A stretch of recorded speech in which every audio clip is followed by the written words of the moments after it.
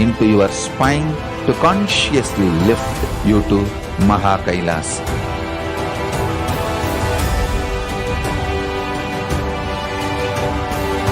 It is irreversible permanent enlightenment, irreversible power manifestation, irreversible permanent empowerment.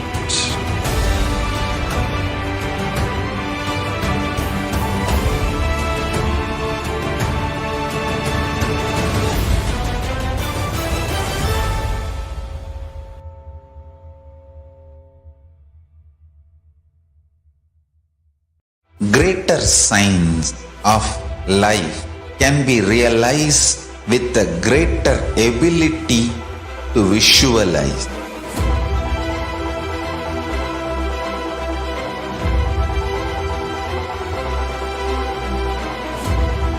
Greater signs is the equivalent word for Hinduism.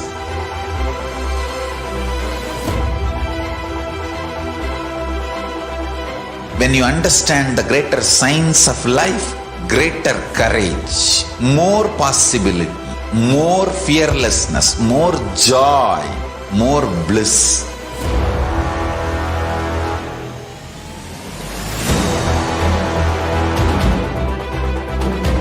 When you visualize Paramashiva with 25 heads, 75 eyes, 50 hands, your consciousness becomes ferocious, and that ability to visualize, you will get involved in everything deeply.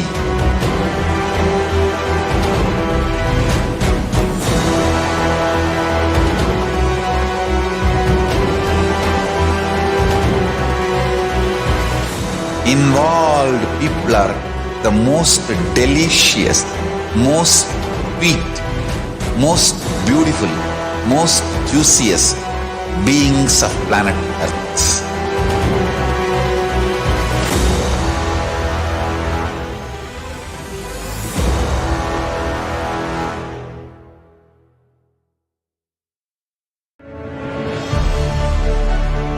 To all my disciples, I give you this as a boon.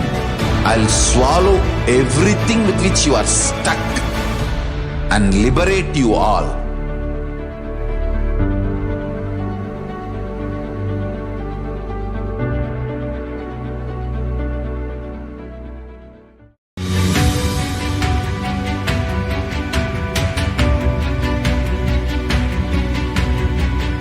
The moment you decide, your consciousness is the supreme identity you have. You will not empower your depression, your frustration,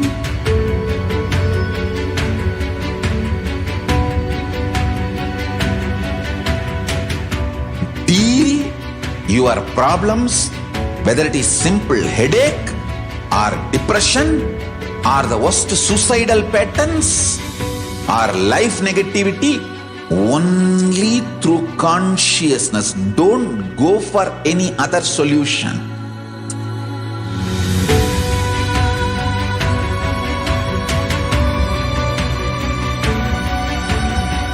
Don't keep stupid, toxic, life negative struggles inside.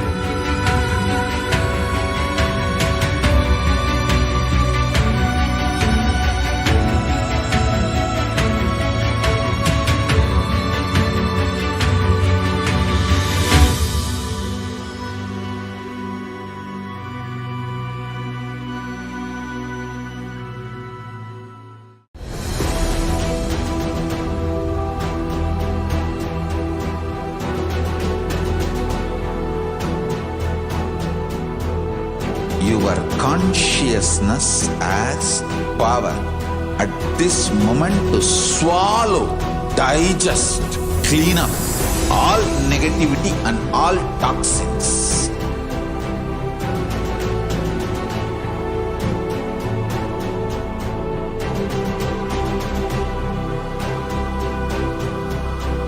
Develop a powerful will persistence. That's the most important asset for life.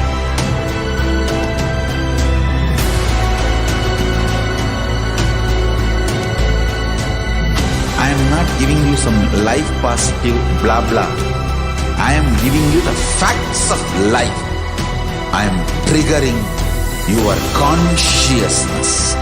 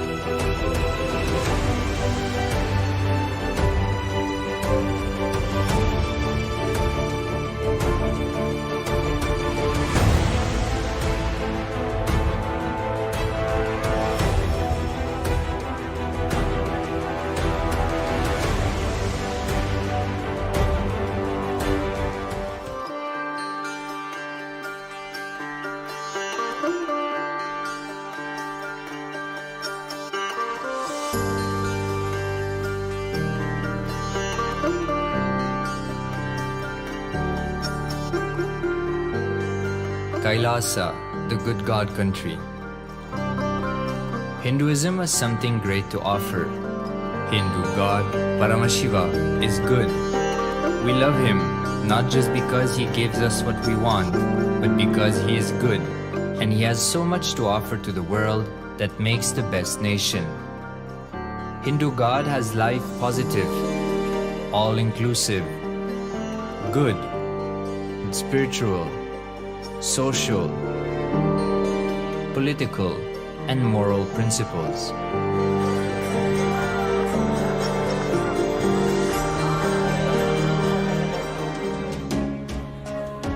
Hindu principles are guaranteed solutions for all the major problems of humanity: resettlement, violence and lawfare, impoverishment, inequality, environmental footprint, pandemic and biowar, disputes, feminist movement, women's rights, child rights, minority rights, linguistic rights, human rights.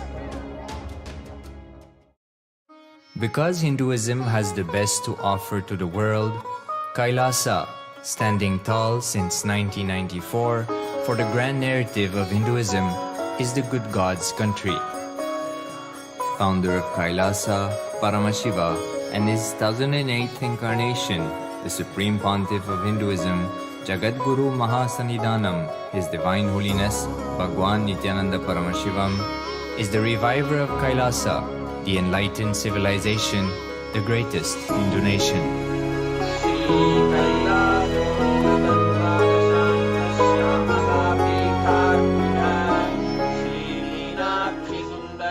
His Divine Holiness was birthed by his predecessors of enlightened masters, great rishis, munis, siddhas, who predicted and recognized His Divine Holiness, Bhagwan Nithyananda Paramashivam, as an incarnation of Paramashiva, as per the science of incarnation described in Hinduism. From his first Chaturmasya at the age of 3 in the year 1980 until the age of 16 in the year 1994, the Supreme Pontiff was trained for the revival of KAILASA. He began reviving KAILASA from the age of 16 after the coronation on the 25th May 1994.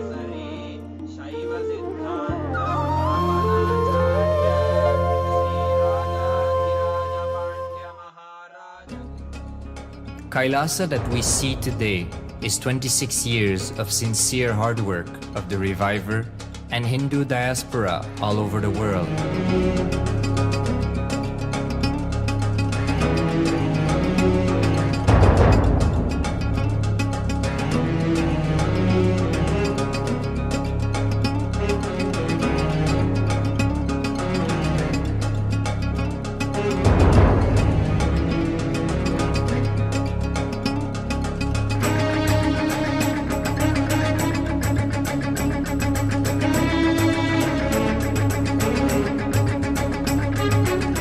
Kailasa has a potential population of 2 billion Hindus worldwide, with over 100 million applications to its citizenship already applied.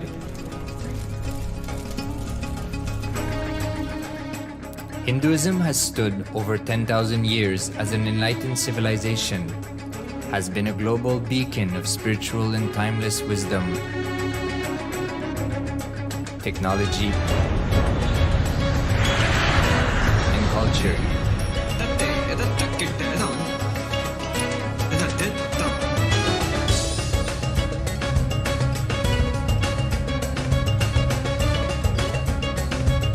He's wearing a grey jacket. His name is Boris.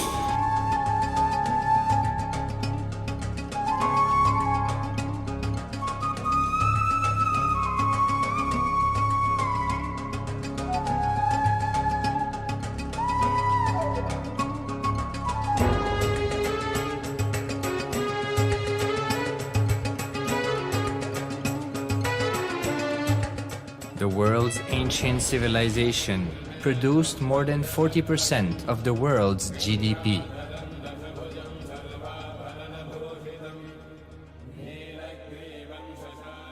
Purpose of life is to experience oneness with the ultimate reality, Paramashiva. Life exists on the planet Earth for last 40 billion years, and 5 times life faced complete extinction on the planet Earth. But somewhere one DNA, one cell, living organism is thrown out of planet Earth, preserved inside a volcano rock.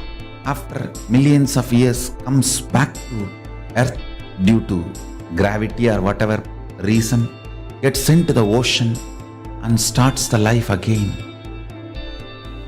Sanatana Hindu Dharma is the conscious science to give breakthrough to your DNA through natural selection process and to your consciousness through the conscious decision process.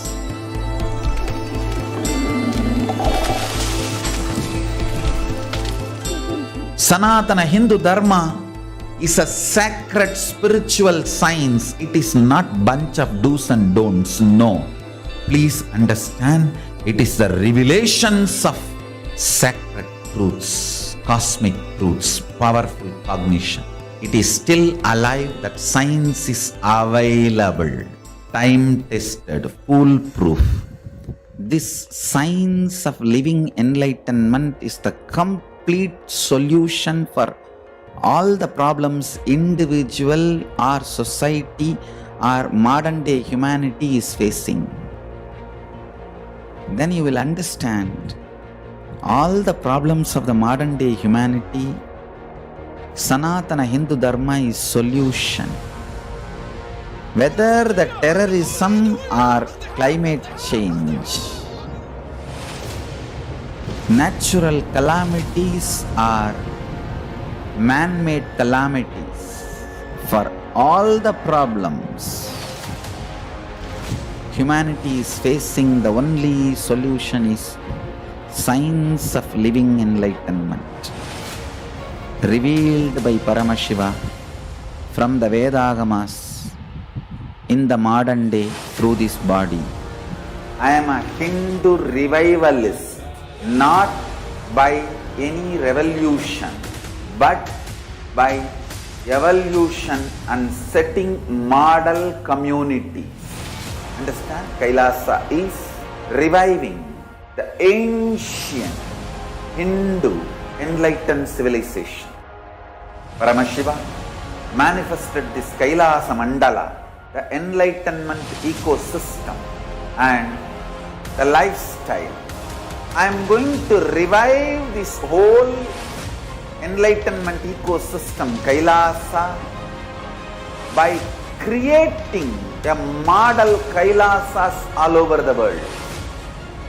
I will work sincerely and revive this spiritual science which is the core for enlightenment ecosystem, making you all manifest the state, space, powers, being, superconsciousness and Kailasa of Paramashiva, and making all of us manifest Paramashiva. In a world ravaged by war, ecological destruction, hatred and division, Kailasa stands as a bold vision of human potential, coexistence, organic living, and alignment with nature.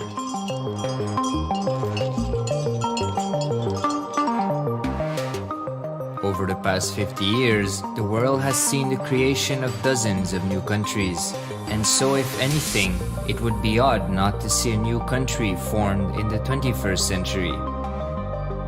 Without the protection of political legitimacy, there is an imminent danger that the great tenets, scriptures, and science of creating an enlightened civilization, which spanned 56 states, 200 kingdoms, 1700 samsthanas, and 10,000 sampradayas, will be forever lost to humanity. The Hindu diaspora are highly successful around the world. They formed the dispossessed diaspora who has been driven to other countries because they are unable to practice their religion authentically in their own country. They have flourished in countries where they have been allowed to settle with religious freedom. For example, in the United States, Hindus are the most educated and highest earning community, with 77% of them holding a bachelor's degree and 48% having an income of $100,000 or more. Although they are only 1% of the population, Hindus have launched 13.5% of the startups in the USA. They hold leadership, technical and creative positions in companies such as Microsoft, Google, Facebook, etc. This success has been repeated around the world, in the UK, Canada, Australia, etc. James Kirkup, in his 2015 Telegraph article says, British Indians are not just the most successful immigrant group in this country's recent history, but the most successful group of people, full stop. He continues, more extraordinary than the rise in numbers is how it has taken place so harmoniously and profitably for this country and those in it. British Indians, quite simply, are among the most industrious, accomplished, and credible amongst us. The best of British, if you like. The same article says that British Hindus are barely 2% of the population, but 12% of all the doctors. Australia and Canada have understood the ingredients of fast economic growth of the country and are doing everything to attract the educated, rich Hindu community. Hindus are the fastest growing migrant population in Australia. In 2017, 200% more Hindus have received invitation for Canadian Permanent Residency Program. Even now, the Hindu diaspora worldwide are the richest. No divorce, have no cases of drugs and substance abuse, lowest mental disorder, no depression. Hinduism is the only religion which neither converts nor kills. Absolutely non-violent, the elite sect of mankind.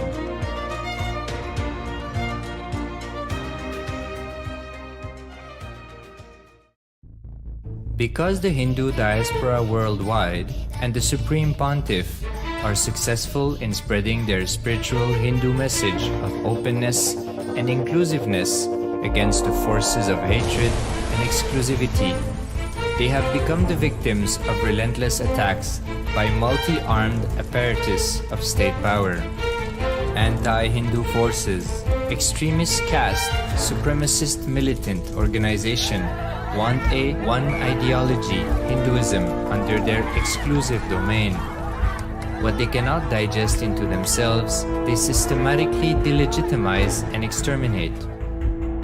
Lawfare, assassination attempts, Character assassination of the Supreme Pontiff of Hinduism, Jagadguru Mahasanidhanam, His Divine Holiness Bhagwan Nithyananda Paramashivam.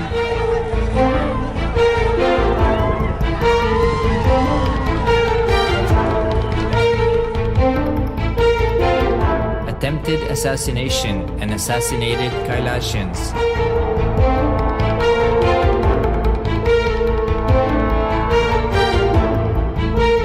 Sexual assaults and rape of female monks of Kailasa. Objectification. Character assassination.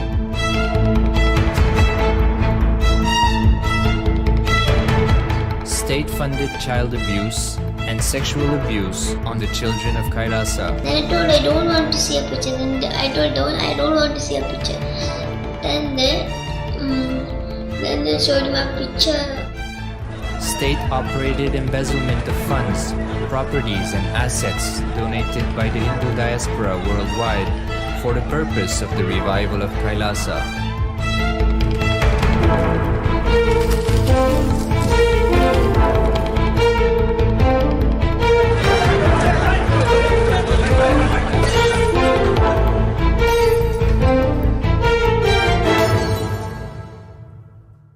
Since 1994, up to until now.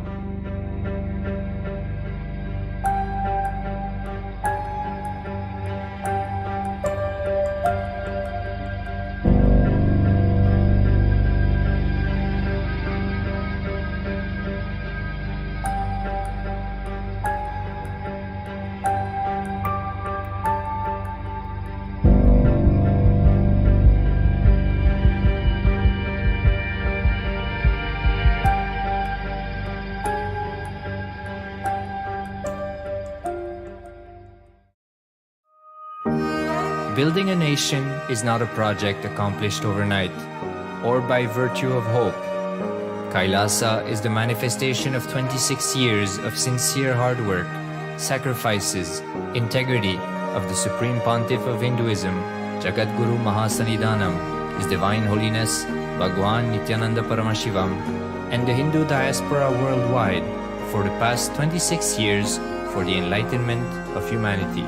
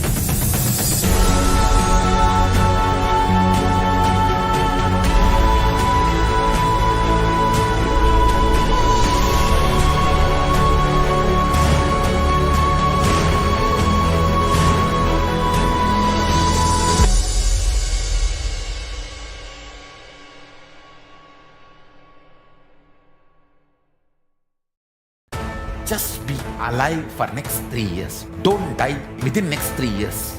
I guarantee you, I will reach you wherever you are.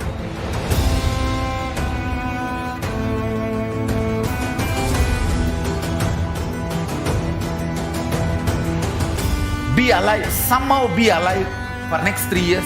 I will reach you wherever you are, whichever corner of the world you may be. I will reach you with enlightenment. It's my commitment to humanity.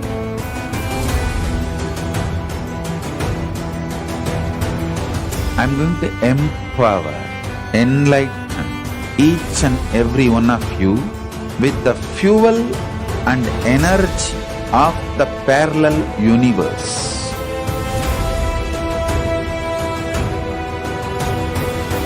I'll infuse this intense supernal effulgence DNA, Tejas, Ojas, Kundalini Shakti into your spine to consciously lift you to KAILASA.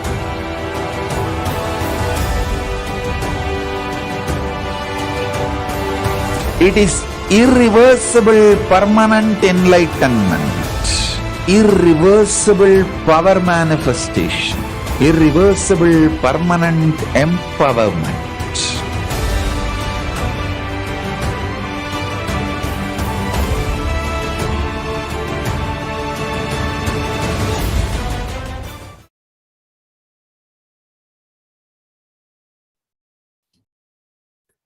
Nithyanandam Paramasukadam Kevalam Jnanamurtim Dvandvatītam Gaganasadrisham Tattvamasya Dilaksham Ekam Nityam Vimalamachalam Sarvadhi Sakshi Bhutam Bhavatītam Trigunarahitam Sadgurum Tam Namami.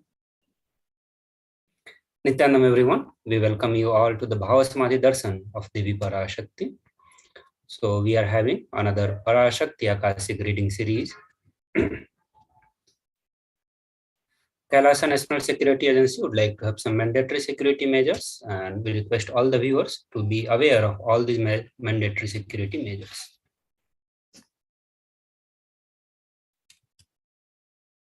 Important cautions. All the viewers are advised to be aware of all the important cautions.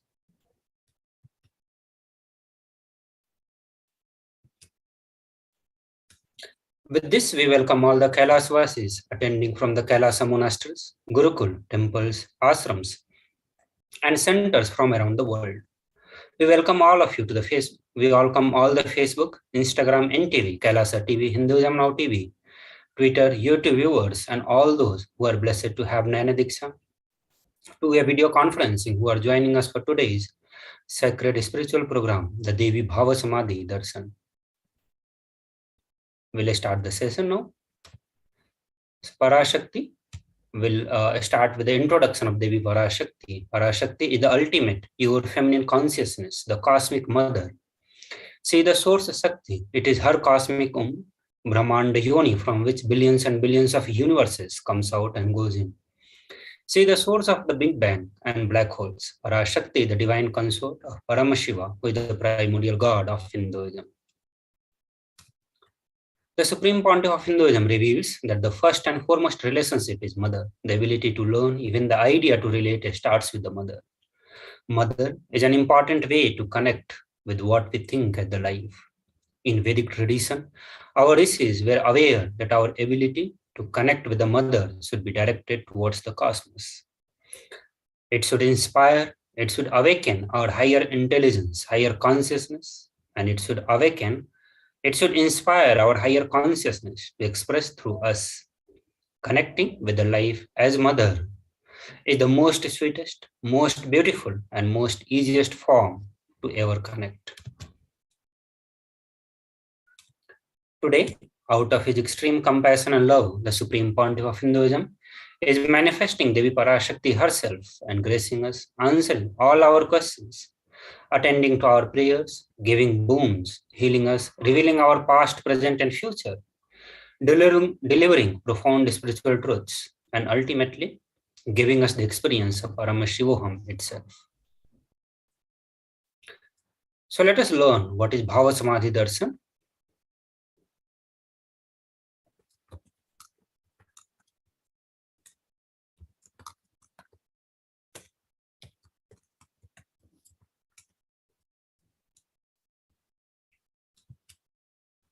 So first we understand what is samadhi, and then we'll understand what is bhava and what is darshan. All these three words have its unique meaning, and we need to understand to get the meaning of the bhava, samadhi, darshan. Sama, that means oneness, and adi means source. So samadhi means one with the source, the oneness with the source. Bhava, bhava is the attitude, the aspect, and the bhava samadhi means being one with the source through this aspect. So when we say bhava samadhi, that means being one with the source with this aspect. And then darshan, which means to have a glimpse of. So in the Vedic tradition, it is used to describe the moment we behold a deity. So darshan in the Vedic tradition is described as a moment when we behold a deity, an avatar, incarnation, or a sent or enlightened being, as just seeing such a being can cleanse the karma of lifetimes and create a deep, lasting transformation in the receiver.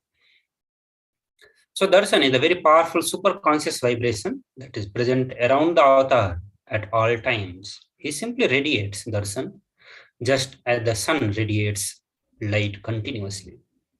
The auspicious moment when you are able to catch it, that becomes the moment of darshan for you, raising you to the next level of superconscious breakthrough, like hitting the reset button of your being. The science of bhava samadhi darshan, having oneness with the source through this aspect, having a glimpses of that oneness experience. The science of this is that all the divine beings are real. The divine cosmic beings are real, and they manifest from the KAILASA, which is enlightened time-space zone, and they manifest through the deity and incarnation. So this is the fundamental science on which this bhava samadhi darshan works. And again, emphasizing on that, the divine cosmic beings are real, and they manifest from the Sri KAILASA through the Archavatara, that is deities in the temple, and through the bhava samadhi darshan, the Nijavatara, the incarnations. So bhava samadhi darshan is the science of Nijavatara manifesting Paramashiva, the supreme consciousness. Devi Parashakti expresses through the being of Rajrajeswari and manifests as a Nijavatara physical form, Devi Meenakshi. The Archavatara, the deity, reflects the consciousness and manifestation, which is the being of the superconscious energy. But human beings are not mature enough to receive that higher energy, higher level experiences from the Archavatara directly. And to bridge this gap, the avatar comes down and creates the experience of the superconscious energy in all of us. So bhava samadhi awakens our kundalini shakti, which is the latent potential energy in every human being. During darshan, the whole brain comes alive, turning into a superconductor of the conscious energy that heal, empower, and transform our life. During bhava samadhi darshan, our neuron mirrors that of the incarnation. And let us understand what is the mirroring of neuron, or what is neuron mirroring. So mirror neurons are the neurons in the brain which activates and processes all the observed movements or the information of the avatar just by seeing. So whenever we see an avatar, whatever is happening in his brain starts happening in our brain without involvement of any activity. Now, let us look into the Akashic reading. As through the Bhava Samadhi Darshan, we are also having the Parashakti Akashic readings. So it's important for all of us to understand what are the readings. These are the readings from the cosmic archives. So Akashic readings are not predictions. It is reading from the cosmic archive. Beyond time, creation and destruction happen simultaneously. In the dimension of time starts the past, present, and future. Because Akashic records are stored in the Akasha, the space dimension where there is no past, no present, no future. And that is why what we call as happening, yet to happen, are clearly and already recorded. What we know as the past, present, and future, or what has happened, what is happening, or yet to happen, only starts in the dimension of time. But where all the informations are stored, that is in Akasha dimension, which is beyond time. Now we'll enter into the introduction of the Supreme Pontiff of Hinduism. The Supreme Pontiff of Hinduism, Jagat Guru Mahasannidhanam, His Divine Holiness Bhagavan Nithyananda Paramashivam, is the reviver of KAILASA, a macrocosmic, ancient, enlightened Hindu civilizational nation. Supreme Pontiff of Hinduism is 1008th incarnation of Paramashiva, as per Hinduism, recognized by his predecessors, who are enlightened masters and adepts. Supreme Pontiff of Hinduism has made the science of power manifestation, yoga, and temple-based universities a lifestyle for humanity. So now we'll look into the coronations of Supreme Pontiff of Hinduism, and we'll do so after a short break. I request all the viewers to stay tuned. We'll move to the next part shortly.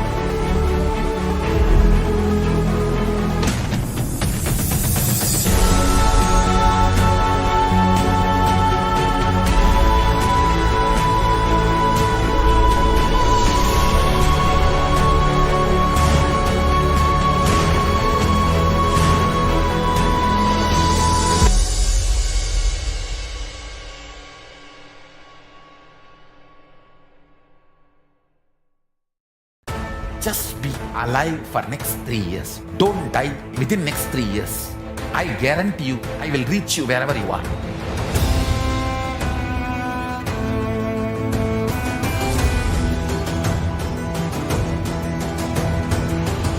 Be alive, somehow be alive for next 3 years.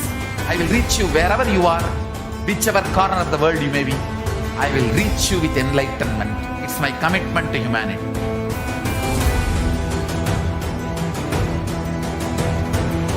I'm going to empower, enlighten each and every one of you with the fuel and energy of the parallel universe.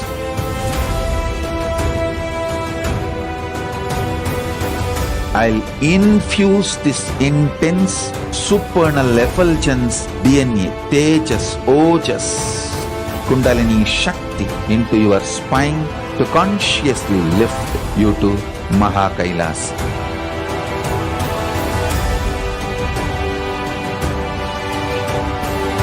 It is irreversible permanent enlightenment, irreversible power manifestation, irreversible permanent empowerment.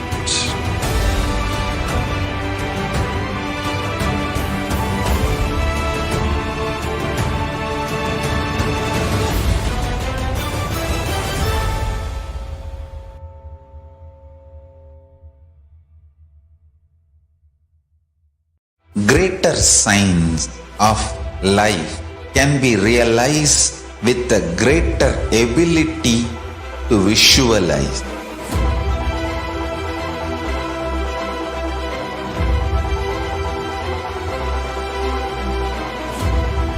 Greater science is the equivalent word for Hinduism.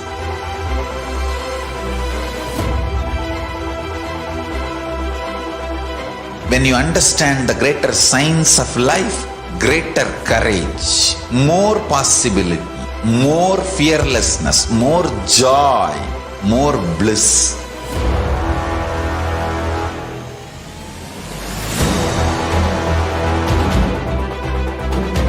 When you visualize Paramashiva with 25 heads, 75 eyes, 50 hands, your consciousness becomes ferocious and that ability to visualize, you will get involved in everything deeply.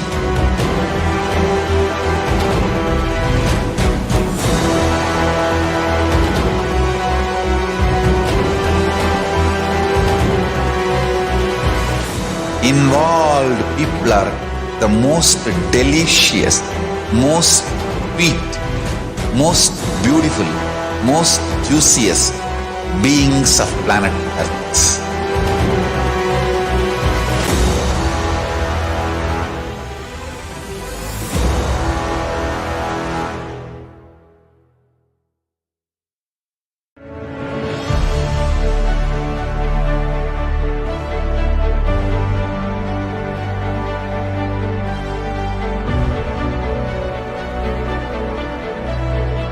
I am your Guru. I will make you enlightened. It's my commitment.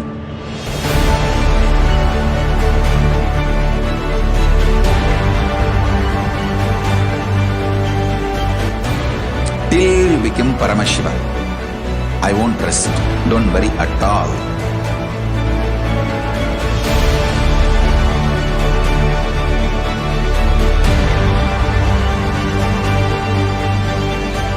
To all my disciples, I give you this as a boon. I'll swallow everything.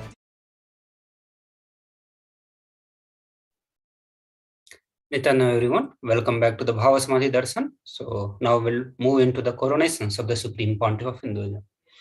So before 1981, he was Supreme Pontiff of Hinduism, was identified as the 1008th incarnation of Paramashiva by the spiritual adepts and enlightened masters of Hinduism. In 1981, he was initiated into the Bala Sannyas and the Chaturmasya at the age of 3. In 1988, he is coronated as the future Guru Mahasannidhanam of Tundai Mandala Adinam, the oldest monastic university. In 1994, he was appointed as the successor of Arunachala Sarvanya Peetham by Guru Parampara, and that happened in the year of 24th May 1994. In 1999, he founded the mission Nithyananda Sangha to revive KAILASAs internationally. In 1999, he was coronated as the successor of the Kashi Sarvanya Peetham. We'll give you the more details in the coming slides. Supreme Pontiff of Hinduism was declared as the successor of Arunachala Sarvanya Peetham by Guru Mahasannidhanam, the Guru Parampara, by the Guru Parampara at the age of 16, and this happened in the year of 1994, to be precise, on the 24th of May. So here in the pictures, you can see the previous Guru or the Gurus of Supreme Pontiff of Hinduism, the Guru Parampara pictures of Arunachala Sarvanya Peetham, Yogi Yogananda Puri, Isaki Swamigal, Mata Vibhutananda Puri, and from there it comes to the Supreme Pontiff of Hinduism, Bhagavan Nithyananda Paramashivam. Also, Supreme Pontiff of Hinduism founded the mission Nithyananda Sangha to revive the Kailasas internationally, and he did so at the age of 21 and in the year of 1999. So at the very early age of 21, Supreme Pontiff of Hinduism, after realizing his incarnationhood, he set up the global mission in Adi Kailasa Birdi to revive the Kailasa internationally. Supreme Pontiff of Hinduism also was coronated as the successor of Kashi Sarvanya Peetham at the age of 21, and it happened in the year of 1999. In 2002, 3 years after he started the Nithyananda Sangha, Supreme Pontiff of Hinduism founded the Adi Kailasa Sarvanya Peetham, and it happened in the year of 2002 on 4th November. In 2004, Supreme Pontiff of Hinduism was declared as the successor of Bhagyanagara Sripura Sarvanya Peetham. In 2004, Supreme Pontiff of Hinduism was declared as the incumbent emperor of Suryavamsa Surangi Samrajya of Suryavamsa lineage, and it happened on the 31st of December 2004. Supreme Pontiff of Hinduism, who also founded the Adi Kailasa Sarvanya Peetham at the age of 24 in the year of 2002.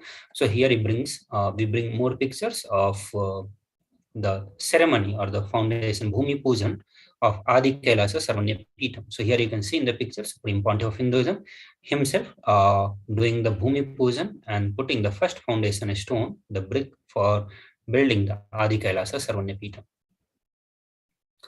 Also, Supreme Pontiff of Hinduism was declared as the successor of Bhagyanagara Sri Pura Sarvanyapeetham at the age of 26.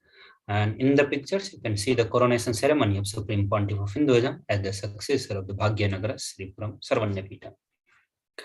Also, Supreme Pontiff of Hinduism is the incumbent emperor of Suryavamsa Surangi Samrajyam of Suryavamsa lineage at the age of 26. And in the pictures, you can see the previous kings of Suryavamsa Surangi Samrajyam. In the year of 2007, he was declared as the Guru Mahasannidhanam of Adi Pallava Sarvanyapeetham. In the same year, he was declared as the Mahamandaleshwar of Mahanirvani Akhada. And in 2012, he was coronated as the 293rd Guru Mahasannidhanam of Madurai Shyamalapita Sarvanyapeetham. And that is the oldest Hindu papal state and the monastic kingdom. Supreme Pontiff of Hinduism is also a reviver of Adi Pallava Sarvanyapeetham, and he has started the revival work at the age of 29 in the year of 2001. Supreme Pontiff of Hinduism was coronated as the 293rd Jagat Guru Mahasannidhanam, and that means Pontiff of the KAILASA Shyamalapita Sarvanyapeetham. And here we bring more pictures from the coronation ceremony of Supreme Pontiff of Hinduism as the Jagat Guru Mahasannidhanam of KAILASA Shyamalapita Sarvanyapeetham. And the left side, the 4 pictures are related to the coronation ceremony. And the right side, you see the pictures of Supreme Pontiff of Hinduism taking the responsibility towards the revival of KAILASA Shyamalapita Sarvanyapeetham, and also offering the ritualistic services, the Nitya Pujas of Madurai Adinam. In the year of 2013, Supreme Pontiff of Hinduism was officially coronated as the Mahamandaleshwar of the Mahanirvani Akhada, the largest apex monastic order, the youngest Mahamandaleshwar. And at that time, Supreme Pontiff of Hinduism was the youngest Mahamandaleshwar among all the various Mahanirvani Akhada. In the year of 2013, the same year, Supreme Pontiff of Hinduism was declared as the Acharya Mahamandaleshwar of Atal Akhada, the oldest monastic order in Hinduism. So,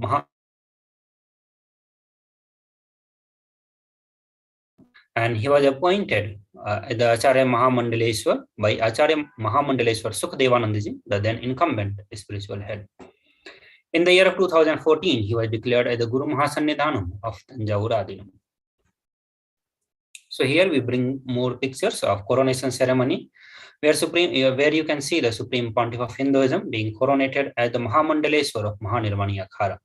Again, I would like to remind you that at that time, Supreme Pontiff of Hinduism was the youngest Mahamandaleshwar, and he was aged 35.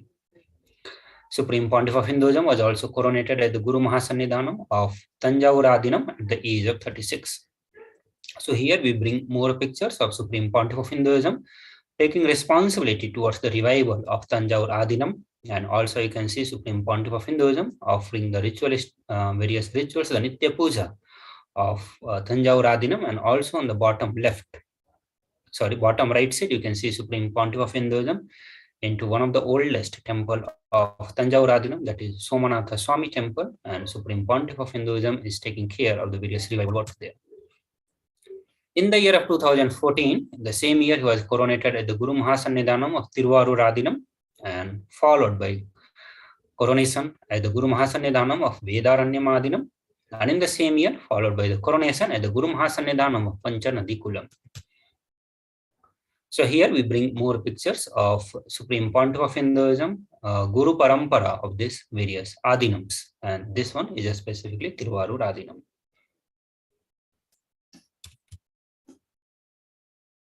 So in the previous, in this slide, you see the Guru Parampara of Vedaranyam Adinam, which Supreme Pontiff of Hinduism is the present Guru Mahasannidhanam.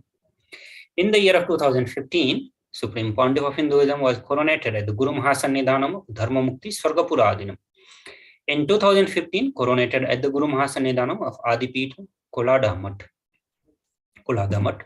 And he was in the 2015 elected as the Supreme Pontiff of Hinduism by congregation of over 1,000 spiritual leaders, the Pontiff.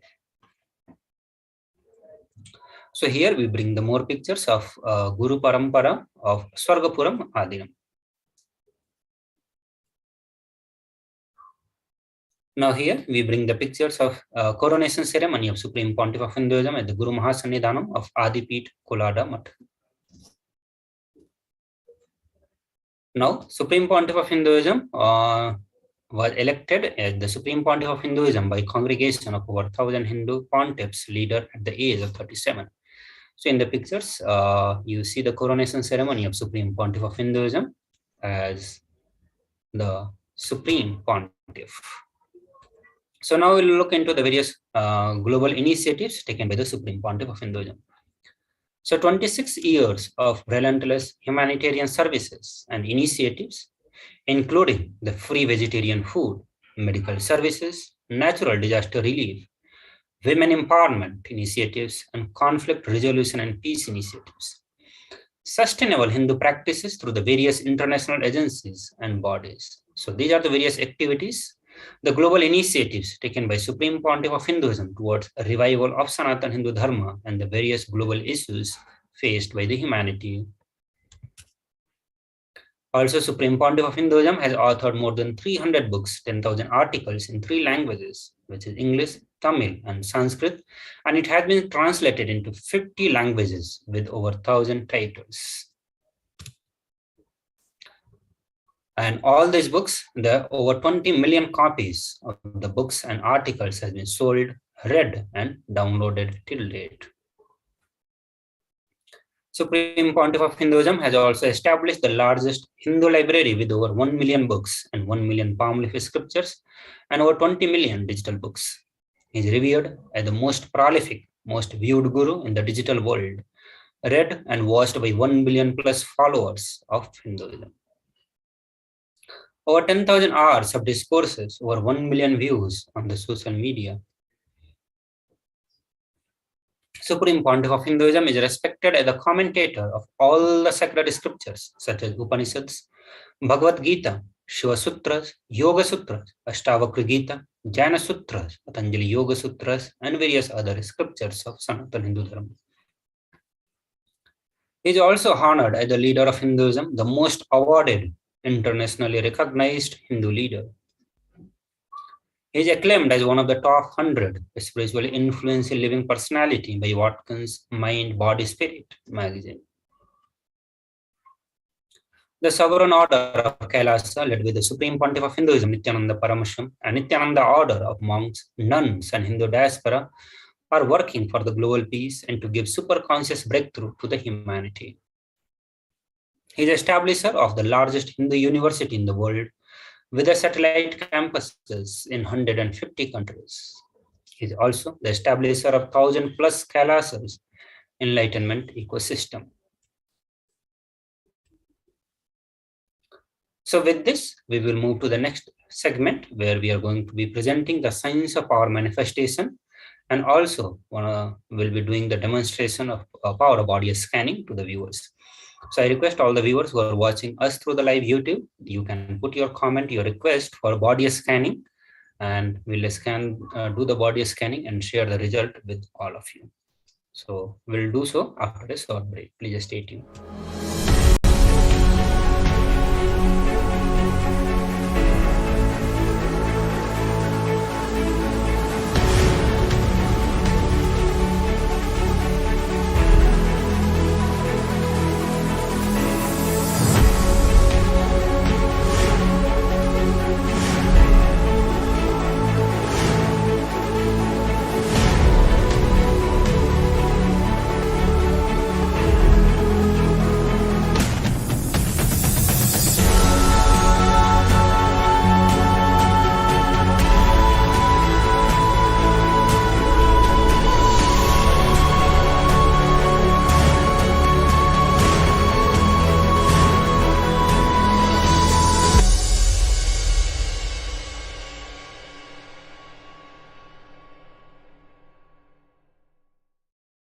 Just be alive for next 3 years. Don't die within next 3 years.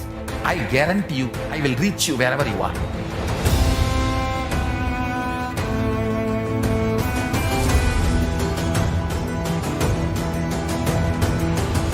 Be alive, somehow be alive for next 3 years. I will reach you wherever you are, whichever corner of the world you may be. I will reach you with enlightenment. It's my commitment to humanity.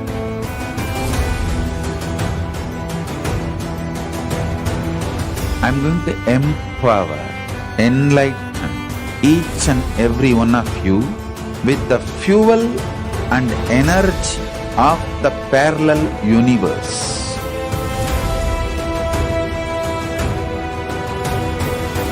I'll infuse this intense supernal effulgence DNA, Tejas, Ojas, Kundalini Shakti into your spine to consciously lift you to KAILASA.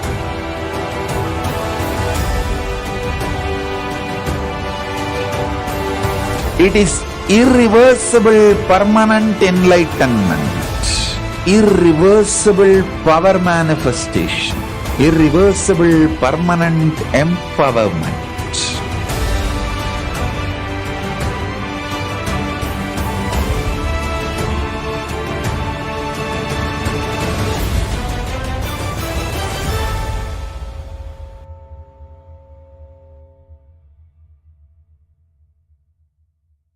Greater signs of life can be realized with a greater ability to visualize.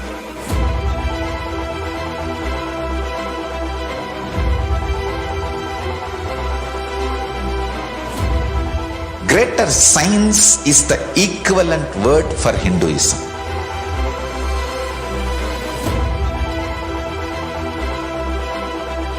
When you understand the greater science of life, greater courage, more possibility, more fearlessness, more joy, more bliss.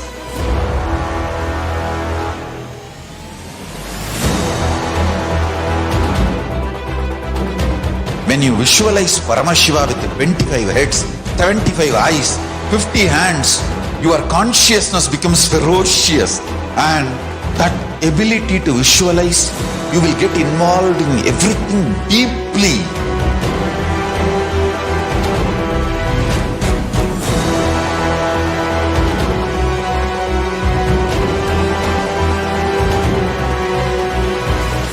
Involved people are the most delicious, most sweet, most beautiful, most juiciest beings of planet Earth.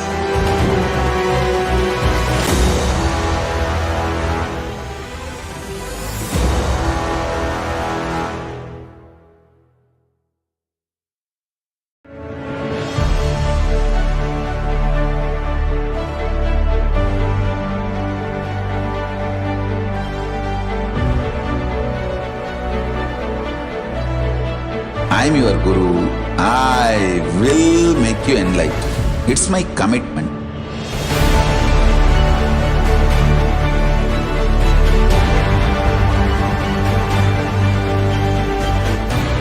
Till you become Paramashiva, I won't rest.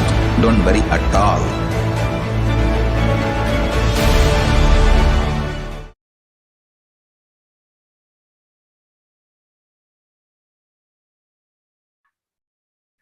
Nithyanam everyone, we welcome you back to the Bhavasamadhi Darshan. Let us enter into the power manifestation segment.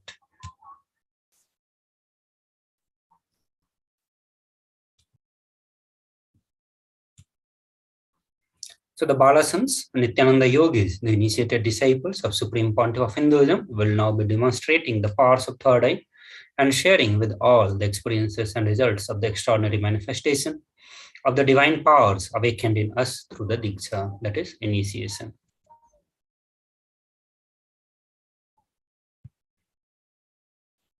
In today's Bhavasamadhi Darshan, all of us will be receiving the initiation into the third eye awakening and various other powers with the blessings and grace of Supreme Pontiff of Hinduism. We'll be manifesting the powers of third eye, seeing with the eyes blindfolded. So we'll give a short overview of the third eye. And third eye is a cosmic browsing center located between the brows, which upon initiation, one can effortlessly express powers and see through the third eye, just as you would do with the two eyes. So what are the Shaktis?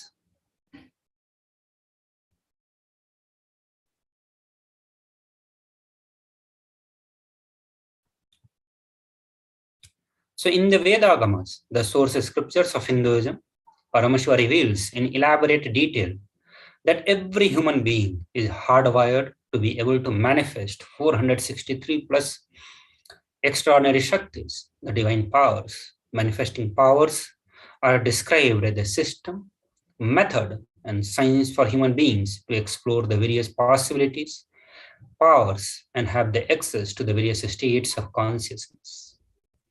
Shaktis manifest from the fundamental cognition that you are divine, you need to manifest a divine, and not that you are a man and you need to reach divine.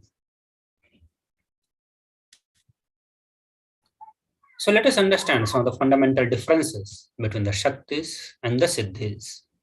The Shaktis, which is mentioned by Paramashiva in the Agamas, they express from the space of enlightenment. As a side effect of feeling connection with the divine and the higher integrity with the Guru, whereas Siddhis are the powers that manifest from the tapas or penance for enlightenment. So this is one of the major fundamental difference, where all the Shaktis manifest with a feeling connection with the divine and integrity towards the Guru. Whereas Siddhis are the outcomes of your tapas or the penance that you do to achieve enlightenment. Shaktis are the source of enlightenment, whereas Siddhis are on the path of enlightenment. Moving to a few more differences. The Shaktis of Paramashiva manifest through the ordinary human beings in an extraordinary way after initiations from the avatar. So all the Shaktis can manifest through the ordinary human being just by the initiation from the avatar incarnation, whereas Siddhis are manifest because of your tapas, your penance, when you do the intense penance for your enlightenment. All the Shaktis are permanent, whereas the Siddhis are not permanent, and they may divert you from the enlightenment itself.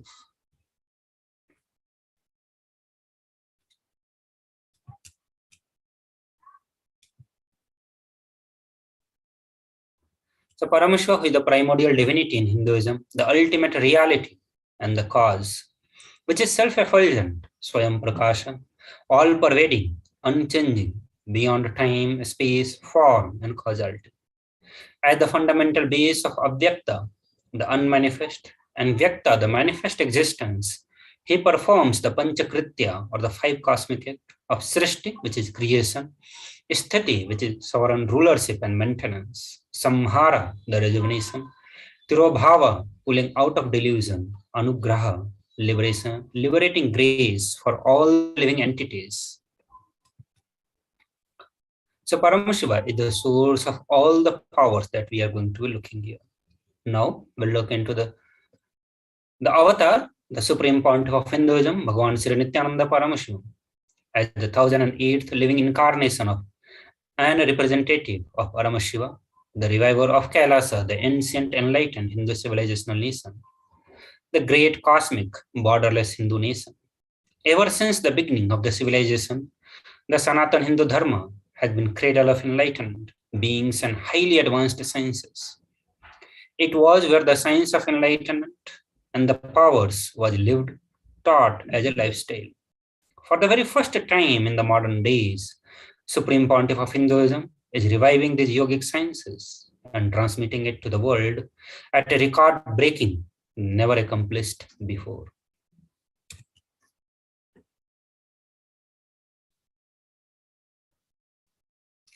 The knowledge and the science of manifesting these Shaktis are passed down from the one generation to the next through the Diksha initiations by the enlightened gurus. Supreme Pontiff of Hinduism, being recognized as an incarnation at a very young age, was trained, taught these sciences to revive these sciences, to revive the initiations and the knowledge repositories for billions to manifest the science for manifestation. From the various disciplines, that is Vedanta, Tantra, Sri Vidya, Yoga, yogic powers, Mantra Shastra, Siddha Vidya, science of Aushadha, Advaita, Bhakti Yoga, Paramashiva Jnana, and Paramashiva Vijnana.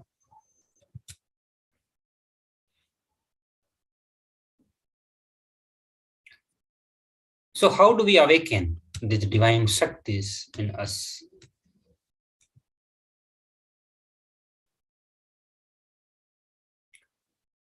So the fundamental science, the principle on which we start manifesting Shaktis is this, that every ultimate truth, the cosmic principle, the jnanas, when mapped into an individual consciousness, the pragya, it manifests as the possibility and power of that being.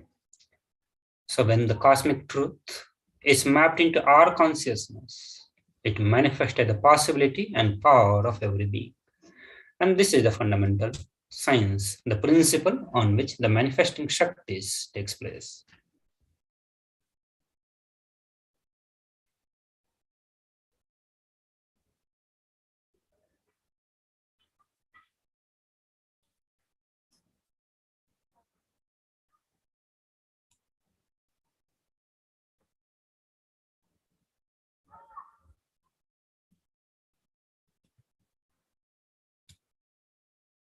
So now we'll look into the science of power manifestation.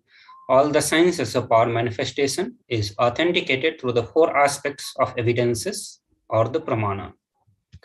The first one being the Shastra pramana, Apta pramana, Atma pramana, and the Shakshi pramana. The Shastra pramana, the eternal, unchangeable truths revealed in the source scriptures, and the reference from those source scriptures are known as the Shastra pramana. Apta pramana, the experiences and the results of aptas, or the authorities of Hinduism. The Vedic rishis, scientists who time tested and verified the science.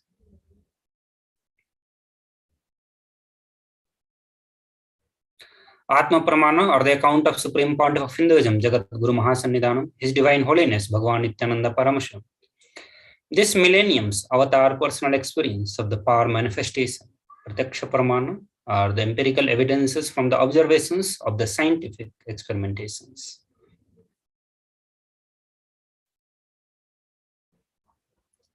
Vedagamas, the Vedas are the ultimate superior authorities for Hindus. Vedas are the pure science, where the ultimate truths are explained. Agamas are the scriptures. Vedas and Agamas together, Vedagamas, are given the status of Shruti as they are directly revealed by Paramashiva. They are the ultimate, eternal, unchangeable truths. A reference cited from these Shastras or the source scriptures is called Shastra Pramana.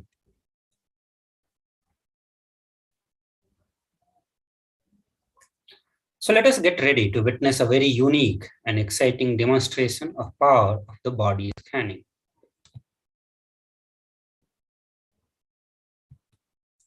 So again, I request all the viewers to put the request for their body scanning.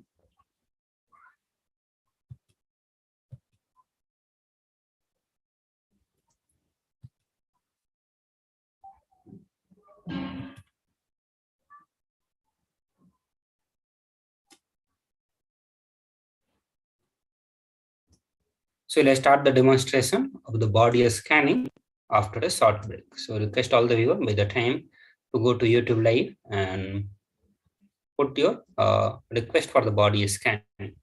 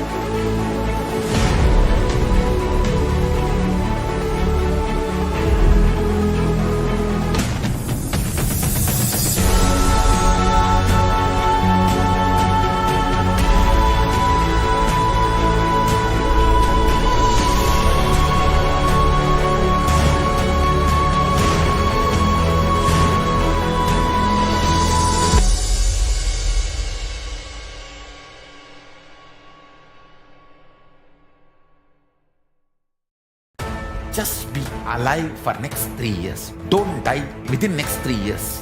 I guarantee you, I will reach you wherever you are.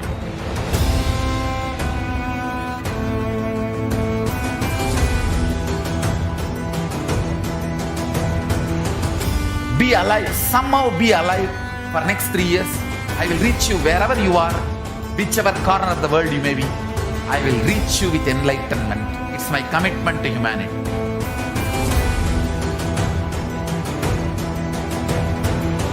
I'm going to empower, enlighten each and every one of you with the fuel and energy of the parallel universe.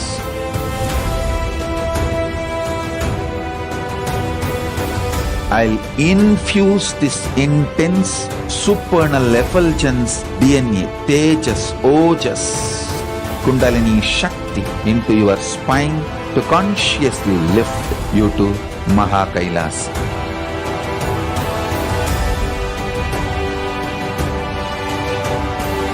It is irreversible permanent enlightenment, irreversible power manifestation, irreversible permanent empowerment.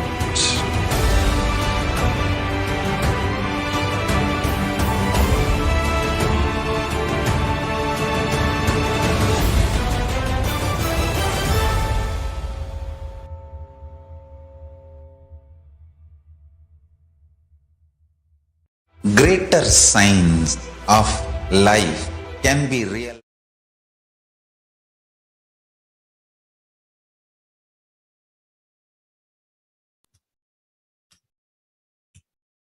The power of body scanning.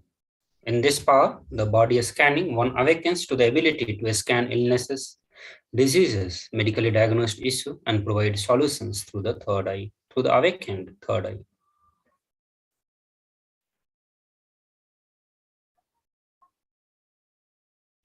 So we'll present the Shastra Pramana, the four evidences, the Shastra Pramana, Apta Pramana, Atma Pramana, and the Sakshi Pramana for the power of body scanning. And the Shastra Pramana is from the Vijnana Bhairava Tantra, which says Bhagavan Paramashivoham, cognize deeply from that subtle to subtlest constitutive principles of your body or the whole universe simultaneously consist of the essential reality. They are being absorbed in their source cause. By the experience of such restful awareness, one becomes complete from all the thoughts, and the ultimate universal divine power, the Paradevi, is revealed, and the supreme power manifestation happens.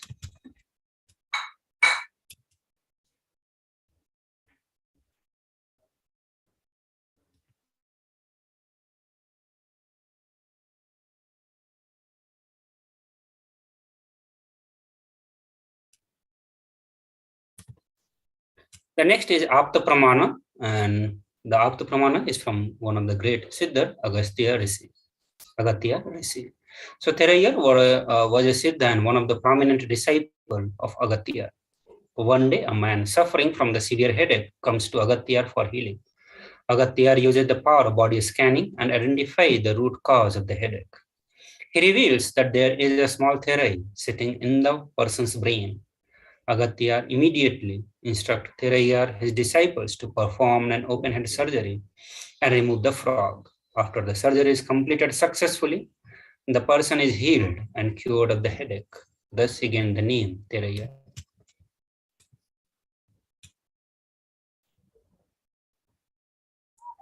The Atma Pramana, and this is from the life of Supreme Pontiff of Hinduism, and here it goes, that on the 22nd December 2019, Supreme Pontiff of Hinduism, Bhagavan Nithyananda Paramashivam revealed how Swamiji uses the power of body scanning. Paraphrasing his words, only when I had the multiple compound hand fracture, I was forced to go for surgery, and therefore for the medical checkups related to that. At that time, the doctors detected heavy metal quantity in my different organs, and it was revealed that I had been poisoned without our knowledge. I immediately used diagnostic methods instead of medical facilities to study the body conditions due to the poisoning. Though, through the body scanning, I found out what the problems, imbalances had happened and where the balance has to be done. I used allopathy as a second opinion to verify my findings.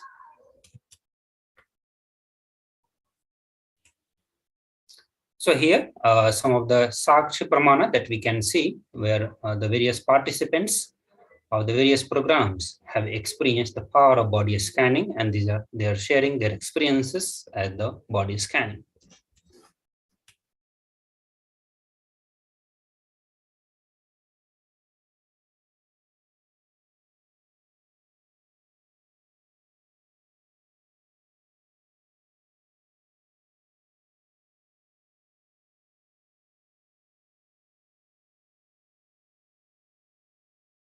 So with this, we move to the next segment that is going to be the Parashakti Akashic reading. We'll do so after a short break.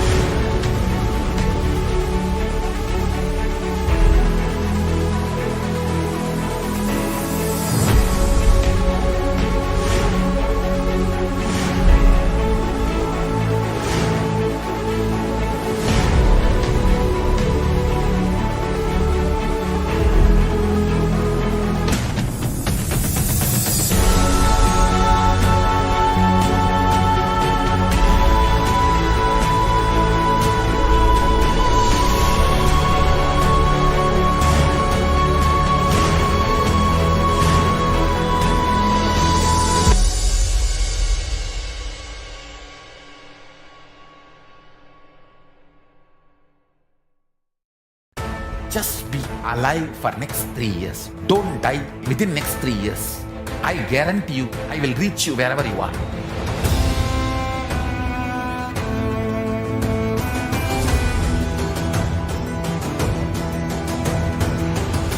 Be alive, somehow be alive for next 3 years. I will reach you wherever you are, whichever corner of the world you may be. I will reach you with enlightenment. It's my commitment to humanity.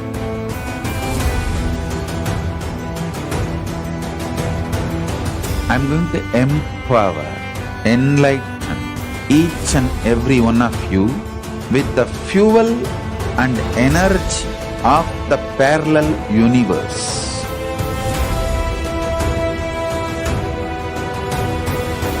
I'll infuse this intense supernal effulgence DNA, Tejas, Ojas, Kundalini Shakti into your spine to consciously lift you to KAILASA.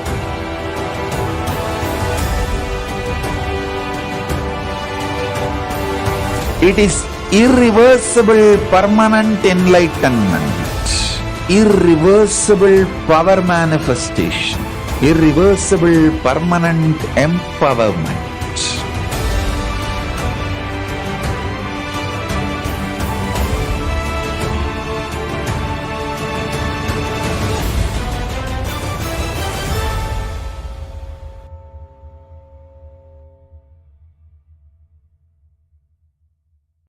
Greater signs of life can be realized with a greater ability to visualize.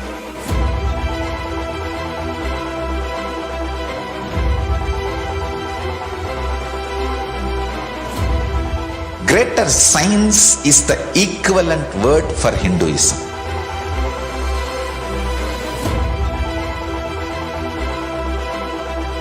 When you understand the greater science of life, greater courage, more possibility, more fearlessness, more joy, more bliss.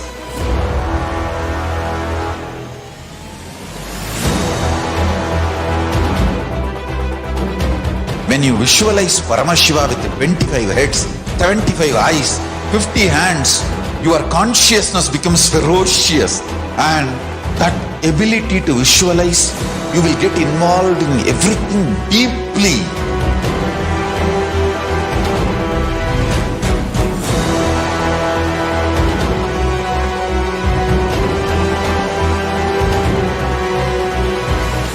Involved people are the most delicious, most sweet, most beautiful, most juiciest beings of planet Earth.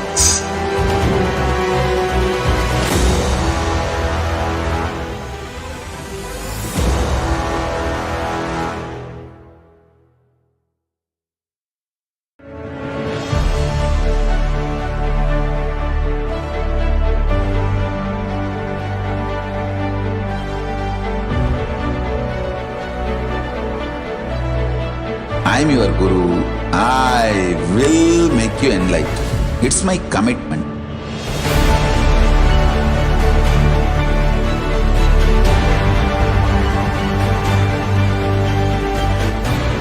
Till you become Paramashiva.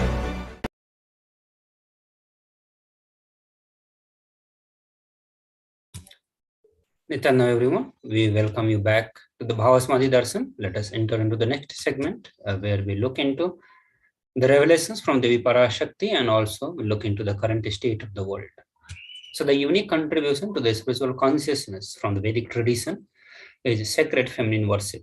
Even if everything from what Vedic tradition gave is lost, then just if the sacred feminine tradition is there, the whole thing can be revived because that is the seed. Sanatana Hindu Dharma, if all the sampradayas are lost for some reason and only this one sampradaya, the Devi worship remains, the whole thing can be brought back because the whole thing is centered on this one mother worship. Mother worship carries the blueprint, the hologram of the whole of the Vedic tradition. In the words of Supreme Pontiff of Hinduism, that sacred feminine worship is the hologram of the Vedic tradition. There is no enlightened being on the planet Earth without worshipping the sacred feminine, including me. I am basically a Shakta. I myself followed Devi worship.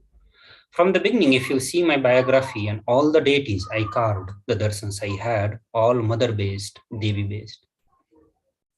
So now we'll watch a short video where Supreme Pontiff of Hinduism talks about the importance of the divine feminine in Sanatana Hindu Dharma, or the importance of women into Sanatana Hindu Dharma.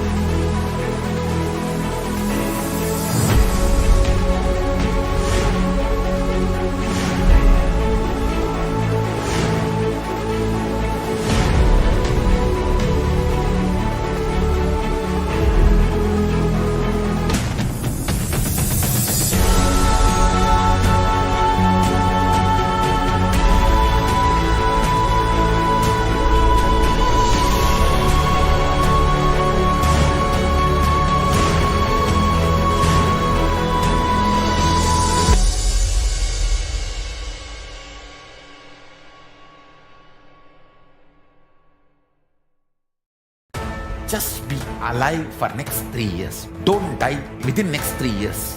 I guarantee you, I will reach you wherever you are.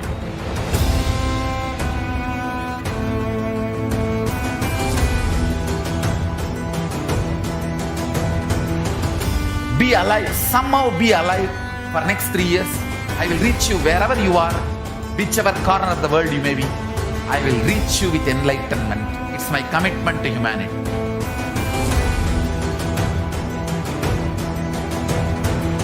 I'm going to empower, enlighten each and every one of you with the fuel and energy of the parallel universe.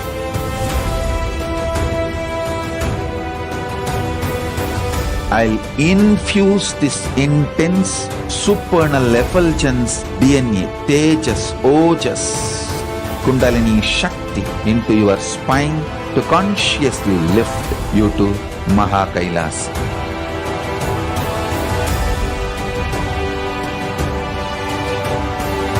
It is irreversible permanent enlightenment, irreversible power manifestation, irreversible permanent empowerment.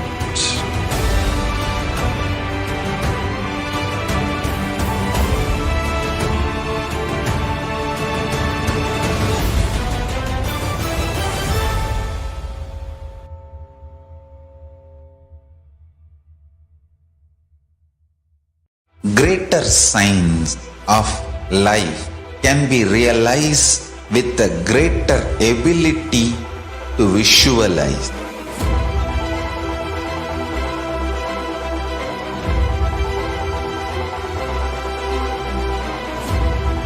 Greater signs is the equivalent word for Hinduism.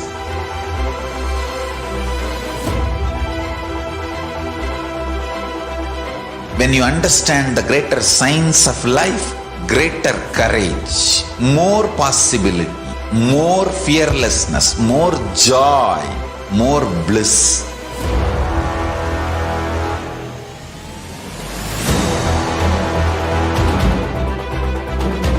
When you visualize Paramashiva with 25 heads, 75 eyes, 50 hands, your consciousness becomes ferocious, and that ability to visualize, you will get involved in everything deeply.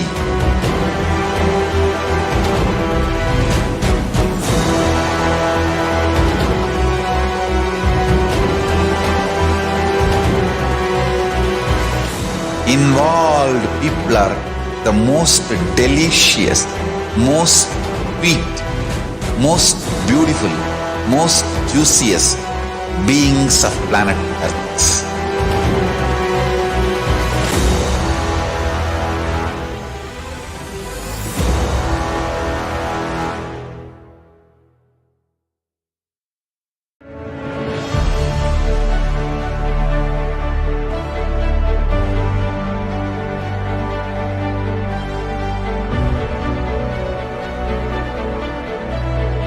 I am your Guru. I will make you enlightened. It's my commitment.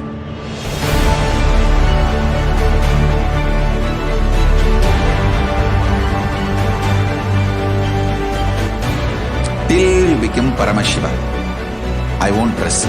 Don't worry at all.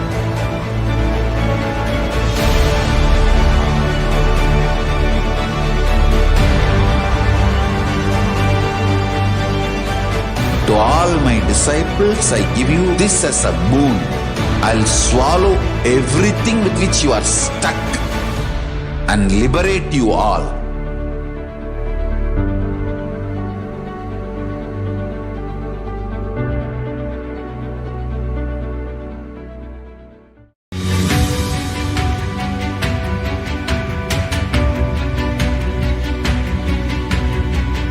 The moment you decide, your consciousness is the supreme identity you have.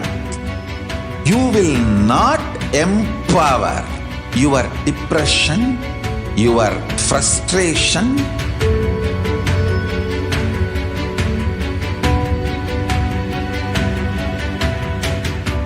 deal your problems, whether it is simple headache or depression, or the worst suicidal patterns, or life negativity, only through consciousness. Don't go for any other solution.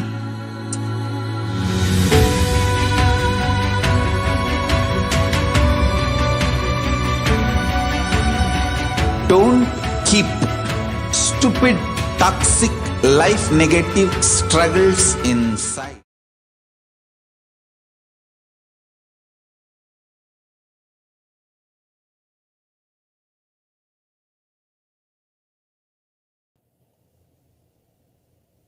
How the woman is the foundation of Hindu civilization. They formed the basis of Hindu civilization. Someone asked Ramakrishna when he was in deathbed. Literally, everyone knows that he is going to leave the body soon. I should not use the word deathbed for the great incarnations like him. They never die, but the time to leave their body. Everyone knows that he is going to leave the body. Close, sincere devotees of him, they come and ask him, Bhagavan, how can you leave the body so soon? Still, you have not trained enough people to continue your mission. Only few boys are trained and they are too young.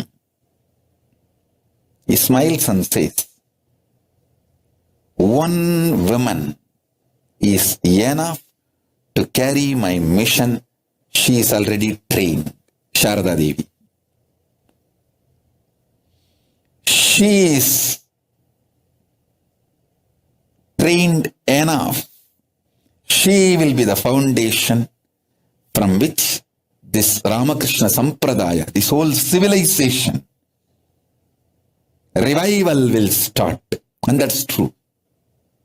It is she, Parashakti Jagat Janani Sharada Devi. She formed the foundation for this whole Ramakrishna Sampradaya to flower. I tell you, in Hindu civilization, spirituality, religion, Hindu economy, everything is centered on mother, on women.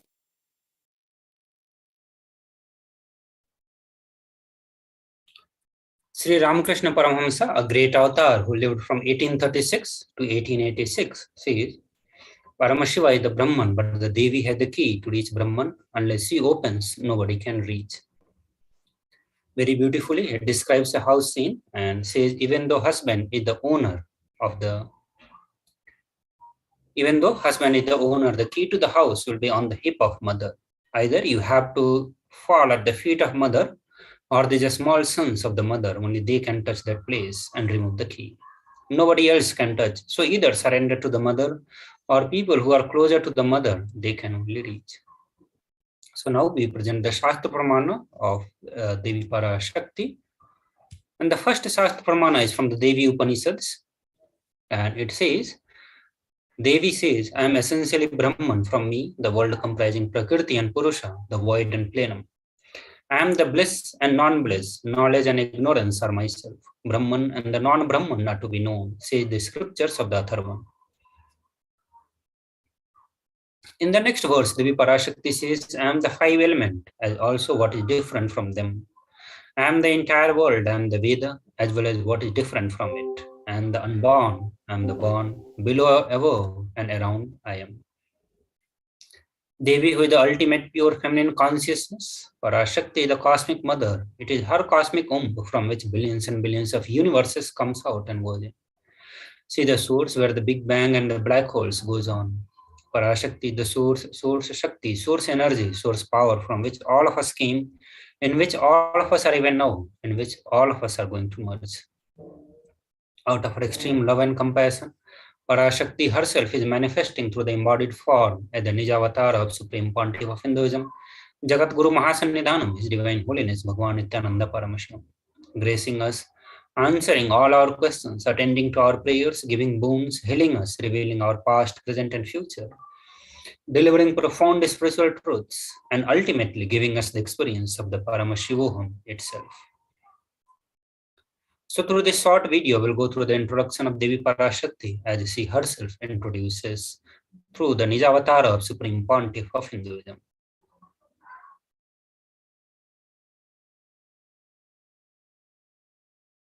Om, Om, Om. Om, Om, Om. ஓமெனும் ஓங்காரத்து உட்பொருளாய் மலர்ந்து உயிர்த்தெழுந்து இறையனார் இடப்பாகத்திருந்து குமரிக்கண்டம் ஆளும் மீனாட்சி மலர்ந்தேன் இங்கு நல்லருள் செய்திடவும் நல்வாக்கு தந்திடவும் ஆனந்தம் ஞானத்தொடு பூரண அன்பு ஏகம் அநேகமாய் ஆகிய இப்புவுலகிற்கு பரமசிவன் ஞானம் தர வந்தேன் பராசக்தி மீனாட்சி. அருளாட்சி அரசாட்சி பொருளாட்சியோடு நன்மாட்சிமையோடு ஆட்சி செய்யும் பராசக்தி மீனாட்சி நான் கருணையே வடிவாய் கண்மலர்ந்து நன்மை செய்திட வந்திட்டேன். மாந்தர்கள் கேளுங்கள் இந்த பெருநன்மை சத்தியத்தை, கேட்டு நீங்கள் வாழ்ந்திட கேடும் பெருந்துக்கமும் உங்களுக்கில்லை. கேட்டிடுங்கள். இவ்வினாடி என்னை கண்டுகொண்டும் கேட்டுக்கொண்டும் இருக்கும் உங்கள் எல்லோர்க்கும் நான் அளிக்கும் தீட்சை, நானே நினைப்பும் மறப்பும் கடந்த உயிர்ப்பாய் உங்கள் எல்லோருக்குள்ளும் இருக்கின்றேன். பரமசிவோகம் பரமசிவோகம் பரமசிவோகம் பரமசிவோகம் பரமசிவோகம் பரமசிவோகம் பரமசிவோகம். இதை தீட்சையாய் ஏற்று இதே உணர்வோடு அமர்ந்திருங்கள். உங்கள் எல்லோருக்கும் எல்லா நன்மையும் வரமும் ஞானமும் அருளும் அளிக்கின்றேன். ஓங்காரத்தின் உட்பொருளாய் வேதமொடு ஆகமம் மெய்யாய் வெளிப்பட்டு உபவேதங்கள் உபாகமங்கள் அனைத்துமாய் உயர்ந்து நின்று தத்துவங்கள் ஆராய் உண்மையை செப்பி ஜகம் முழுவதும் ஞானம் அளிக்கும் பாரதி பராசக்தி மீனாட்சி நான். ஆய கலைகள் 64 உடலும் மனமும் உயர்வை அடைந்திடும் பரமசிவ சக்திகளை உங்களுக்குள் மலர்த்தவே வந்திருக்கின்றேன். அஷ்ட சித்திகளும் அஷ்ட கன்மமும் ஆதி சக்தி பரமேஸ்வரியாய் மலர்ந்து உங்கள் அத்துணை பேருக்கும் ஆனந்தம் அளிக்கின்றேன். அஞ்சாதீர், ஆனந்தத்தோடிருப்பீர். ஓம் ஓம் ஓம் ஓம் ஓம் ஹ்ரீம் ஓம் ஹ்ரீம் ஓம் ஹ்ரீம் ஓம் ஹ்ரீம் ஓம் ஹ்ரீம் ஓம் ஹ்ரீம் ஓம் ஹ்ரீம் ஓம் ஹ்ரீம் ஓம் ஹ்ரீம் ஓம் ஹ்ரீம்.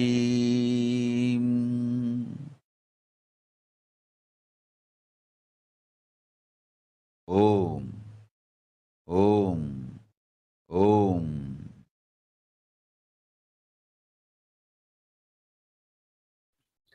How to receive Devi Parashakti? Literally, you are seeing Paramashiva and Parashakti at that moment. So, see there on your screen. Always receive her very traditionally. And as per tradition, keep 2 betel leaf, betel nuts, and the coin. This coin is considered as the traditional dakshina. In Hindu tradition, it can be even the lowest value. In India, it can be even 1 paisa. In USA, it can be even 1 cent. So whenever you receive Devi Parashakti, receive her with all the traditional gifts. Keep it in front of your screen while you are watching the Bhava Samadhi darshan. Once the darshan is over, do the namaskar and eat the banana, bitter leaf and bitter nut. Take it as prasadam immediately. Collect those coins and send it to a temple. The bitter leaf and the bitter nut may look too small, but in few days you will see how much it adds to your sentiment. that really is there. You will not take the Devi Darshan for granted.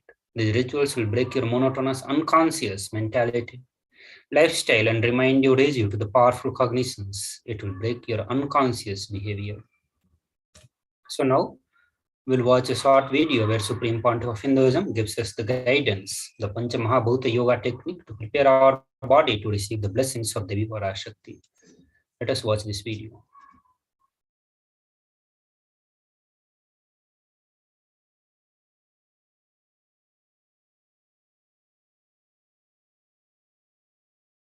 I wanted to give you one sacred secret to all of you. Do this Panchabhuta Yoga. See, whenever you want to ask any question to Devi and receive the answer, on that day, do this Panchabhuta Yoga. Means, apply only mud on the body and take bath. Don't apply any chemical on the body to take bath.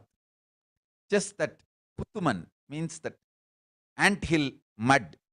Only that apply on the body and take bath. Don't apply anything else. That is mud. Earth part, earth component. Second, water. Drink only water that day. Don't eat, drink, don't do anything other than drinking water. When you come for the Parashakti's Akashic reading, at least for a few hours, prepare yourself. Maybe 10 hours ahead. Just drink only water and keep yourself active. Third, the fire in your stomach should be allowed to burn without any food dumped on it. Just the pure fire. You can chant Omkara to intensify it, or Mahavagya, Ajapa Japa, but pure fire. No food, nothing. That pure fire should be encouraged. And just be in the free air, open space, breathing the whole sky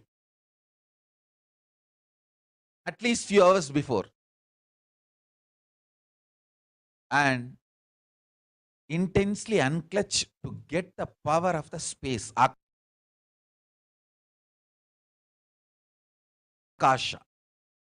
See, listen. Akasha is an intense energy. Just like the other bhutas, like earth, water, fire, air, the Akasha also is a pure consciousness. It is intelligence, living energy. Once you start unclutching, you manifest Akasha's energy in you, consciousness in you. So do this Panchabhuta Yoga. Your questions will be surely answered immediately by Parashakti. If you just do this Panchabhuta Yoga and come for the Devi's Akashic reading, she will simply answer your questions. I'll repeat. Apply the anthill mud and take bath, or even clay. Don't use any other chemical. Take bath just with the mud. Second, drink only water. No other food or juice, at least for 10 hours ahead. If possible, that whole day. Third, intensify the Agni in your stomach without dumping any food on it. Just through the Omkara, Ajapa Japa, ignite it, intensify it. Fourth, walk around and breathe in an open space, at least for a few hours before. Fifth, try to unclutch as intensely as possible to receive the Akasha energy, Chitambara, Chitambara, that energy of cosmic space. With this Panchabhuta Yoga come to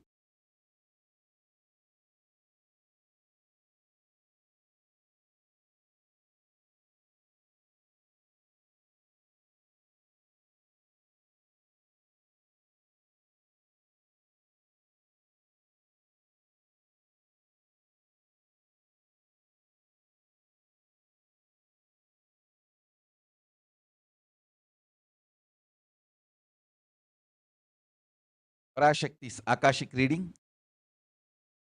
Surely she will answer your questions. So with this, we move to the next segment where we'll watch a short video on the revelation by Devi Parashakti.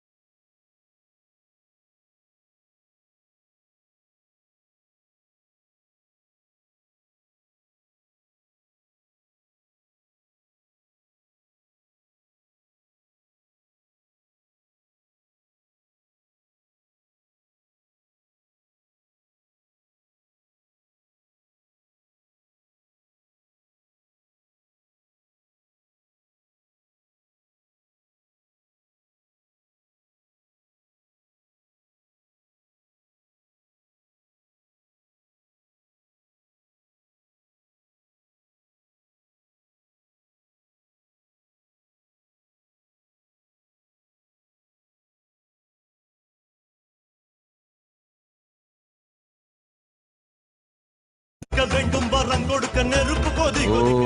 Om Om Om Om Om ஓங்காரத்துயர்ந்து பாங்காய் வேதமொடு ஆகமமாய் வெளிப்பட்டு ஹ்ரீங்காரமாய் மலர்ந்து பரஷோடசியாய் நிறைந்து 40 முக்கோணம் வாழும்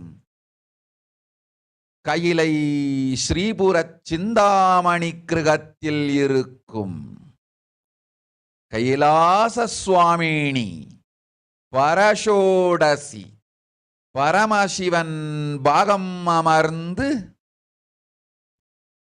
பாராளும் பரமேஸ்வரி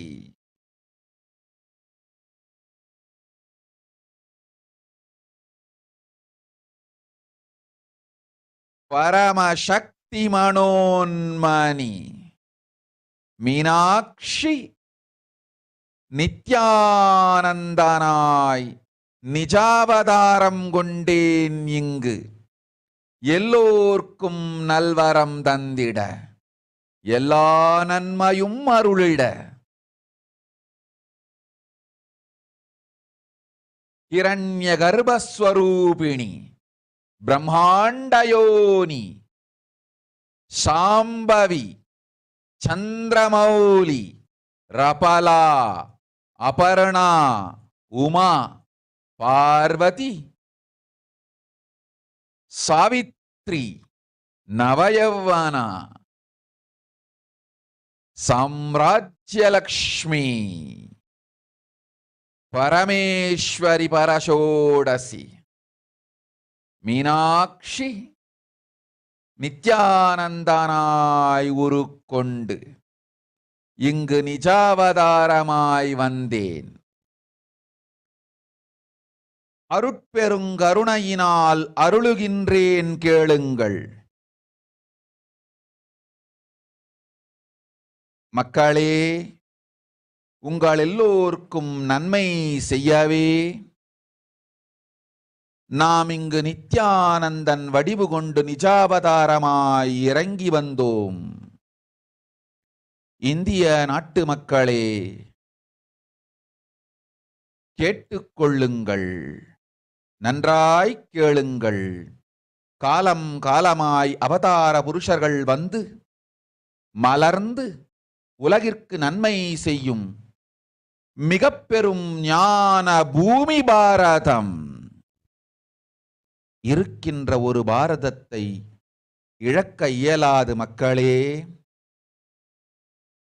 ஞான கர்ப்பத்தை மலடாக்க இயலாது.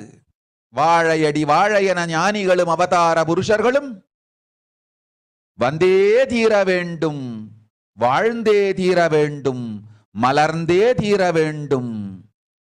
உலகிற்கு அதுவே உத்தம நன்மை. ஒரு சில கயவர்கள் மாயையில் சிக்கி செய்திட்ட சதிகளால் உலகை பலி கொடுக்க ஆகாது, சிருஷ்டி நஷ்டமடையக் கூடாது, பிரபஞ்சம் அழிந்துவிடக் கூடாது. பிரளயத்து இருந்து இந்த பிரபஞ்சத்தை காக்கவே பெரும் கப்பல் நானொன்று செய்தேன், அதன் பெயரே ஆதி கைலாசம். ஆதி கைலாசம் இந்த பிரபஞ்சத்தில் இருக்கும் ஞான சக்திகளை ஒன்றாய் திரட்டி பிரளயத்திலிருந்து மக்களை காத்திடவே நாம் செய்த கப்பல். துரோகிகள் சூழ்ச்சியாலும் விரோதிகள் ஆட்சியாலும் வழியின்றி கப்பலை விட்டு மாலுமியே ஒதுங்க வேண்டிய காலம் வந்ததையா. அதனால்தான் ககனம் கொந்தளித்து பேரழிவை நோக்கி சென்று கொண்டிருக்கின்றது. மக்களே, அறியாத தனத்தினால் மாயையில் சிக்கி குழந்தைகள் தவறு செய்தாலும் பிரபஞ்சம் அழியாது காக்க வேண்டியது பராசக்தி. பரமசக்தி பரஷோடசி மனோன்மணியின் பொறுப்பென்பதால் சத்தியங்கள் சிலவற்றை சொல்லுகின்றேன், நன்றாய் கேட்டுக் கொள்ளுங்கள். அடுத்த சில மாதங்களில் 1000 அல்ல, லட்சம் அல்ல, கோடியில் உயிர்கள் பலியாகும். இந்திய நாட்டினில் கோடியில் உயிர்கள் பலியாகும். உண்மையை சொல்லுகின்றேன், நன்மையை சொல்லுகின்றேன், தேடிக்கொள்ளுங்கள் உங்கள் வாழ்க்கைக்கு பாதுகாப்பை. ஆதி கைலாசத்தை நிர்வகிக்கும் அன்பர்களே, நன்றாய் கேளுங்கள். 12 ஆண்டுகளுக்கு முன்பாக வரப்போகும் இந்த மாபெரும் பிரளயத்தை தெரிந்து கொண்டு உலகில் இருக்கும் எல்லா ஔஷத சக்திகளையும் ஒன்றாய் திரட்டி நவபாஷாணத்து நிறுத்தி ஆனந்த லிங்கமாய் வைத்திய சரோவரத்தில் ஸ்தாபித்து வைத்தேன். வருகின்ற குரு பூர்ணிமையோடு 12 ஆண்டுகள் அந்த ஞான ரசவாதம் பழுத்து முதிர்ந்து முழுமையான நவபாஷாண லிங்கமாய் மலர்ந்து விடுகின்றது.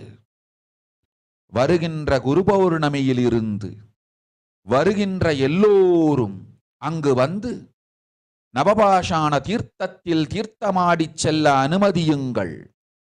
அதற்கு வகை செய்யும் விதத்திலே நல்ல முறையிலே எல்லா நன்மையும் செய்து வையுங்கள்.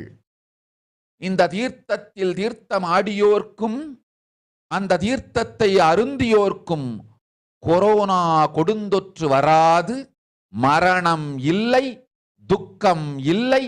இது அறிவியல் பூர்வமாய் அனுபவபூர்வமாய் நிரூபிக்கப்படும். அதனால் கோடிக்கணக்கில் மக்கள் வரிசையில் நின்று தினந்தோறும் வந்து நவபாஷாணத்தாலான ஆனந்த லிங்கத்தில், நித்யானந்த லிங்கத்தில் நீராடி வணங்கி நன்மை பெற்றுச் செல்வார்கள். நன்றாய் கேளுங்கள் மக்களே. ஆதி கைலாசத்து நிர்வாகிகளே, இந்த ஒரு சேவையை உலகத்திற்கு செய்யுங்கள். நீங்கள் செய்த எல்லா கர்மங்களுக்கும் பிராயஷ்சித்தமாகும். நல் அமைதியும் ஞானமும் யோகமும் உங்களுக்கும் கிட்டும், உலகத்திற்கும் கிட்டும். 12 ஆண்டுகள் முன்பாக பராசக்தி நான் செய்து வைத்த நவபாஷாணம் சித்தித்து புளித்து பழுத்து முதிர்ந்து ரசவாத யோகத்தில் சித்தியாகி இன்று நிறைந்த நவபாஷாண நித்யானந்த லிங்கமாய் வைத்திய சரோவரத்தில் மலர்ந்திருக்கின்றது. இதை செய்த காரணம் வரப்போகும் பிரபஞ்சத்தின் பிரளயத்திலிருந்து மக்களை காத்திடவே. எல்லோரும் கேளுங்கள். ஆதி கைலாசத்து நேரடியாய் மறைமுகமாய் உதவி செய்து உடன் இருந்த எல்லோரும் கேளுங்கள். உங்கள் எல்லோரையும் நம்பியே இந்த படகை நாம் உருவாக்கினோம்.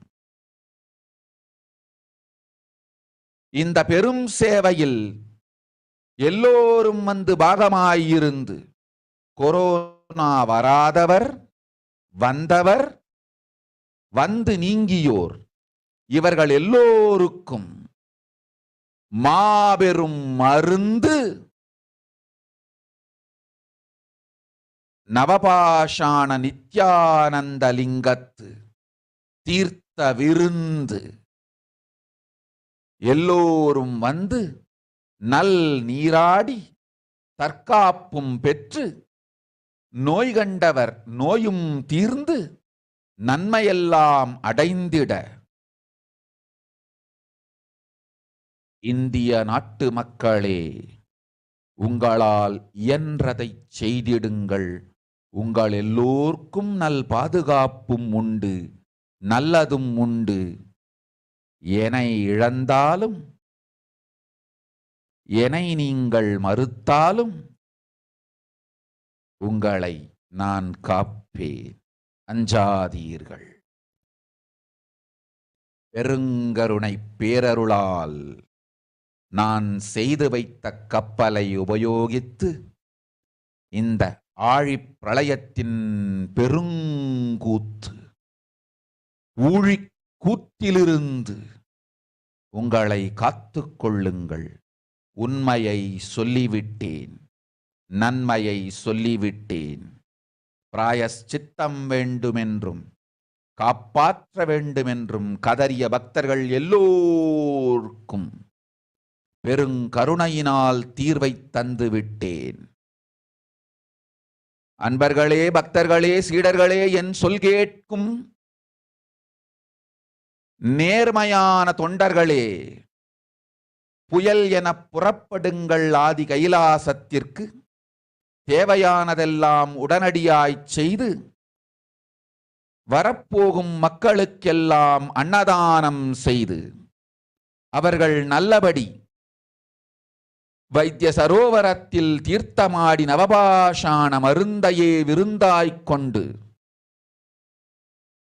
நோயிலிருந்து தற்காப்பும் பெற்று உயிர்காப்பும் பெற்று நல்லபடியாய் வாழ்ந்திட தேவையான சேவைகளை செய்யுங்கள். இதுதான் உங்கள் எல்லோருக்கும் பிராயஷ்சித்தம்.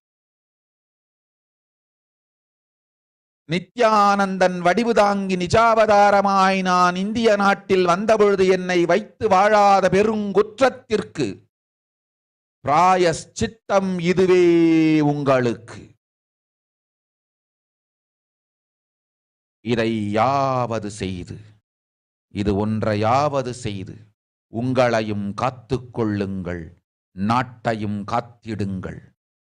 கோடிகளில் உயிர்கள் போகப் போகின்றது என்பதை நேரில் காண்பீர்கள். கண்ட பிறகுதான் நான் சொல்லும் வார்த்தையின் சத்தியமும் உண்மையும் உங்களுக்கு புரியப் போகின்றது. அழிவதற்கு முன்வந்து நவபாஷாண மருந்தை விருந்தாய்ப் பெற்று மரணத்திலிருந்து உங்களை காத்துக் கொள்ளுங்கள். மக்களே, இது ஒன்றே வழி. ஓம் ஓம் ஓம். பெருங்கருணை பேரருளால் அன்னை பராசக்தி அருளினேன் சத்தியத்தை. இந்த ஒரு சத்தியத்தை உடனடியாய் புரிந்து கொண்டு உங்களுக்கும் உலகத்துக்கும் நன்மை செய்து கொள்ளுங்கள். ஆதி கைலாசத்து நித்யானந்த லிங்கத்தின் எல்லைக்குள் ஆருக்கும் கொரோனா கொடுந்தொற்று தீண்டாது. இந்த சத்தியத்தை அனுபவபூர்வமாகவும் அறிவியற்பூர்வமாகவும் முழுமையாக நீங்கள் புரிந்து கொள்வீர்கள். இது நிரூபணமாகும்.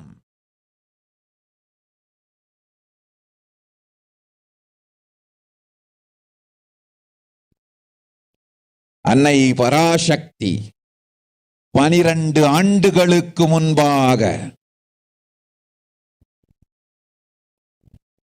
உள்ள ஞான ஔஷத சக்திகள் அனைத்தையும் பிரம்மாண்ட யோனி ஹிரண்ய கர்ப்பத்திலிருந்து கொண்டு வந்து உருவாக்கி வைத்த நவபாஷாண லிங்கம் இன்று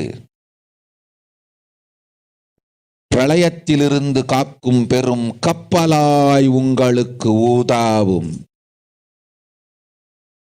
என்னை இழந்தாலும் நான் செய்து வைத்த இந்த ரசவாத ஞானத்தின் துணை இழக்காமல் உங்களை நீங்களே காத்துக் கொள்ளுங்கள். இது ஒன்றே வழி மக்களே, இது ஒன்றே வழி. ஓம் ஓம் ஓம் ஓம் ஓம்.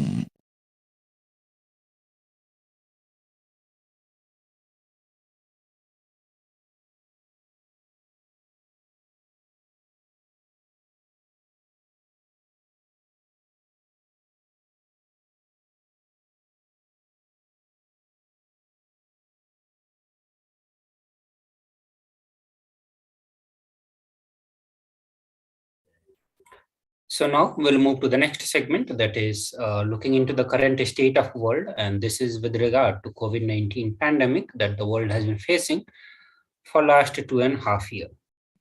So almost in the various parts of the country, various parts of the world still, we are seeing the rise in the COVID-19. And here there is a brief overview of what all has happened in the last 2.5 years. So the authorities in the 223 countries and territories have reported about 440 million, maybe around 500 millions of COVID-19 cases and more than 6 million deaths since the China reported its first case to the World Health Organization in the December of 2019. Also, some of the symptoms that we have got to see with the rise of COVID-19, that the people infected with the COVID-19 have been seen to have increased risk of developing heart conditions up to a year later. Also, the Pan American Health Organizations have warned that the millions of children have fallen behind on routine immunizations during the pandemic, causing outbreaks of disease such as measles and the diphtheria in the Latin America and the Caribbean. Also, many doctors believe it's possible to have a long-term effects from the Omicron variant of the virus. Now let us look into some of the various variants of COVID-19 that has come, we all have seen in last 2.5 years. The COVID-19, which started with the Alpha variant, and it got displaced by the Delta variant in the summer of 2021, and a year back. It managed to do so because it was between 40% and 60% more transmissible. And now the Omicron variant is even more transmissible than the Delta. In comparison with the original strain of SARS-CoV-2, Omicron contains 72 mutations throughout its genome. Omicron is often able to evade existing immunity long enough to start an infection, cause symptoms, and transmit onward to the next person. And this explains why the reinfections and the vaccine breakthrough infections seem to be more common with the Omicron. Also, many people around the world had hope on the vaccines, but even that doesn't seem to be a quick fix, so that many people are not willing or avoiding to get vaccinated. Also, if someone is vaccinated, scientists do not yet know whether it's possible that they could get the virus and spread it even if they do not get sick themselves. Also, in the last 2.5 years, we can see the trend that the virus has become more and more stronger, more virulent. So now we'll present some of the reports from the various health organizations, and the report is from World Health Organization, which says that it would be dangerous to assume that the highly transmissible Omicron is the last variant to emerge and the world is in the end game of the pandemic.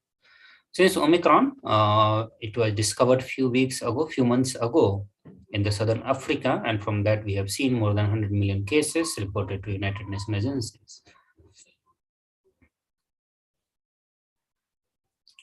Also, WHO chief said that the impact would be felt among the most vulnerable groups, and the longer the pandemic drags on, the impact would be worse.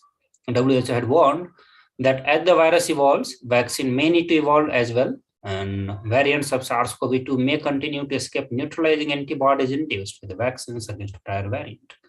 Causing fatigue, brain fog, trouble breathing, weeks after contracting COVID-19, scientists call that a post-acute sequel of COVID-19.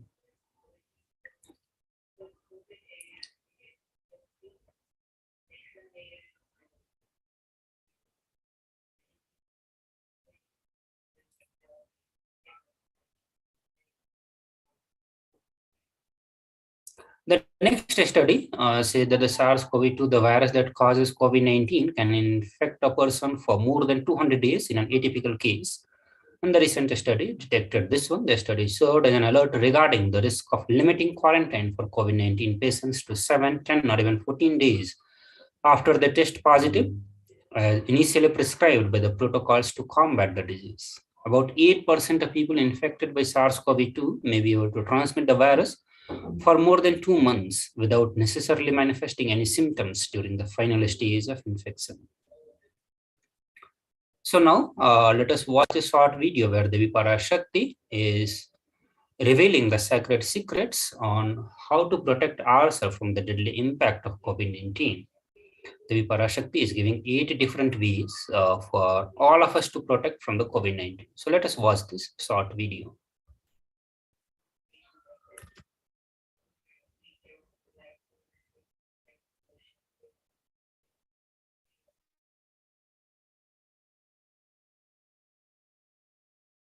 Parashodasi Meenakshi, Parameshwari Meenakshi, Parashakti Meenakshi, இங்கு எழுந்து அருளினோம் எல்லோர்க்கும் ஞானமும் தன்மையும் தந்திட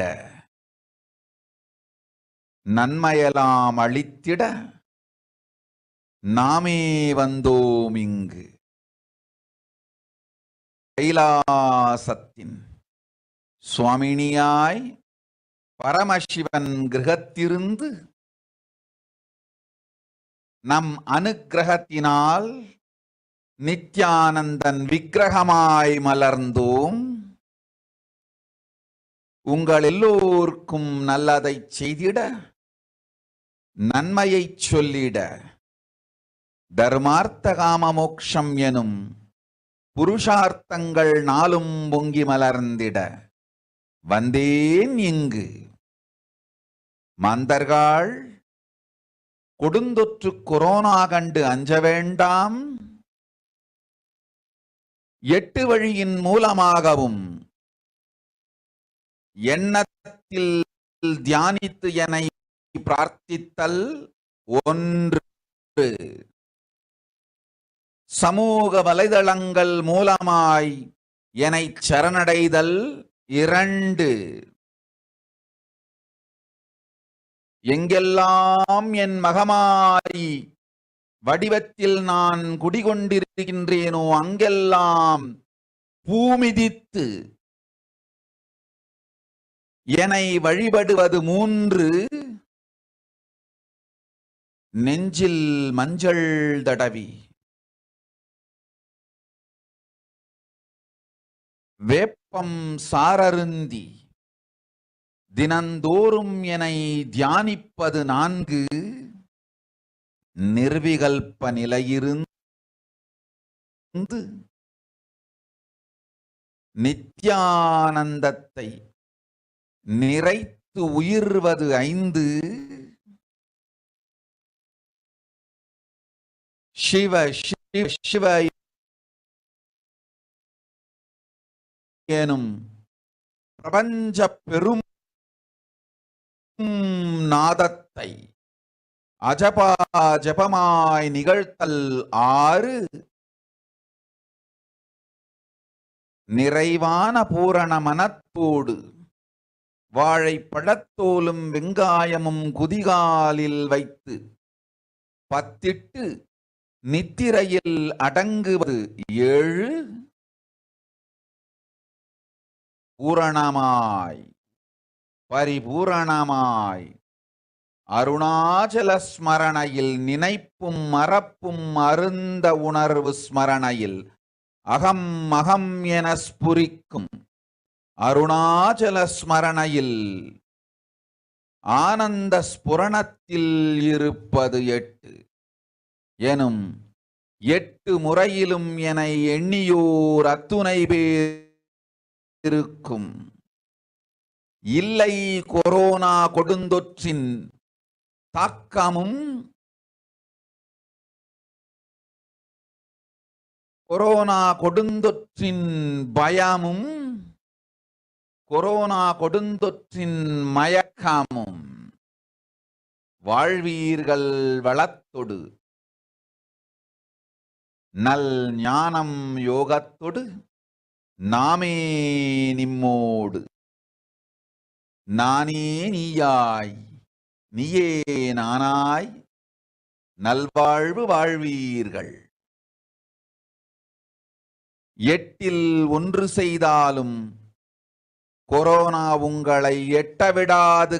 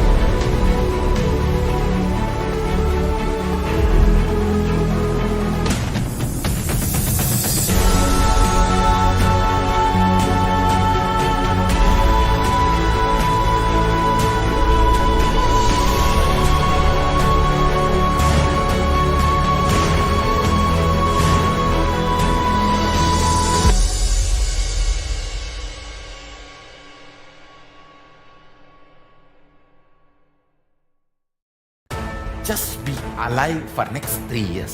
Don't die within next 3 years. I guarantee you, I will reach you wherever you are.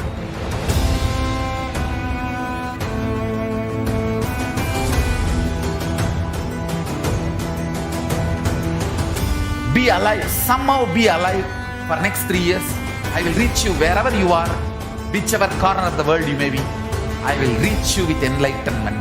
It's my commitment to humanity.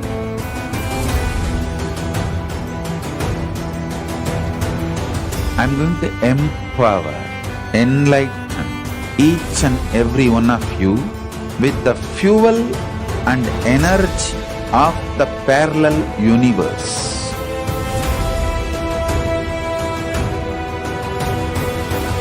I'll infuse this intense supernal effulgence DNA, Tejas, Ojas, Kundalini Shakti into your spine to consciously lift you to KAILASA.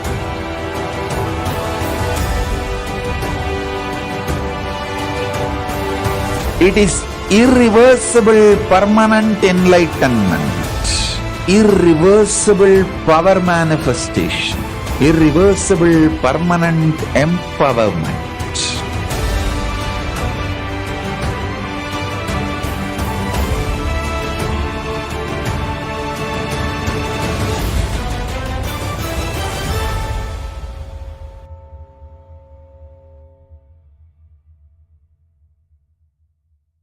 Greater signs of life can be realized with a greater ability to to visualize.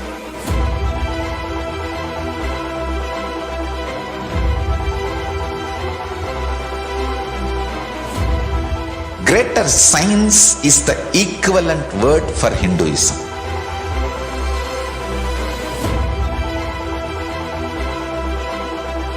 When you understand the greater science of life, greater courage, more possibility, more fearlessness, more joy, more bliss.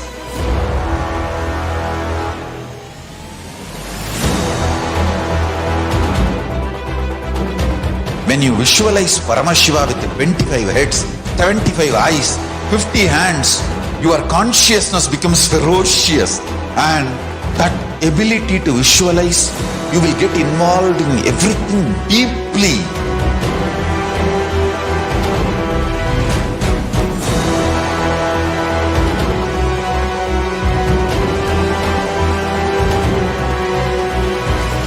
Involved people are the most delicious, most sweet, most beautiful, most juiciest beings of planet Earth.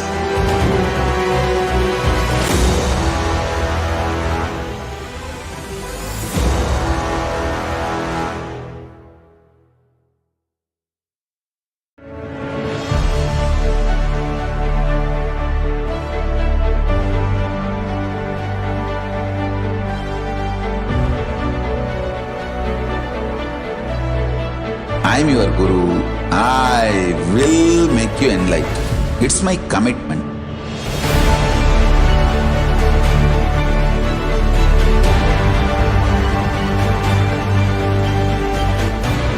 Till you become Paramashiva, I won't rest. Don't worry at all.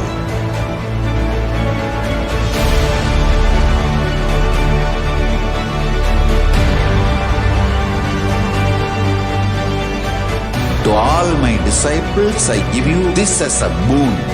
I'll swallow everything with which you are stuck and liberate you all.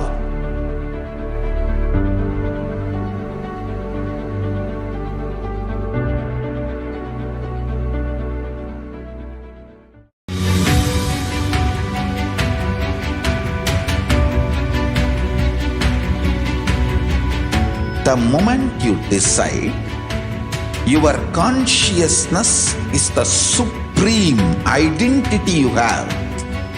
You will not empower your depression, your frustration,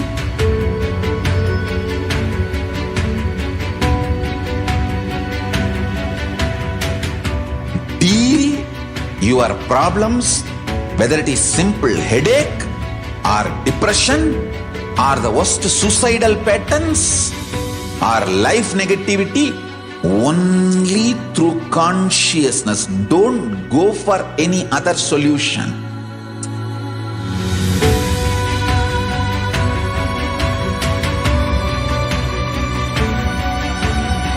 Don't keep stupid, toxic, life negative struggles inside.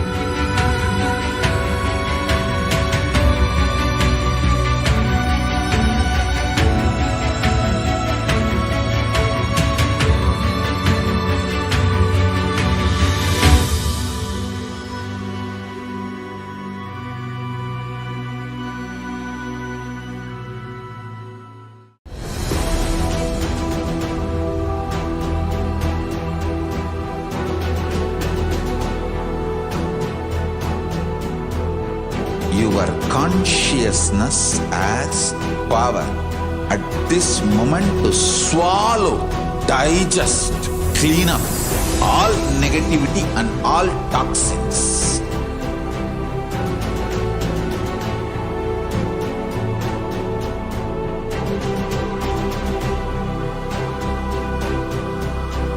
Develop a powerful will persistence. That's the most important asset for life.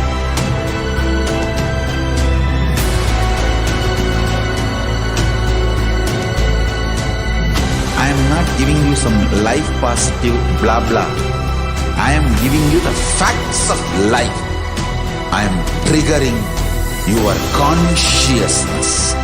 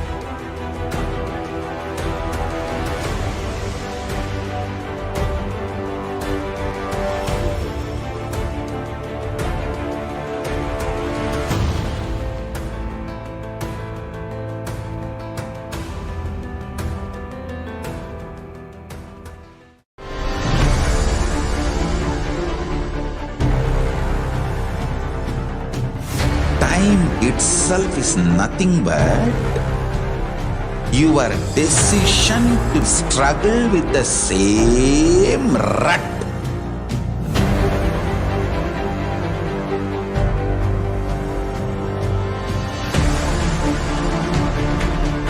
Your decision to struggle with the same rut is time, Kala.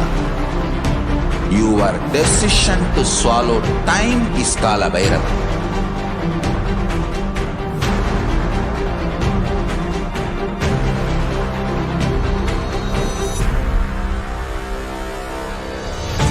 Stand. Be a conscious woman or man. Be conscious being.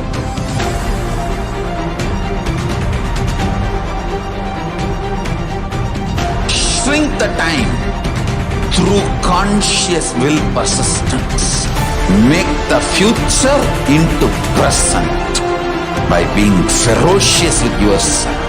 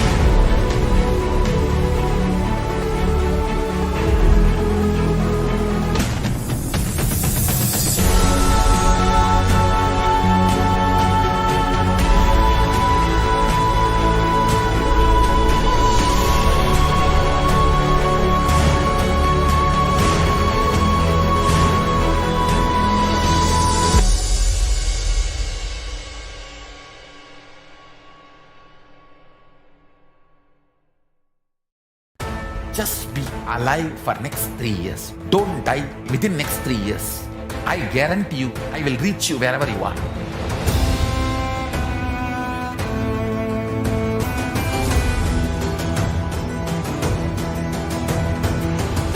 Be alive, somehow be alive for next 3 years. I will reach you wherever you are, whichever corner of the world you may be. I will reach you with enlightenment. It's my commitment to humanity.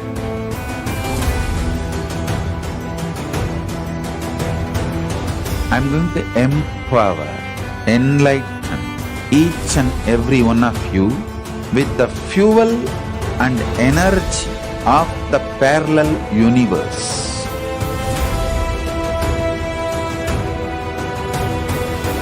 I'll infuse this intense supernal effulgence DNA, Tejas, Ojas, Kundalini Shakti Parashakti into your spine to consciously lift you to KAILASA.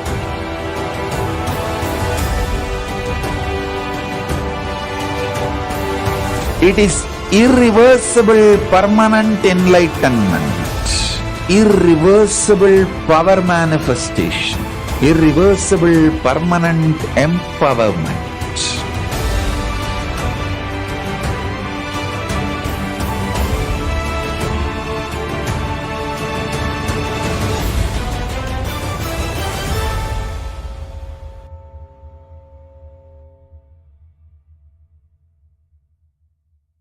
Greater signs of life can be realized with a greater ability to visualize.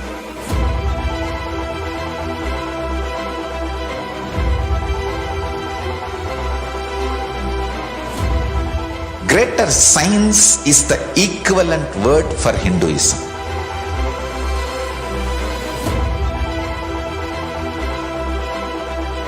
When you understand the greater science of life, greater courage, more possibility, more fearlessness, more joy, more bliss.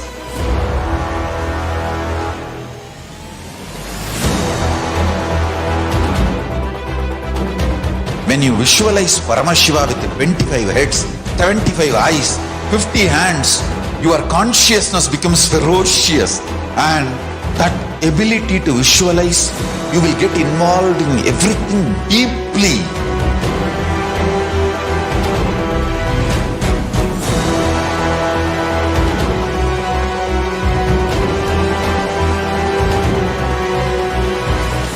Involved people are the most delicious, most sweet, most beautiful, most juiciest beings of planet Earth.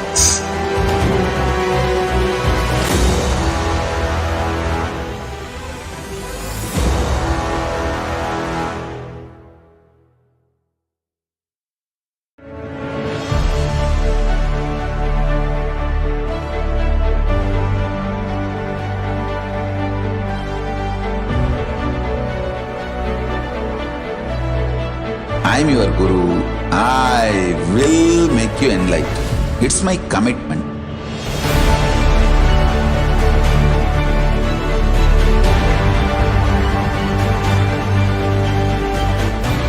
Till you become Paramashiva, I won't rest. Don't worry at all.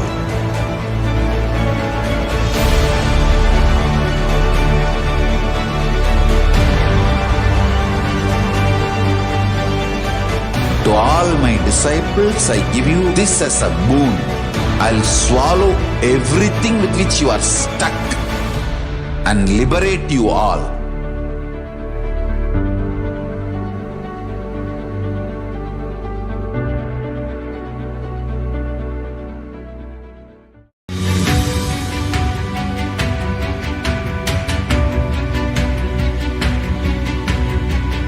The moment you decide, your consciousness is the supreme identity you have.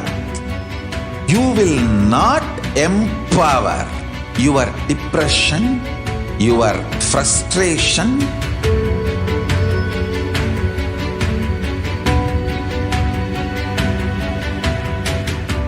deal your problems, whether it is simple headache or depression, or the worst suicidal patterns, or life negativity, only through consciousness. Don't go for any other solution.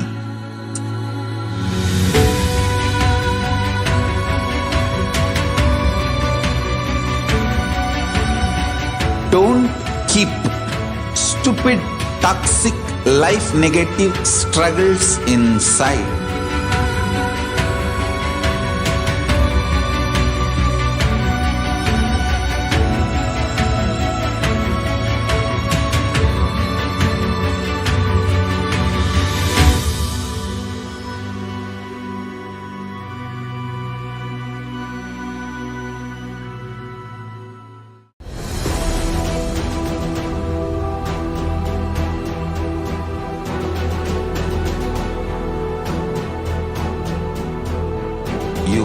consciousness has power at this moment to swallow, digest, clean up all negativity and all toxins.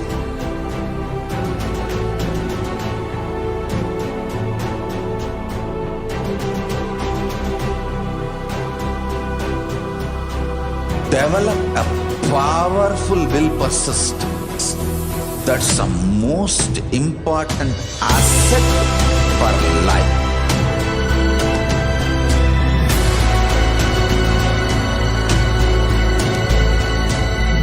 I am not giving you some life positive blah blah. I am giving you the facts of life. I am triggering your consciousness.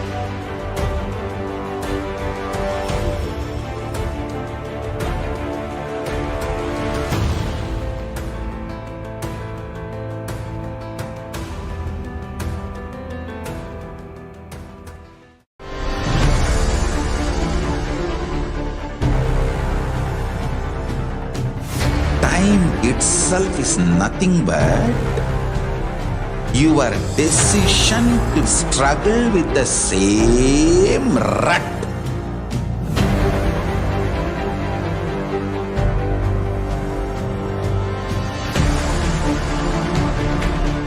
Your decision to struggle with the same rut is time, Kala. Your decision to swallow time is Kala Bhairava.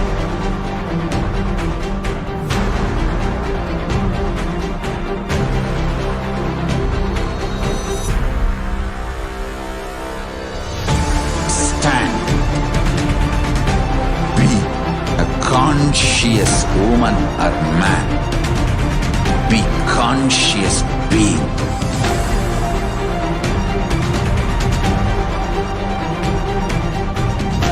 Shrink the time through conscious will persistence. Make the future into present by being ferocious with yourself.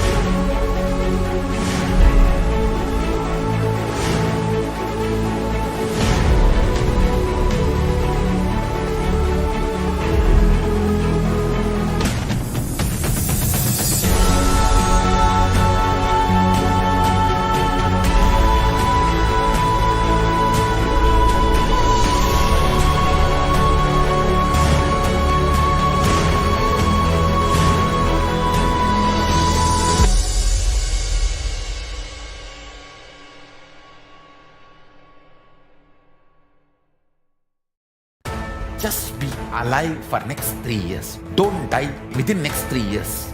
I guarantee you, I will reach you wherever you are.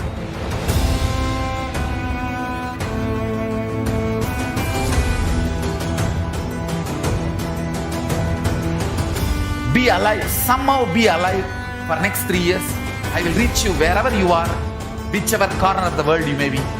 I will reach you with enlightenment. It's my commitment to humanity.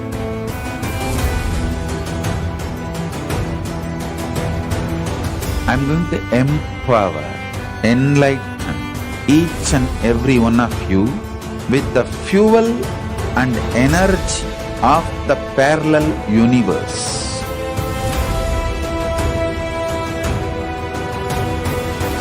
I'll infuse this intense supernal effulgence DNA, Tejas, Ojas, Kundalini Shakti into your spine to consciously lift you to KAILASA.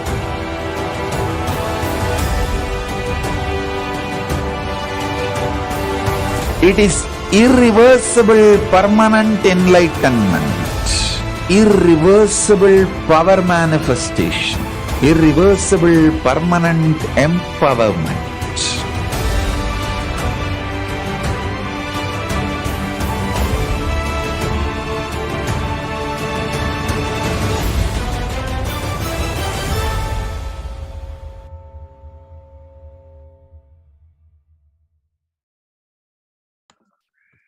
Nithyanandam, everybody. Welcome back.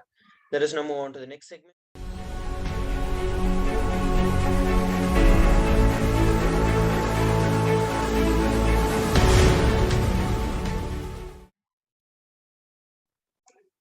Nithyanandam, everybody. Sorry for the technical glitch. Let us now move on to the next segment, which is going to be learning about the social media enriching and enriching.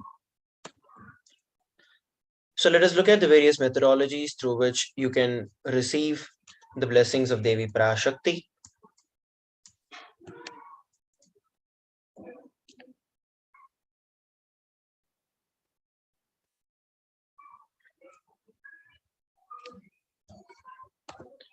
So the first step through which we can receive the grace and the blessings of Devi Parashakti is a YouTube live. So you can go over to KAILASA's HDH Nithyananda Paramashivam, which is the official YouTube channel of the Supreme Pontiff of Hinduism, where the live stream is being streamed. And once you head over there, you can then go over and you can put your message under the chat section. And under the chat section, you can put your message or your questions to Devi Parashakti. The next method is through the Facebook platform. You can go to the Facebook official channel, official Facebook page of the Supreme Pontiff of Hinduism, which is KAILASA's SPH Nithyananda Paramashivam. And under the official Facebook page, you can go over and you can put your questions under the comment section under the live. The next method is the Twitter. So once again, you can head over to Twitter, official YouTube, official Twitter handle of the Supreme Pontiff of Hinduism, search for @Nithyananda, which will redirect you to the official Twitter handle of the Supreme Pontiff of Hinduism. And from there, you can head over to make sure that you're following, and the live stream, the latest live stream will be tweeted. And under the later live stream, you can comment down, putting your questions to Devi Parashakti. And the fourth is the Instagram. You can head over to Instagram and search for Sri Nithyananda. And under the search, you will see the latest post that is there, and make sure that you're following. And under the latest post, you can put your questions to Devi Parashakti. And the next that we're looking at is using the kailasa.org, the official website of Sri Kailasa.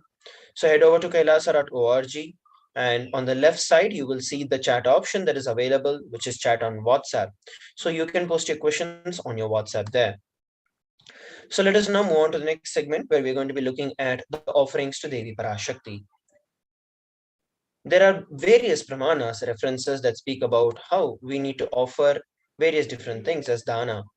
And here we're looking at one reference, which is from the Bhagavad Purana.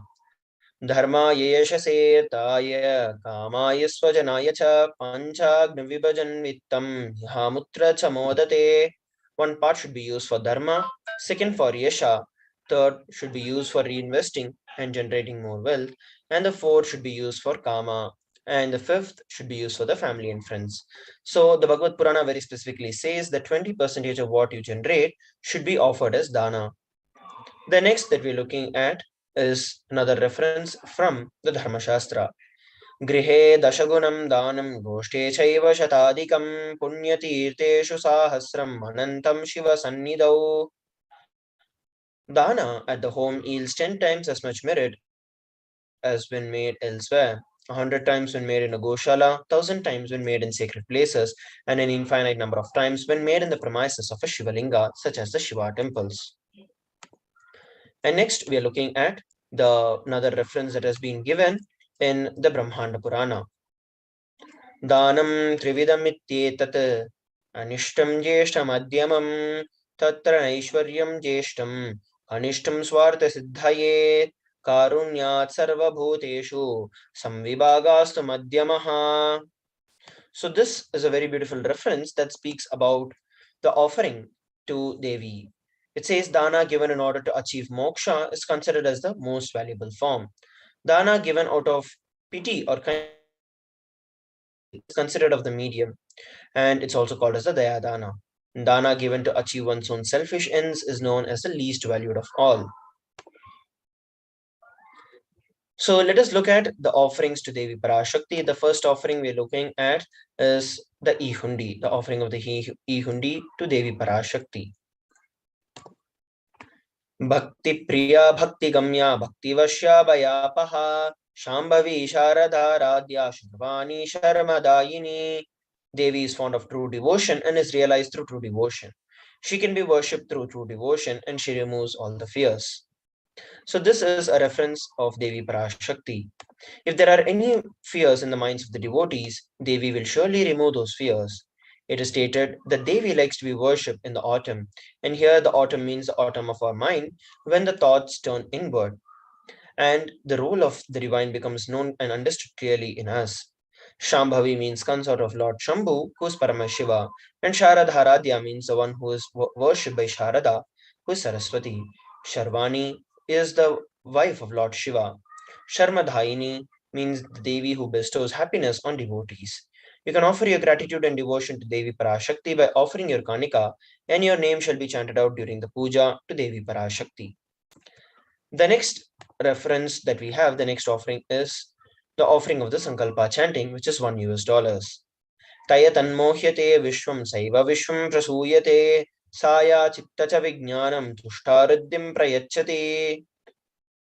The goddess enchants this universe and she herself gives birth to this universe. That goddess being preyed upon without interest in anything gives knowledge that leads to salvation and gives wealth in materialistic sense. This is from the Devi Mahatmyam, chapter 12. Offering of the Sankalpa, which is a conscious resolution, blesses the person who is offering with all the fruition of the desires that he or she wishes for or is yearning for. Next, we're going to be looking at the various offerings from gold, the various offerings of gold to Devi Parashakti. The first offering that we are looking at is, before we look at that, we're going to be looking at some of the significance of the divine element, gold. Gold is present in all the secret scriptures such as the Agamas, Vedas, Shrutis, Smritis, Itihasas, and Puranas.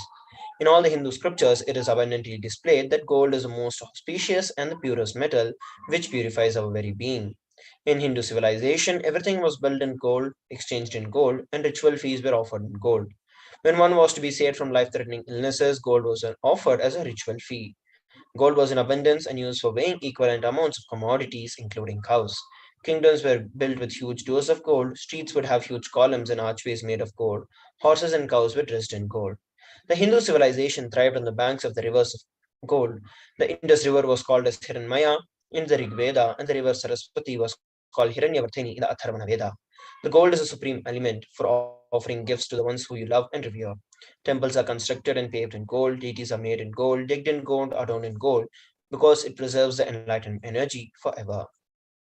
The first offering to Devi Parashakti is a Sahasranama Swarnakasa, which is with the denominations of 75 USD and 121 USD and 251 USD. Nama Parayana Prita, the one who likes the repetition of our various names. The Lalita Sahasranamam 731st verse says that Devi likes her name, various offerings. This is one of the 1008 names of Devi Parashakti. It's a very special and a unique archana that is offered to the Mahameru of Devi Parashakti. Offer a gold coin to Devi Parashakti to manifest any dimension or attribute of hers that you always wanted to imbibe in your life. The next offering that we're looking at is the Muktanguti. Mukta Harala Satkirita Ruchiram Purnendu Vaktra Prabham Shinjannu Pura Kinkini Manidaram Padma Prabha Bhasuram Sarva Bhishtapala Pradang Girisutam Bhanira Masevitam Meenakshim Pranatosmi Santatamaham Karunyavara I bow to goddess Meenakshi, whose crown has the garlands of pearls and face shining like a full moon, who wears anklets that are studded with gemstones and has small bells, who is shining like the splendor of a lotus. The one who wears anklets that are studded with gemstones and has small bells, the one who grants all the wishes, the daughter of mountain, who is worshipped by goddess Vani and Rama. I remain ever bowing to that goddess Meenakshi, the ocean of compassion. Offer the finger ring to Devi Parashakti to receive the blessings and the healing with your mother. The next offering is a Swarna Padma Pushpa at $600.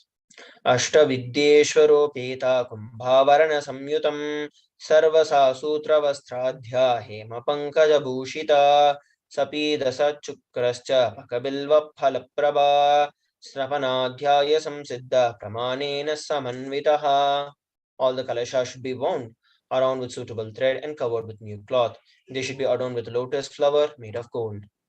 There are hundreds of scriptural references for using the lotus in the worship of the ultimate. Almost everything in the worship of the ultimate involves the lotus flower, the leaf, pericarp, or the petals. Lotus itself is a divine flower.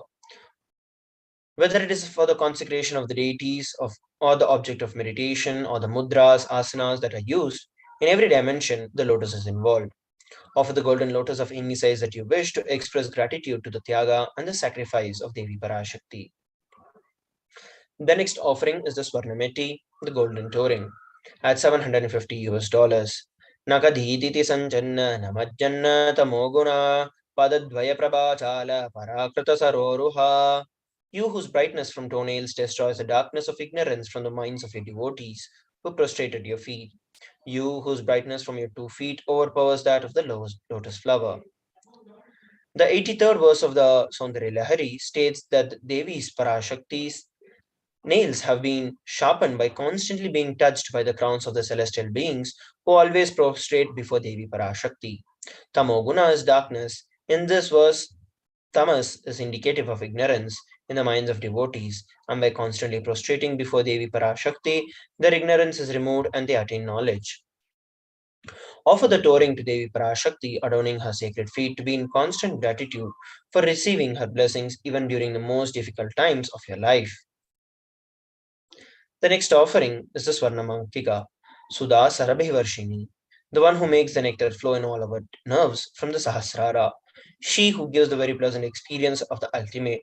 The Manktika represents the flowing from the Sahasrara chakra, which is fully open in bloom. Offer the Manktika to Devi Parashakti to receive the blessings of achieving a blissful state of overflowing gratitude and the space of complete compassion. Let us look at some of the offerings to the Guru.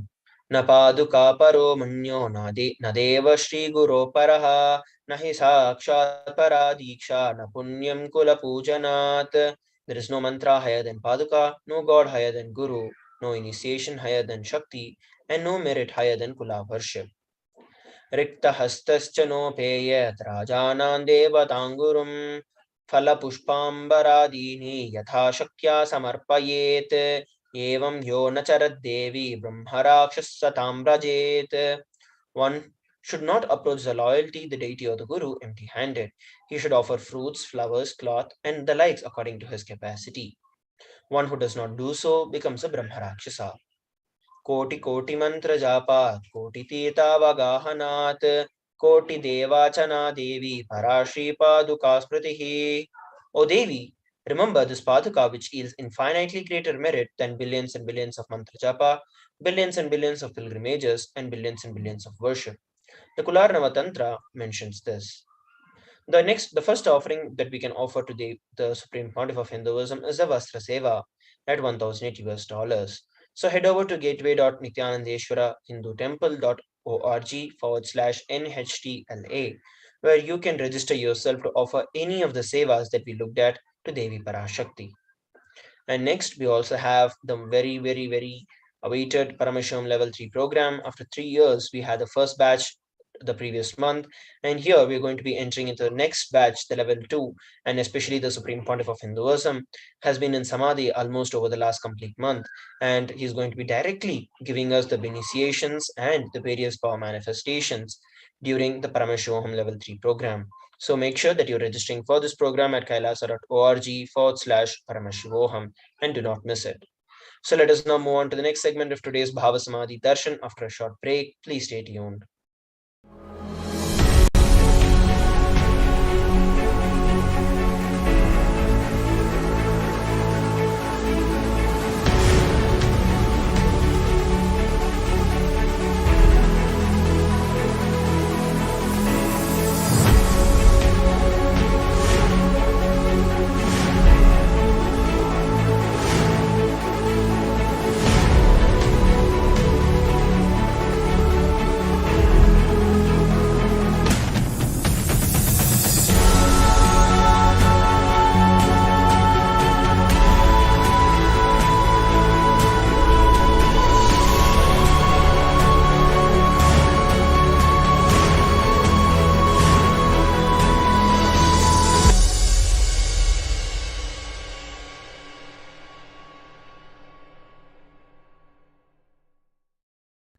Just be alive for next 3 years. Don't die within next 3 years. I guarantee you, I will reach you wherever you are.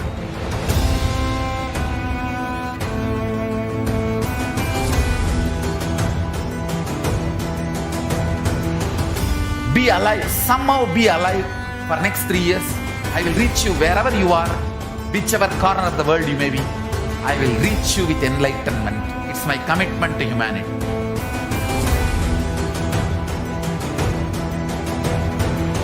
I'm going to empower, enlighten each and every one of you with the fuel and energy of the parallel universe.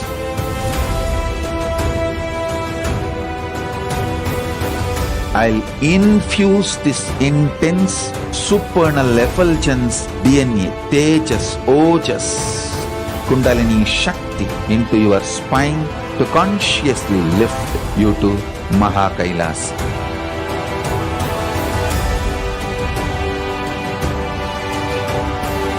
It is irreversible permanent enlightenment, irreversible power manifestation, irreversible permanent empowerment.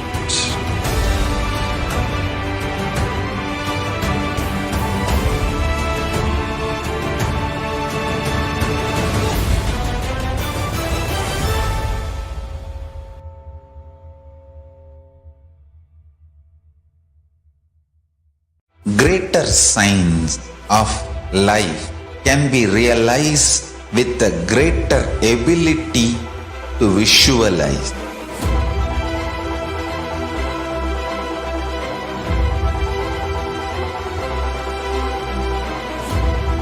Greater science is the equivalent word for Hinduism.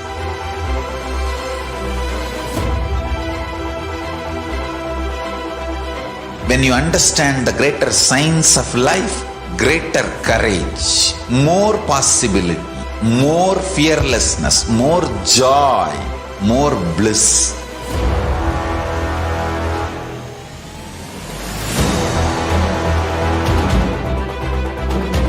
When you visualize Paramashiva with 25 heads, 75 eyes, 50 hands, your consciousness becomes ferocious, and that ability to visualize, you will get involved in everything deeply.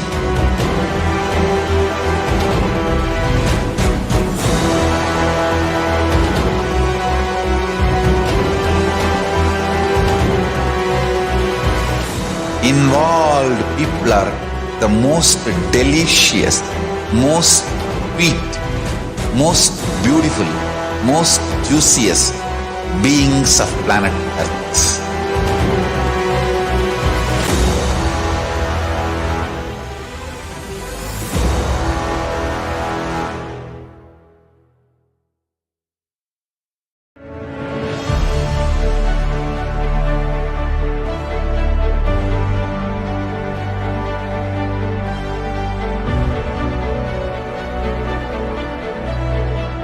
I'm your guru. I will make you enlightened. It's my commitment.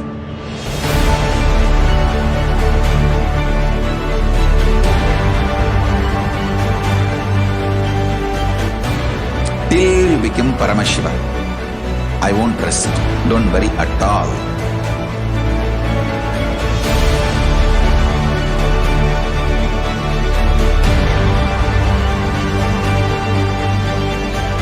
To all my disciples, I give you this as a boon. I'll swallow everything. Nithyanam, everybody, welcome back. Let us now move on to the next segment, which is the glimpses of the glorious past on this date, the 29th of April. On this day, the Supreme Pontiff of Hinduism, Bhagwan Nithyananda Paramashivam, conducted a discourse titled Suffering Comes from Dilemma in Princeton, New Jersey, United States. The Supreme Pontiff of Hinduism began by shedding some light on the eighth and the final limb of Patanjali's Yoga Sutra, and specifically on the topic of Samadhi. The Supreme Pontiff of Hinduism spoke on the emotional intelligence and explained the relationship between our three main strengths and the significance of maintaining the sama or the balance. Supreme Pontiff of Hinduism went on to state that we must find the middle ground and explained how we can balance our head and heart, our intellect and emotions. The Supreme Pontiff of Hinduism also shared some pearls of wisdom on how the external atmosphere can subtly start to affect the people the way we see. Let us look at a beautiful glimpse of this particular event from 2005.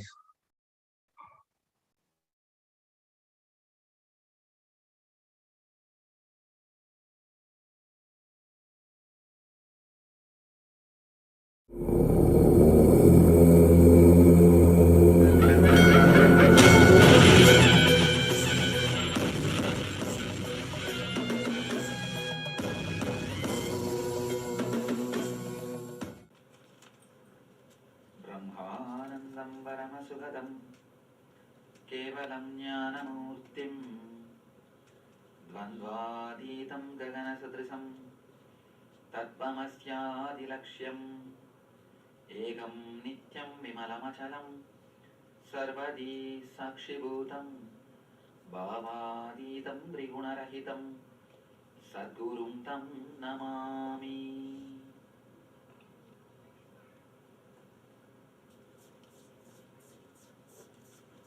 I welcome you all with my love and respects.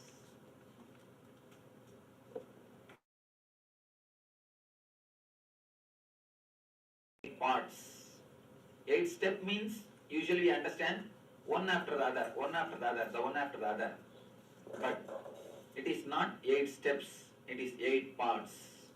All the 8 is supposed to be practiced at the same time. Ashtanga Yoga. Sanskrit word anga means part. It is not step.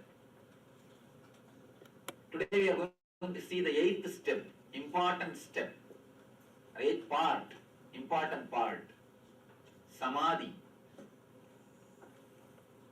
Yama, Niyama, Asana, Pranayama, Pratyahara, Dharana, Dhyana, Samadhi. These are the 8 parts of yoga according to the founder of yoga philosophy, Patanjali. The 8th part is Samadhi. Let me translate that word Samadhi, then we will enter into the discourse. Samadhi means Sama plus Adi. Being one with reality, being one with existence, being one which was there from the beginning, which was there from the origin. It's a wonderful word. This one word, if we can understand and practice, it will straight away lead us to Samadhi. The very experience is expressed in this word, Samadhi. The experience, path, both are expressed in this one word. Samadhi is the experience and path. You can just practice the Samadhi. After achieving the experience, what you experience is also called by the same word samadhi. The path is also samadhi. Path and the goal, both are samadhi. How to practice this samadhi and what we achieve by achieving samadhi is what we will see now.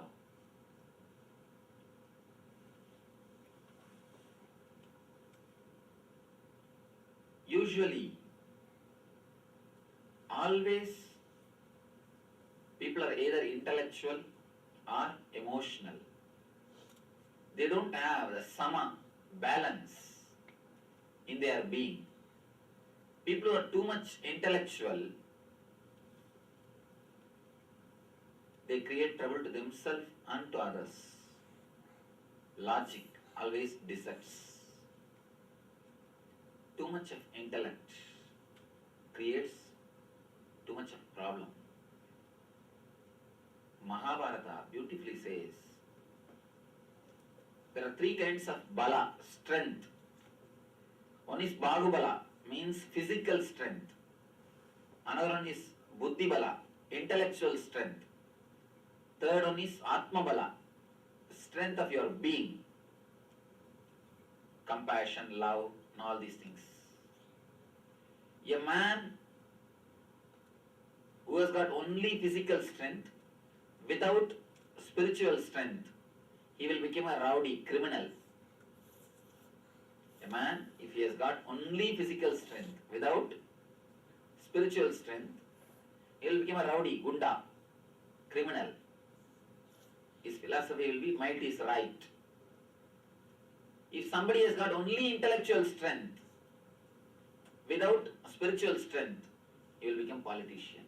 Only intellectual strength, no spiritual strength, means he will become politician. Of course, there are few exemptions, good politicians also.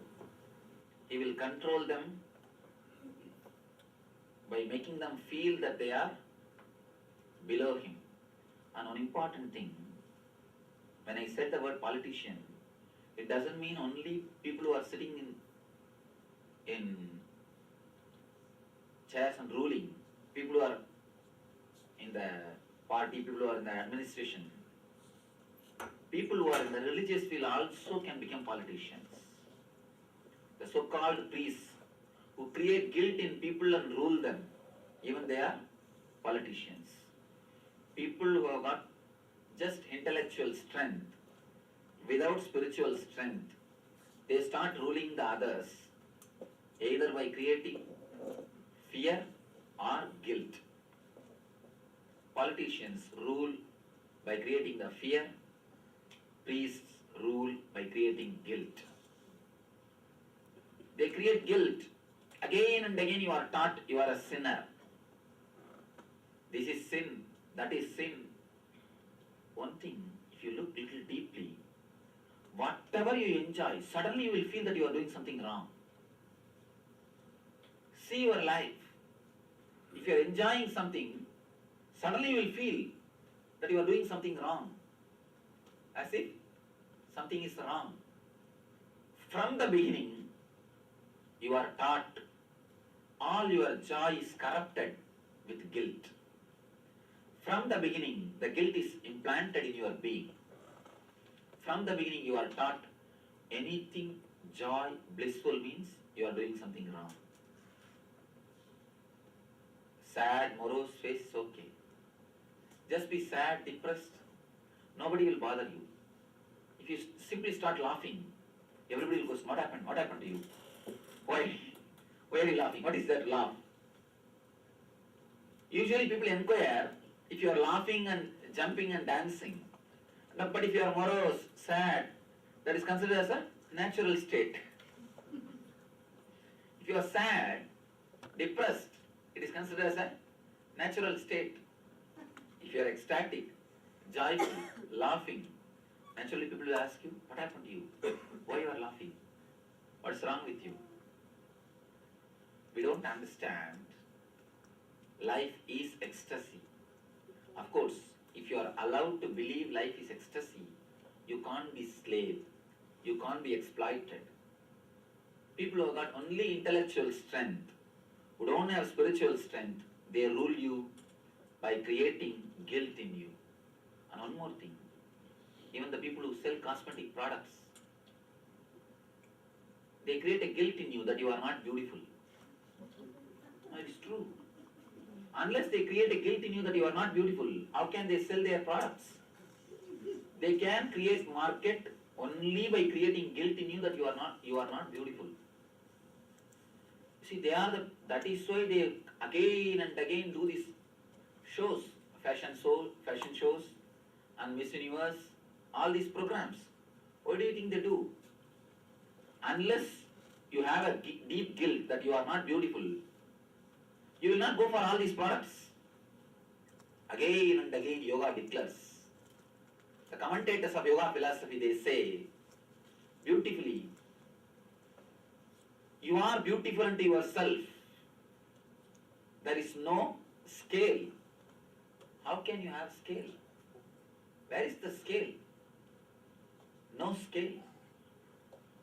God is not engineer. If he is an engineer, he would have produced two mold, Miss Universe and Mr. Universe, Miss Universe and Mr. Universe. Then he would have ordered, make this same mold 10 million people, over. But he is not an engineer. He is a painter. He is an artist. He paints every one of us. He carves every one of us. That is why every one of us are so unique. So there is no comparison. There is no need to feel that somebody is beautiful and somebody is ugly. You are enough unto yourself. I tell you one important thing. I read a beautiful book on this healing. On Dr. Louise Hay. She has done a lot of research and she has written a beautiful book. And I feel she must have had some spiritual experience. Otherwise she can't come up with such wonderful ideas. I think she has done a big service to West by writing that book. In that she describes so many mental setups which creates disease in our being. Samskaras which creates disease in our being. Let me tell you something from my own experience. When you create an idea that somebody is beautiful and you are not, you should become like that person. See, male attracted to female or female attracted to male is perfectly alright. That's usual, natural. That's okay. But when some male puts a photograph of some male model and tries to become like him every day, doing some exercise, doing some gym, every day he tries to think, I should become like him, I should become like him. Or a female puts some female model's photo and tries to paint herself continuously to look like her. It creates a deep guilt in you and gap is created between you and you. The deep gap is created between your body and your being. It's almost like a wedge inserted into your being. You become uneasy with your being, with your body. When you start feeling guilty, you are not beautiful. You should become like somebody. You should look like somebody. You create a deep guilt in yourself. Unconsciously, you start hating your body. You don't live with your body completely. You don't live with your body comfortably. You just start feeling uneasiness with your body. When you start feeling uneasy, uncomfortable with your body, the uneasiness becomes disease. The uneasiness, diseasiness with your body becomes disease. According to my experience, I worked with millions of people in last few years. I am working with lakhs of people. in the healing, in the meditation. From my experience, I tell you, the idea which is created in you that you are not beautiful enough unto yourself, that you are not beautiful, is the main cause for the cancer. When you start feeling that you are not enough, you should look like somebody else, you start creating gap between you and your body. That gap, that uneasiness, that uncomfortable feeling with your body is the root main cause for the cancer. One important thing you should understand, that body may look really beautiful, but you can't enjoy even a cup of coffee through that body. Even if you have to enjoy a cup of coffee, you have to enjoy only through this body. You have to enjoy only through your body. Can you enjoy a cup of coffee through somebody's body just because it is beautiful? No. Just because it is beautiful or handsome, you can't enjoy even a cup of coffee through that body. Be very clear, nobody is beautiful. Nobody is beautiful. Everybody is enough unto themselves. Everybody is enough unto themselves. You are okay for yourself. You don't have to compare. You don't have to think somebody else is beautiful. You don't have to feel that you are not enough. Be very clear. If God is an engineer, He would have created every one of us in the same mold. He is not engineer. He is an artist. So every one of you are unique. When the guilt is created in you, you are not beautiful. Only then you will start getting all the cosmetics, all the beauty products. To promote those products, that idea has to be created in you. All these people indirectly rule you. Indirectly, all of them rule you. The intellectual strength without having spiritual strength is a dangerous thing. Actually, I don't speak from memory. I speak from spontaneity. If somebody is speaking with mind, they will prepare their lecture, come and vomit. I speak from spontaneity. That is why every day, hours together, somewhere or other I am speaking. But so many new things are coming out, and I never feel tired. People ask me. One professor asked me, one university professor, American university professor, Swamiji, we speak. If I have to give 1 hour lecture, at least 3 hours I have to prepare. But I don't see you prepare. You just come and speak hours together in the workshops, meditation workshops. I will be speaking maybe around 30 hours in 2 days. Hours together you express. How can you do it without preparation? See, if somebody asks your name, you don't need to prepare to reply. It has become your being. Anything which has become your experience, you don't need to prepare to express that. So now, whatever I am expressing, and it has become my experience, so I am expressing. I am speaking from spontaneity. I am not speaking from the mind. When you move around, when you disturb, naturally you disturb others' attention. When you disturb others' attention, naturally I have to stop speaking. I have to bring you back to the subject. It's like a hump on the highway. It's like a hump on the highway.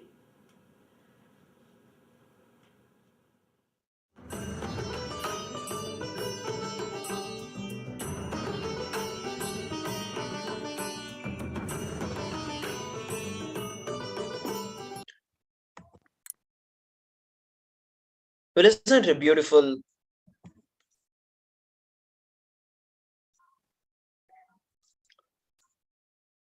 Satsang by the Supreme Pontiff of Hinduism. 29th of April 2006, the Supreme Pontiff of Hinduism conducted a one-day Dhyanapurana convention at Seattle, Washington. The Dhyanapurana program, which is the flowering of the meditation, was a two-day convention.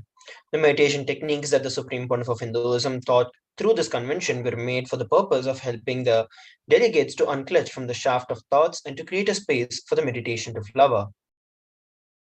And here we're looking at the 29th of April 2011, when the Supreme Pontiff of Hinduism gave a very clear description about the body and health and how to come out of health, including the cancer. Supreme Pontiff of Hinduism described how the mind, body, muscle, memory, biomemory, and cognitions are intricately linked. Let us look at a beautiful glimpse from that.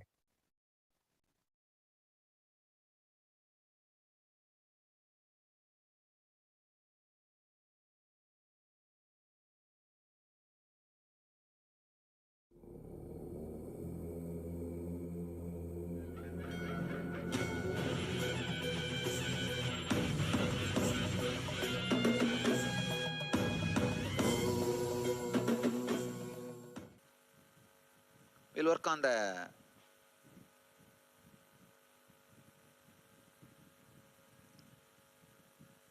health.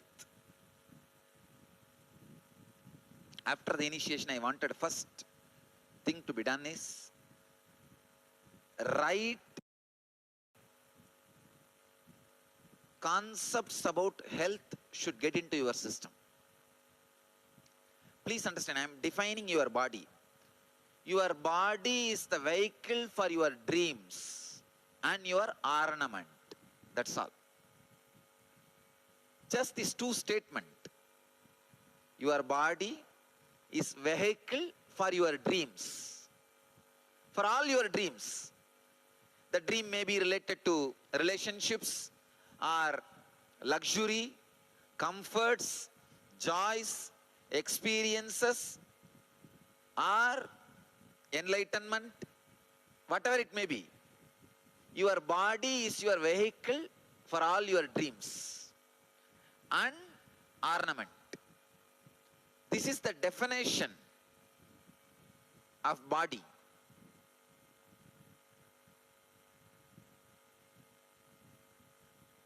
Health means the ability to fulfill all the dreams you are carrying in a very casual way without losing the quality of being an ornament. See, your body should be able to fulfill all the dreams which you are loading on it. Being an ornament for you. It should be an ornament for you, and it should be a vehicle for your dreams. That is what I will define as a health.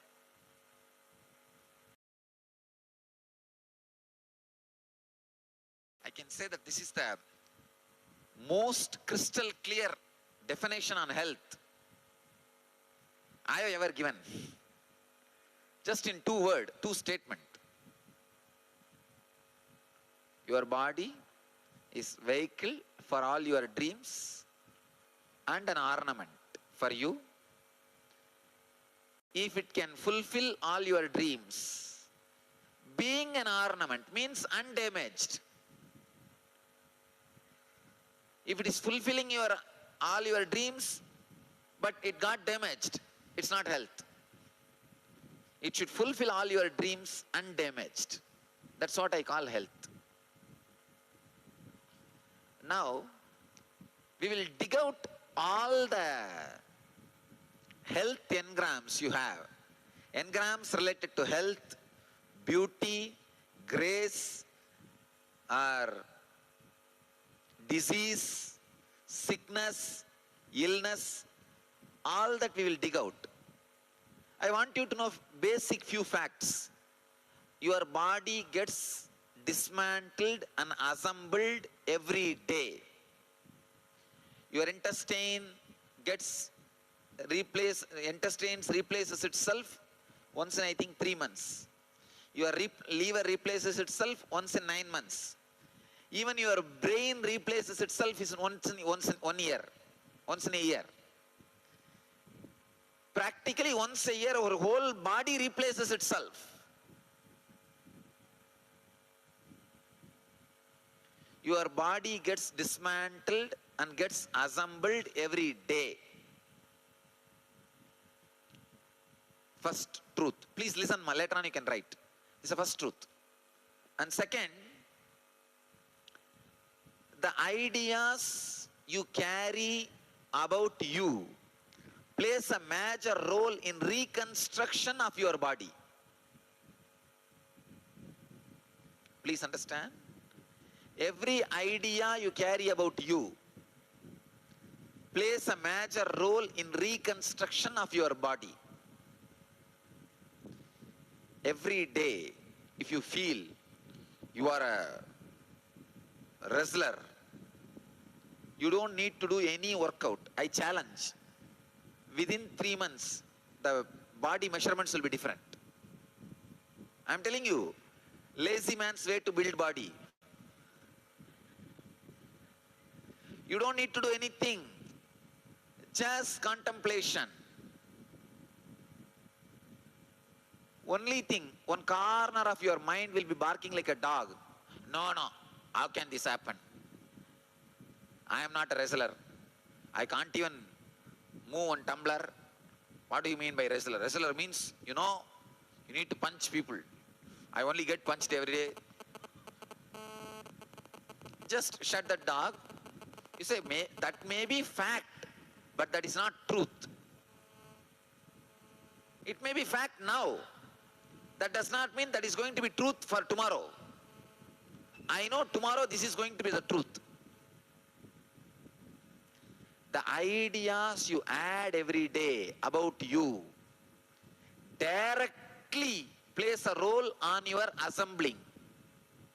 See, it's like when you get out of your house, if you are going to your office, you will carry files. If you are going to the golf club, you will carry that golf bag. Where you are going, you will carry things necessary for that. Same way, every day when you come out of your deep sleep state, what for you get into the body, you bring that kind of tools and weapons and assemble the body. So every day, the idea you have about you directly plays a major role in assembling your body. Your mind is you. If you change the mind, you are changed. That's all. Please understand. Your mind is you. If your mind is changed, you are changed. Means the new ideas with which your body gets assembled will be naturally new body. Now basically I want you to understand how to build a new body. And I wanted to program you for new body. Today and tomorrow I will work only on programming you for new body. Just programming you on for new body. Nothing else. Deeper and deeper and deeper, the ideas about you should become muscle memory. I can tell you, so many people I have healed from so many disorders, diseases, just by changing the idea about themselves. That's all. See, cancer is nothing but you strongly feeling life is bad. That's all. If somehow I am able to make your muscle memory believe life is good, immediately you walk out of cancer. I have seen so many people walked out of cancer. Just if I make their muscle memory believe, hey, life is good. It is not that bad as we think. It's not all corners are against me. But unfortunately, usually people's mind will not believe. So I will not work with the mind. I'll work with their muscle memory. Now I'm going to do that only. I'll give some ideas for your mind, like a brain candy. Let it be chewing. I'll work with your muscle memory only. See, all Upanishad is working with your muscle memory. Usually the ideas which I give, your mind will be chewing. Now I gave an idea. Your body is the vehicle for your dreams. Wow, what a definition. Your mind will be sitting with that brain candy. So I'll do my job. See, that's all is the whole thing. When you are listening, wow, what a definition. Because this is the perfect definition of a body. Body is the vehicle of all the dreams you carry. Perfect. Your brain will be ornament for you. Wow, yes, it is ornament. It is hanging on me.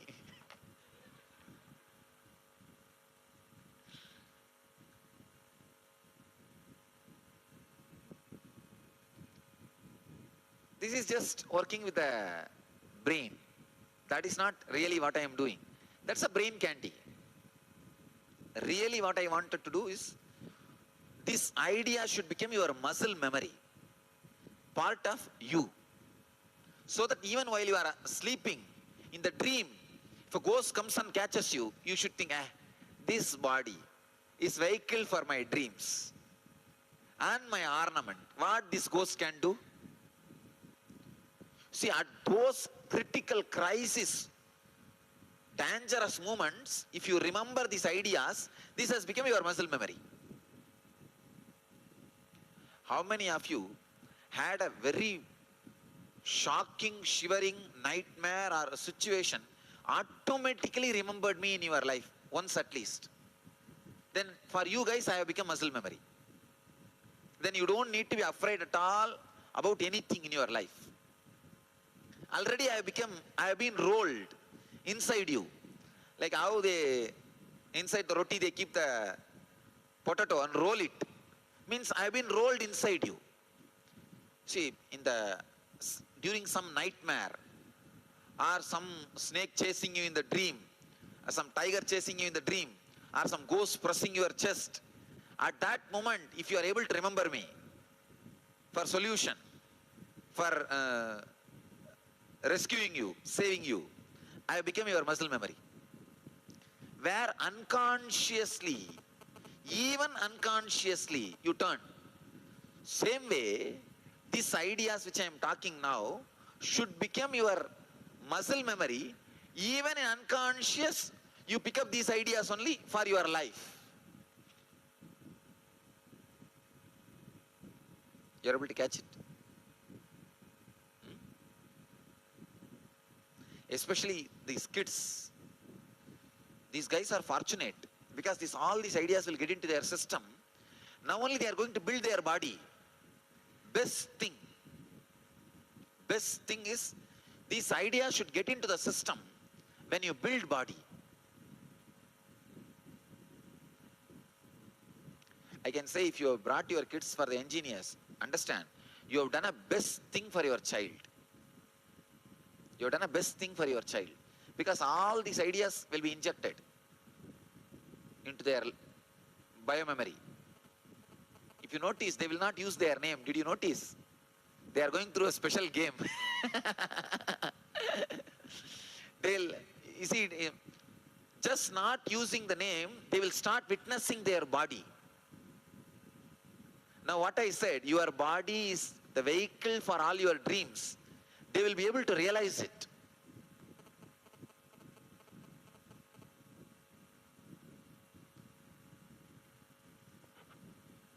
That Ishwar, he broke his hand and came to me. I asked him, is it paining? No, Swamiji, I am penetrating and looking into the pain.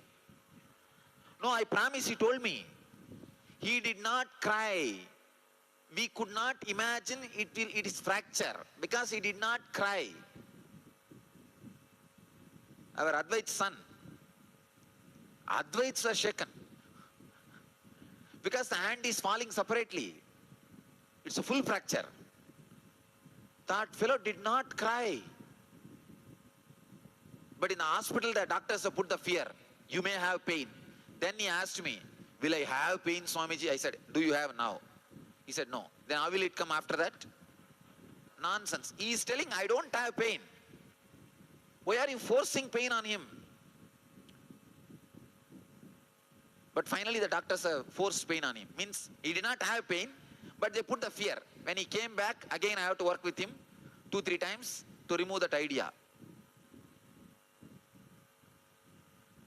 You will be shocked. That fellow is telling me, no, I am penetrating. He is not even telling I am. Ishwar is meditating and looking into the pain, whether it exists or not, Swamiji. Literally he said. And the hand is hanging. Not even band-aid is done. I thought, oh God, this is the best time. We should video record it for engineers. But it was too bad, too much, so I did not do. No, his hand is hanging. He is telling, no, Ishwar is meditating and penetrating to see whether there is a pain.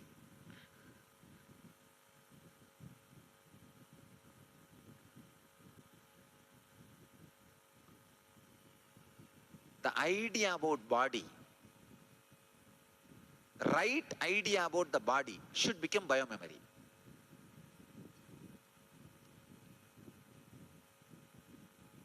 See, if you become already programmed, then immediately we cannot change. We need to only do it step by step. Somebody was telling that they will not take painkiller. Who is that? You should take painkiller. I'll heal you.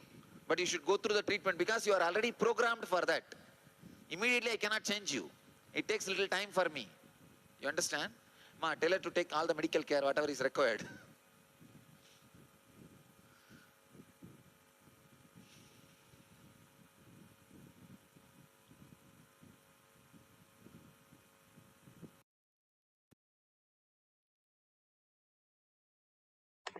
Yes, let us now look at on 29th of April in 2012. On this day, the Supreme Pontiff of Hinduism visited the Madurai Adinam, which preserves the blueprint of this Enlightenment ecosystem through the sacred lineage of the pontiffs. The chosen emissaries of Paramashiva and Paramashakti, the pontiffs of the Guru Mahasannidhanam, are the direct embodiments of the cosmos. In this day, crores had gathered to celebrate his coronation as the 293rd pontiff of the Madurai Adinam. Additionally, the Supreme Pontiff of Hinduism, along with the 292nd Guru Mahasannidhanam, gave a press meet to celebrate the glorious cosmic event. Here, we are on 29th of April 2014 when the Supreme Pontiff of Hinduism conducted the Nithyananda Yoga Convention in New Delhi, India. The Supreme Pontiff of Hinduism explained the process through which the delegates of the program can begin to create new cognitions. Dropping anything which makes you powerless or brings conflicts are the key concepts, and Swamiji explained them using the 4 tattvas: authenticity, enriching, responsibility, and integrity. Let us look at a glimpse from this Nitya Yoga.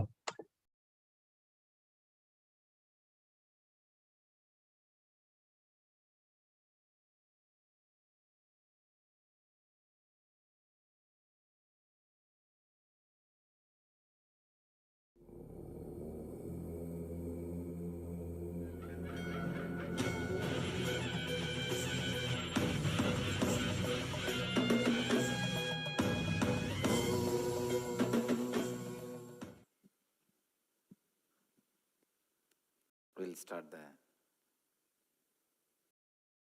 evening sessions, afternoon sessions.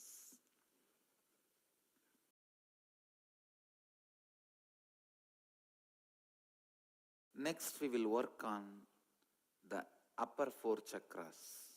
We worked first on the 3 lower chakras. Now on the upper 4 chakras. Please understand, the thought current, thought pattern which stops the Kundalini energy in heart center is attention need. The throat center is jealousy and comparison. In the third eye, brow center is declaration of supremacy, ego. On the crown center, the thought current which stops the Kundalini awakening is a deep dissatisfaction, the emptiness. We will see how one by one each pattern can be broken. Please understand, this dissatisfaction and all, if you are trying to break that pattern by fulfilling whatever you think you need from the outer world, you will never reach anywhere.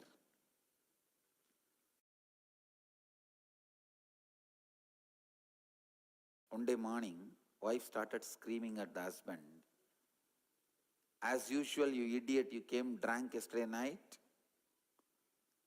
The husband is behaving very innocently. No, no, no. Who said I was drunk?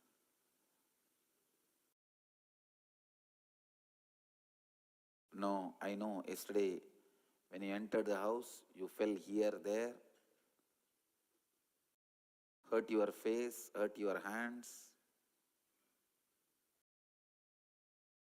He was telling, how do you know? I have not hurt myself.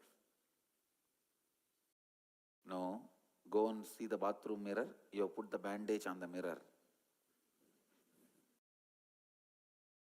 Understand? He was putting the bandage on the mirror, not on the face. You trying to find satisfaction by fulfilling what you think is the reason for your dissatisfaction is nothing but putting the bandage on the mirror.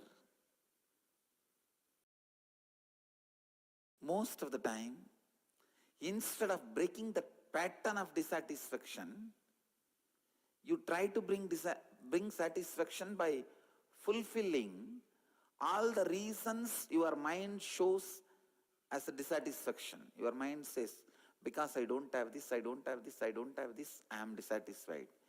Then you start running to fulfill everything. You actually need to break that pattern of dissatisfaction. You are working in the wrong direction, as I said. You are putting the bandage on the mirror.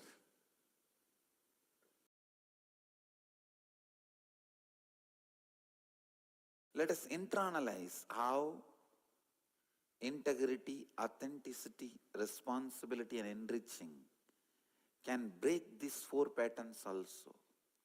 Please understand, I am initiating you into a new way of thinking through these internalizing sessions. I am not giving you do's and don'ts. I am not saying jealousy is wrong. I am not saying comparison is wrong. I am not saying jealousy is right. I am not saying comparison is right. I am not saying ego is wrong. Don't mistake me. I am not saying ego is right. I am not saying fantasy is wrong. I am not saying fantasy is right. I am not saying fear is wrong. I am not saying fear is right. I am not saying dissatisfaction is wrong or right. All I am telling you is anything which makes you powerless is wrong. Anything which brings conflict in you is wrong. Anything which makes you feel very victim mentality is wrong. How, with these four principles, you can break that and come up with a new way of cognition. So in these 2 days, I am not completing any program. I am initiating you into new thinking. So this time, you are going to sit with you when I give you the worksheet, internalizing worksheet.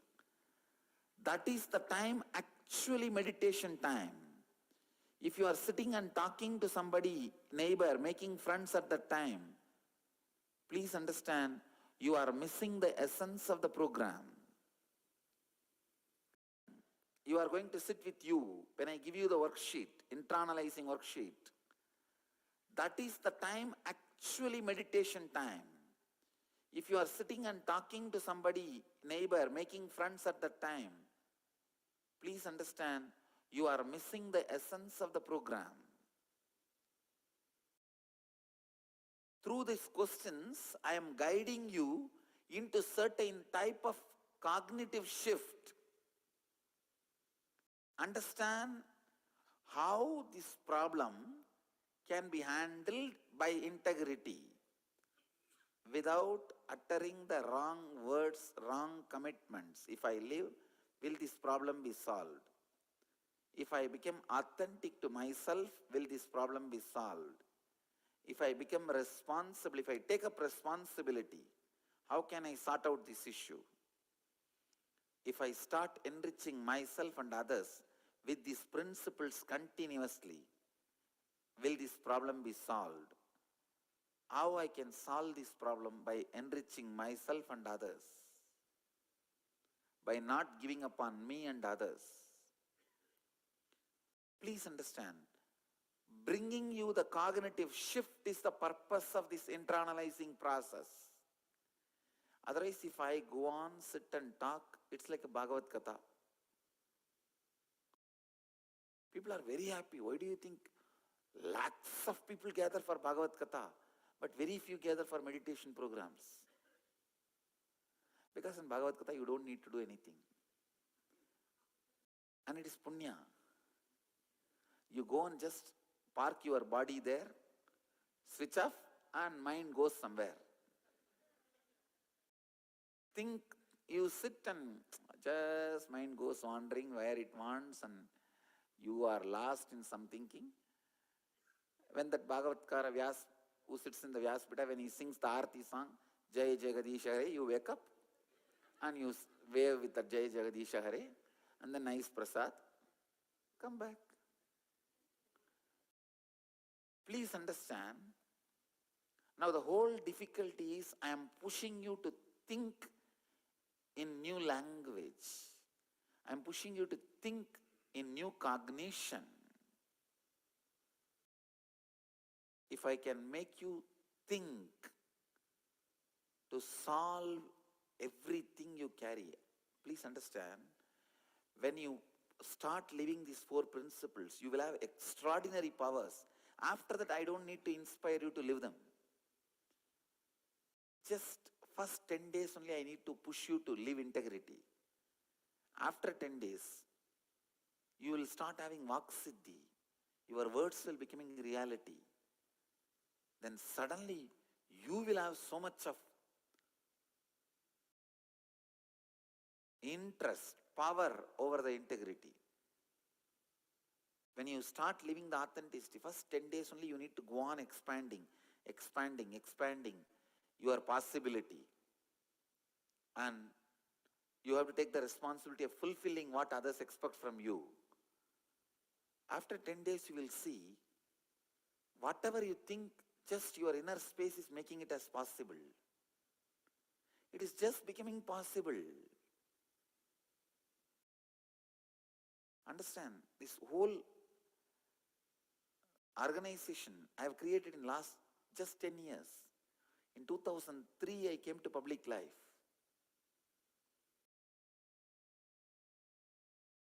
I am not talking for any pride or ego. I am just telling you, stating you the fact. We have presence in 100 countries. We have centers in 100 countries. In 40 countries, we run ashrams. Thousands and thousands of people, full-time volunteering and spreading this message, mission, whatever is happening. This whole thing I have created in the last 10 years, I tell you. It is not because of some this siddhai, that mantra, some jadoo, no. When you start living the authenticity, anything you want just becomes possible. The space of possibility starts expressing through you. You can never believe now when I say you can have Vaksiddhi. You may say, no. After 10 years, if I practice integrity, then I may have. You may be thinking, maybe when I am old, about to fall, I also may have Vaksiddhi.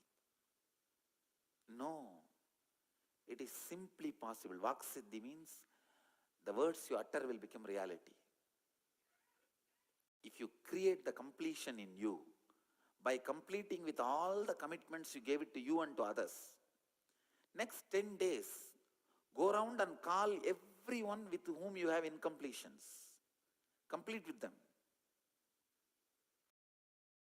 Don't have these small complaints. They don't want to talk to me and all that. Take responsibility. It is you who want the Vaksiddhi, not them.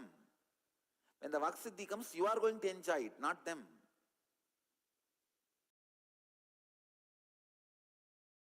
In next 10 days, finish the completion with you and with others. When you complete from the childhood, all the people with whom you have incompletions, you see, if you gave a word and honored it, then no problem. Leave it. If you have not honored, call that person and remind him. When I was at the age of 7, I gave you the commitment. I'll buy and give you ice cream. I neither honored nor bothered to complete with you. Now I am completing. Please understand. You don't need to apologize. You say that various reasons it happened. If you feel like apologizing, up to you. Otherwise also you don't need to apologize. But making it very clear, you are responsible for every word you gave. If you respect every word you gave to others and to you, your word will start respecting you. Your word will start respecting you. You can have the Vaksiddhi in 10 days. I am not giving you any false promise. Please understand. I am not going to run away anywhere. I am in Bangalore and again I am going to come to Delhi. I am going to be again and again coming. I am not giving you any false promise. Of course, there are a few devotees working very sincerely to make even ashram in Delhi. Already few devotees are working. I am going to be coming again and again to Delhi. All I am trying to tell you is, I am not giving you false promise. I am giving you the straight fact, simple possibility.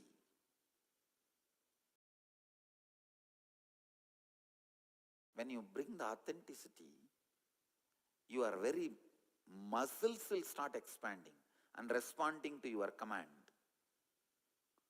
You will have your whole body under your control. You will have your whole body supporting your life's purpose. Now, your purpose is one and your body says, no, I am not interested in all that. I have already become old. I am retired. I am bored. You do what you want. I am going in this direction. That is going in one direction, you are going in another one direction. And that constant irritation, boredom you carry will be broken when you start thinking with authenticity. How many of you carry that deep laziness and boredom about life? Not you, everyone carries that. Few people are lazy even to raise the hand, that is why they did not raise the hand. People who did not raise the hand don't think they don't carry the boredom and laziness. They are so lazy even to raise the hand. Now that is the truth. I tell you, to break my fear pattern, it took only 2.5 years for me. To break my boredom and laziness pattern, it took almost 10 years for me. 12, I recognized that pattern. Only 22, I broke it. The laziness and boredom pattern is such powerful pattern. You never recognize it. That's the most powerful pattern. It can be broken only when you bring authenticity into your thinking. Constantly deciding, I will keep me in my peak possibility. When I have done this, why not now? I should be expanding. But usually you will see your thinking is always only shrinking. Putting a very low level scale for yourself. let me be very safe, I will do this much.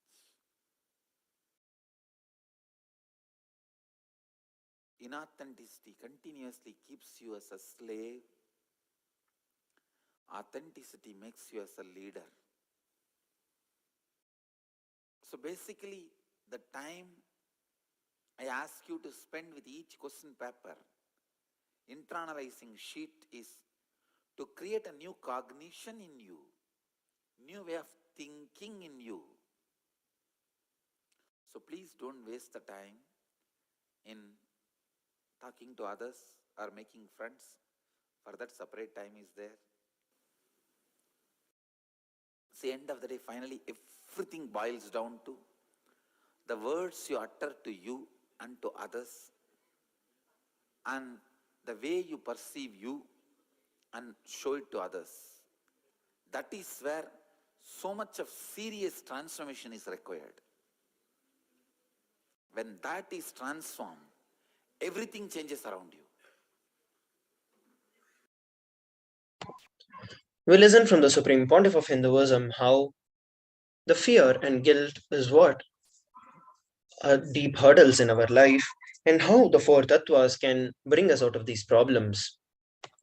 Here we're looking at 29th of April 2015, when the Supreme Pontiff of Hinduism continued on the Living Advaita series of addresses and initiations from the Upanishads. This day, the Akashic revelations was a profound delivery of the Ishavasya Upanishad, the 10th verse, where the Supreme Pontiff of Hinduism revealed how the Upanishad rishis are divulging in the subtle difference between grasping and grabbing the truth through the context and act, and only by constantly keeping your seeking alive makes you grasp the truth by approaching the world, God and Guru and yourself with tremendous love and patience. Do not grab them, keeping a result or agitation or fear in the mind. He stresses the context of any action is key to seeking. When enlightenment is not the first priority, then it is not true seeking.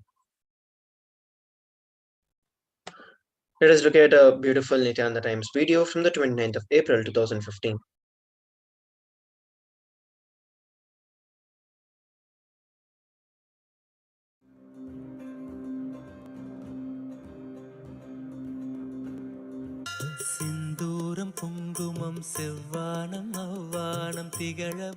Pattabhishegam or coronation ceremony of Devi Meenakshi was performed on the 8th day of Chittirai Brahmotsavam.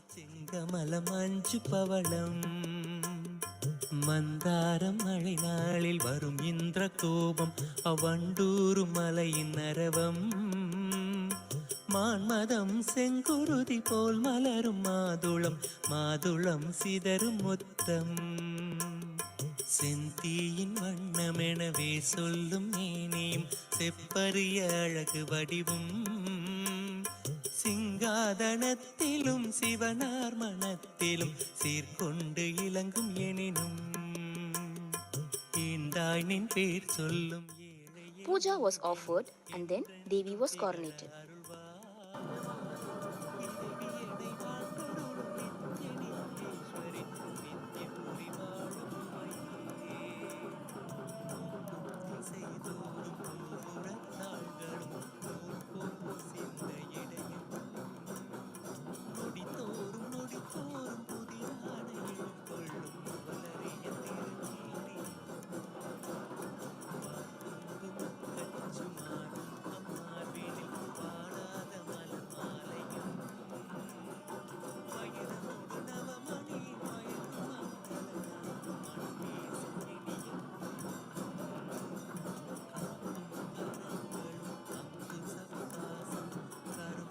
மலர்கள் ஐந்தும் கனிவாயில் மூரலும் கருணை பொழிவிழிகளும் கனகமணி ஒளிரும் முடியும் ஈர்க்கும் சுடர் முகமும் இருவிழி களிப்பயாம் எங்கெங்கும் காண அருள்வாய் இறைவியனை ஆண்டர்.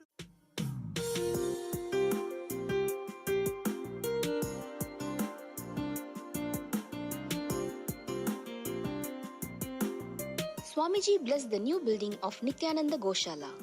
The building is part of the larger vision to preserve the fast disappearing native breeds of Indian cows.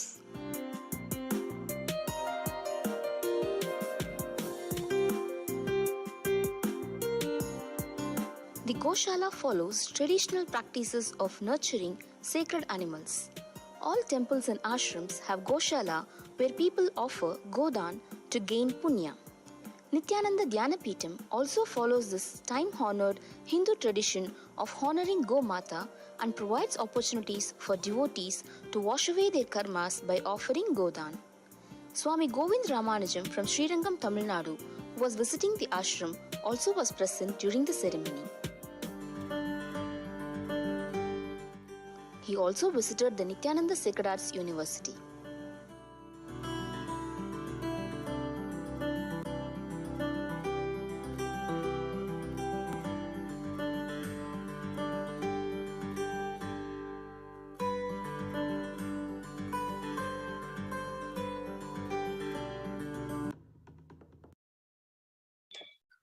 Here we're looking at 29th of April 2016 when the Supreme Pontiff of Hinduism presided over the Living Shuddhadvaitam Convention in Ujjainadinam as part of the most auspicious and the holiest event of the Kumbh Mela. Over 75 million people had visited with the opportunity to have the once-in-a-lifetime experience of the most powerful energy darshan of the Supreme Pontiff of Hinduism, and later to receive a personalized Kalpataru darshan where each and every one of the delegates got to receive the healing for their chronic ailments, boons, and blessings for many aspects of their life. Additionally, free Annadan was also served to all who came to the campus. And here we're looking at the 29th of April 2017 when the Supreme Pontiff of Hinduism facilitated a process to evoke the cosmic source of energy, the cosmic mother Adi Shakti, in a partaking session in this process. Whether in person or in online through this video, the power of the process is the same. This is so all the dormant powers can start manifesting. Each human has a divine feminine energy inherent to their being. It is such a precious energy available, yet unknown to most of us. It is like having access to $1 million in the bank and we do not know about it. When the avatar awakens this sacred energy, it's a completely safe process called the initiation. And here we're looking at 29th of April 2018 when the Supreme Pontiff of Hinduism conducted the Day 30 of the Ultimate Spiritual Mahasadashivoham program conducted on the beaches of Rameshwaram for all the Mahasadashivoham delegates. He also announced that the year-long Sadashiva Shaktipada Yatra to enrich the whole of Bharat by manifesting the Shaktis of Paramashiva. Supreme Pontiff of Hinduism also visited the Ramanatha Swami temple, where he performed the 22 snans, the Navapashana temple, the Tirchendur Murugan temple, and several others. This day was also celebrated, the 10th day of the Chitre Brahmotsavam, celebrating the Pradosham in Sanghas around the world on this day.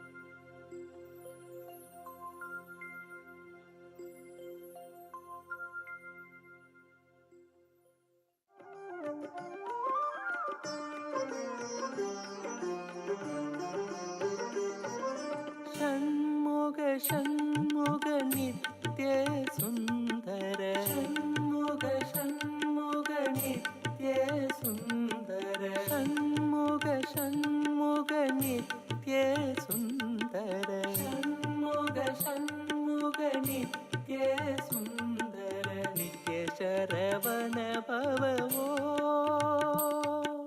नित्य शरवण भव शरवण भव गुरु शरवण भव नित्य शरवण भव नित्य शरवण भव गुरु शरवण भव गुरु शरवण भव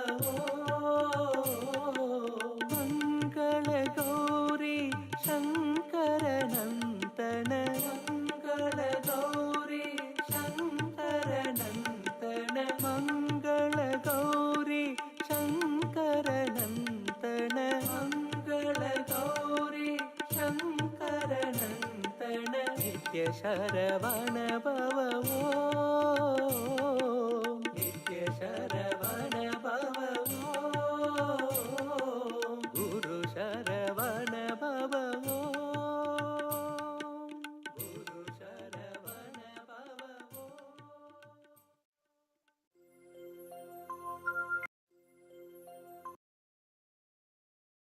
And here we're looking at the 29th of April 2020, when the Supreme Pontiff of Hinduism conducted the day 9 of the Paramashivoham season 2 and presided over the 5th day of the Chitra Brahmotsavam, offering the worship at the sacred feet of Devi Meenakshi and Somasundareshwara in Adi KAILASA and all the other Sarvanya Peetams across the world. The Supreme Pontiff of Hinduism worked further on raising the consciousness of the delegates by bestowing them with the Sundareshwar Bhava Samadhi Darshan for the day. Contributing to over 108 humanitarian causes, the Sri Kailasas Uniting Nations, Kailasa's Nithyananda Hindu University, marked the Season 3, Day 9 of the Paramashivoham Convention. And here we're looking at the 29th of April 2021, when the Supreme Pontiff of Hinduism had blessed the ambassadors and the delegates of Kailasa with the Shaktipada and Shaknipada and the life darshan of the Supreme Pontiff of Hinduism. On this day, the Supreme Pontiff of Hinduism blessed everyone with the Arulvaku, with the Parashakti Akashic readings, where the ministers and the ambassadors and all others of Kailasa had the rare opportunity to ask for healing, blessings, and answers to their questions by Devi Parashakti. Many grand revelations were provided by Devi Parashakti during these sessions, and this is one of the most powerful ancient processes from the Hinduism, where our brain neurons process the avatar who is embodying the divine feminine consciousness. So today we are here on the 29th of April 2022. So let us now prepare ourselves to receive the Nitya Satsang by the Supreme Pontiff of Hinduism. I request each and every one of you to please sit straight with your head, neck, and spine in a straight line. And let us chant the Mahabhakya as we prepare ourselves for the Satsang.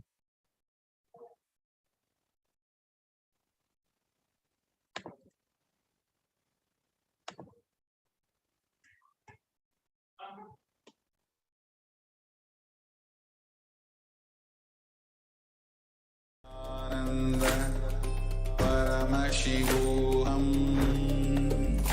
Om Nithyananda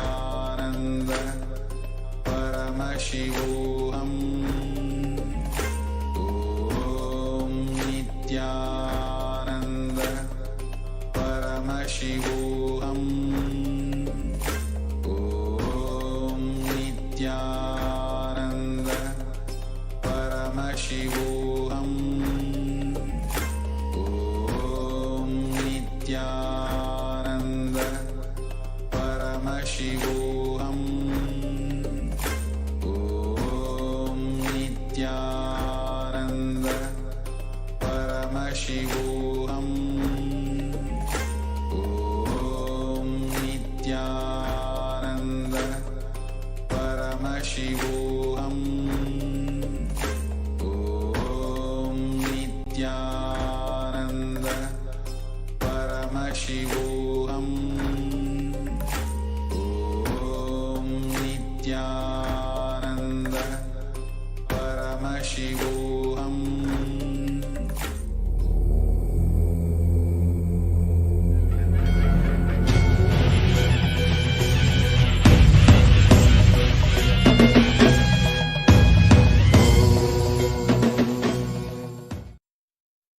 The auspicious program, the Kailasa Dharma Jyoti Religion and Worship Award Ceremony in celebration of the Global Conclave World Interfaith Harmony Week.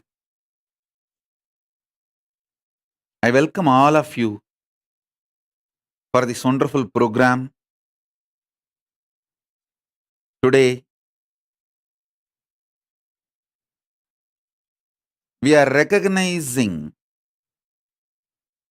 the great services, contribution in the field of interfaith harmony of 10 prominent personalities, dignitaries from various religions from around the globe, from various religions, various faiths, traditions. 10 people are getting awarded. I congratulate all 10 of them for their great contribution in the field of interfaith harmony. We start with Grandmaster Fabio Venzi from Italy. Thank you for what you are doing. Thank you for who you are. Bishop Dalton J. Harding, Secretary of Calgary Interfaith Council, the Church of Jesus Christ of Latter-day Saints, Canada. Thank you. We sincerely thank you for who you are and what you are doing. Thank you, sir. Thank you for being who you are. Sister Uma Devanath, Brahmakumari's World Spiritual Organization, Trinidad Tobago. Thank you for who you are and thank you for doing what you are doing. Father Brian McWeeny, Director of Ecumenical and Interreligious Affairs for the Roman Catholic Archdiocese of New York, Catholic, United States. Thank you, sir. Thank you, Father Brian McWeeny. Thank you for being who you are and thank you for doing what you are doing. Reverend Hapin Im, President and Founder of Faith and Community Empowerment, Catholic, United States. Thank you, Reverend, for who you are and what you are doing. And Pandit Sunil Seetal Maharaj, Head and the Spiritual Leader of Ganeshotsava Foundation, Hindu, Trinidad Tobago. Thank you, Pandit Sunil Seetahal Maharaj ji. Thank you for doing what you are doing, being who you are.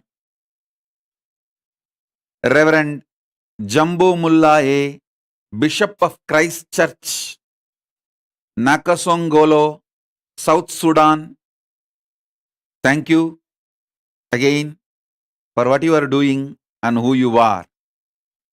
Dr. Murali Krishna Bhuvanagiri Sharma ji, Founder and Head Priest of Sankaramatam Vedic Academy, North Carolina, United States.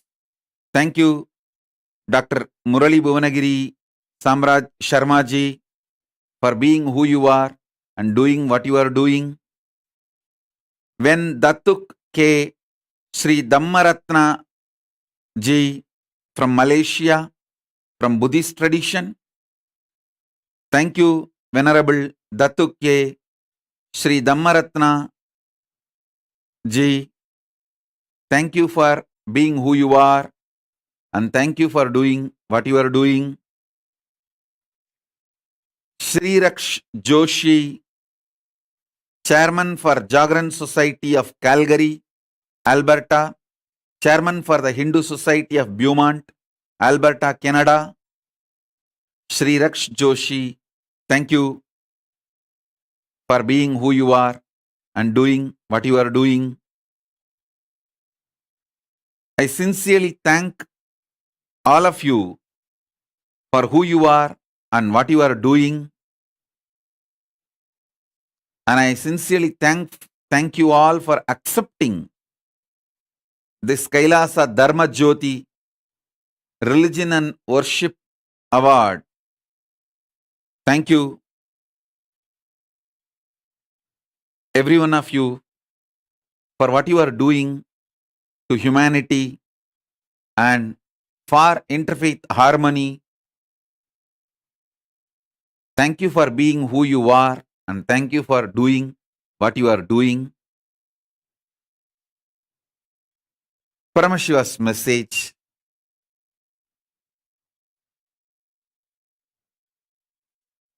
on this auspicious occasion, directly from Kailasa,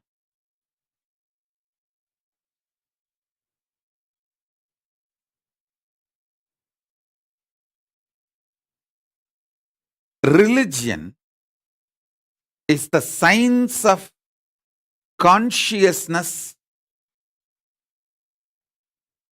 and cosmos. It has two components, the pure science part and applied science part. All religions have pure science, like universal values, universal truths, time tested, foolproof, universal truths. Pure science part and applied science. How we apply that pure science in our lives.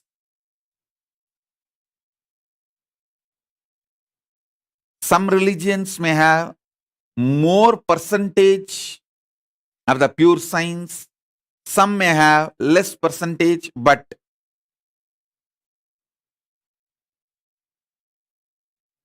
all religions will have naturally the pure science, universal truths as their foundation, fundamental existence, their core component. If we all, religious leaders, spiritual leaders, if we all decide to focus more on the universal truths, pure science, and not have deep states influence in our applied science, not influence the deep state through our applied science, we will all transform the world in no time. We all religious leaders, leaders of faith organizations, religious organizations, religious influencers, spiritual leaders, if we all decide our applied science part, our organization, our faith infrastructure should neither influence the deep state nor get influenced by the deep state. And if we stop using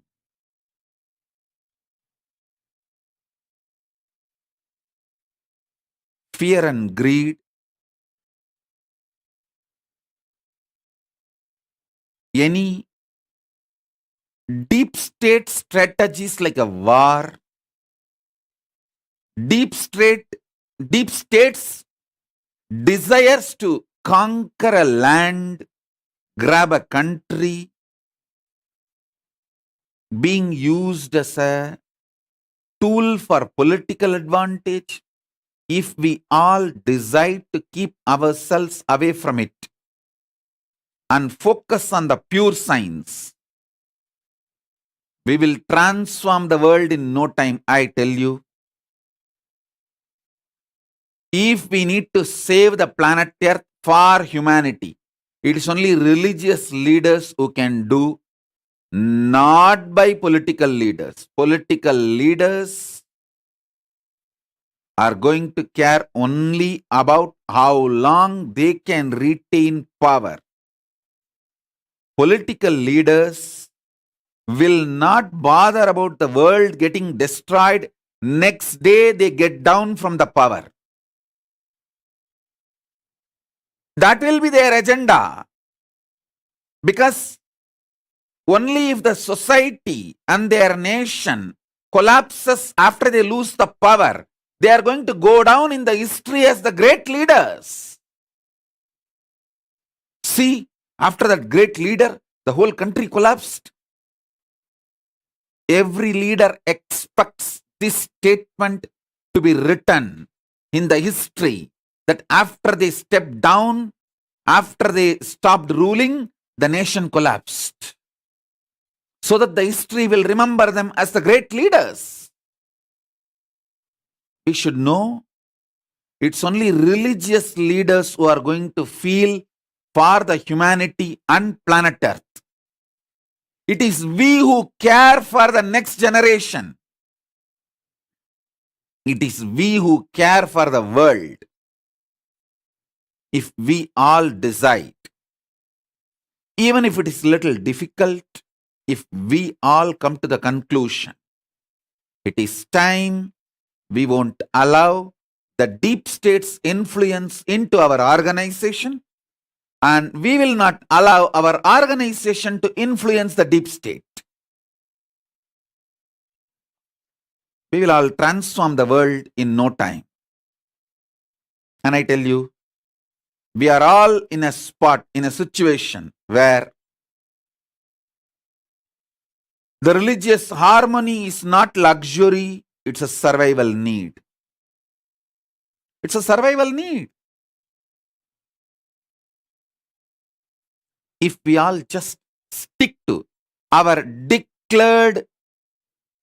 publicly declared agenda without letting the deep state to put their agendas into our organization, and we not putting our hidden agendas into the deep state, that's more than enough. I feel that's a solution. Not only we will be able to keep the interfaith harmony, we can keep the planet Earth safe and alive. We religious leaders, we people of faith, we people of book and God, we people who look up to the higher forces for our existence and the planet Earth's existence. It's we all care for the continuity of the humanity.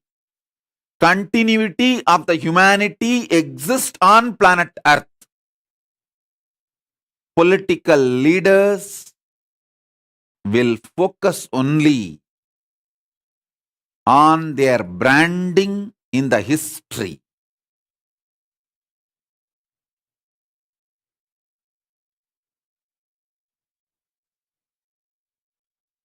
They are not going to be bothered about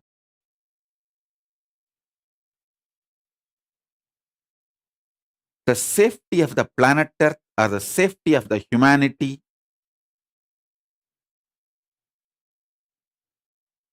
So I feel it's all of us need to be responsible, that we don't allow politicians' undeclared deep state agendas penetrating into our organizations.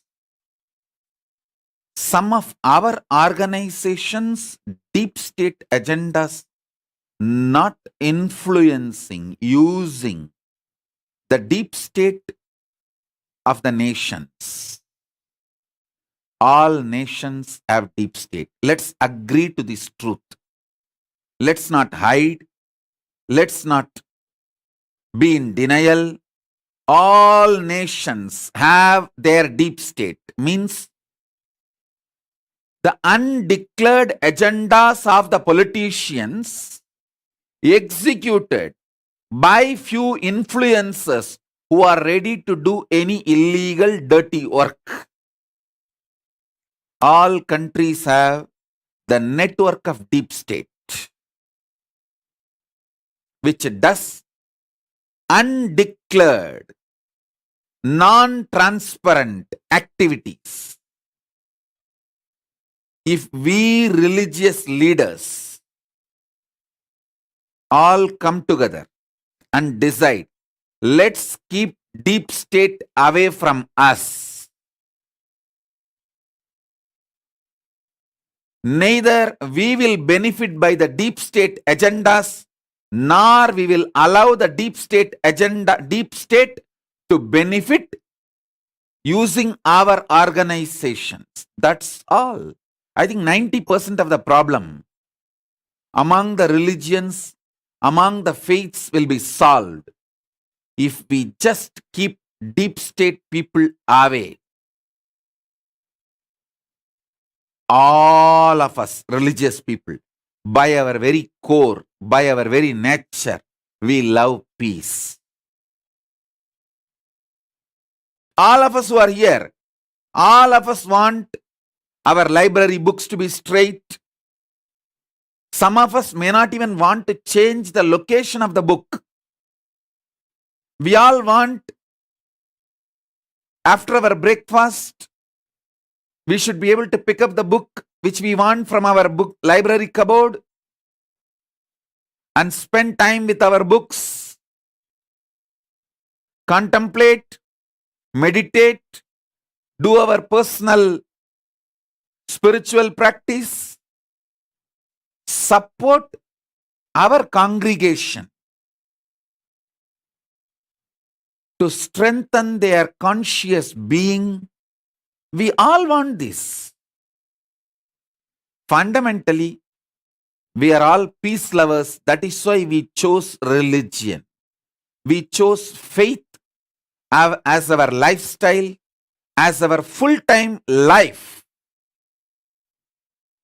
Not just career, as our living, as our life. We all chose. So it is we all who need to decide to keep planet Earth alive, peaceful for our next generation. For our next generation.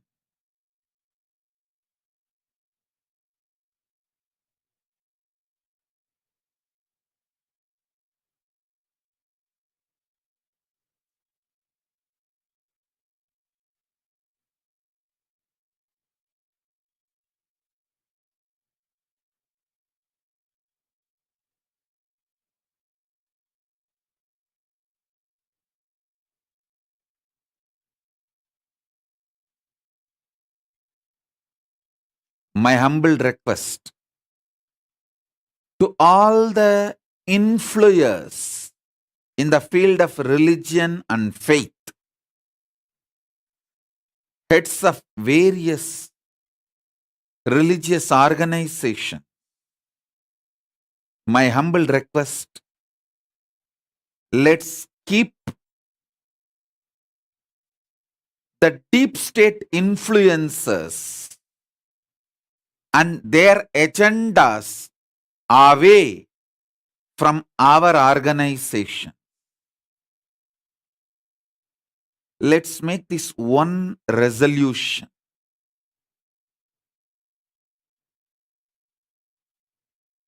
Fundamentally, deep state wants to use religion to expand their territories, to consolidate their influence over the common mass,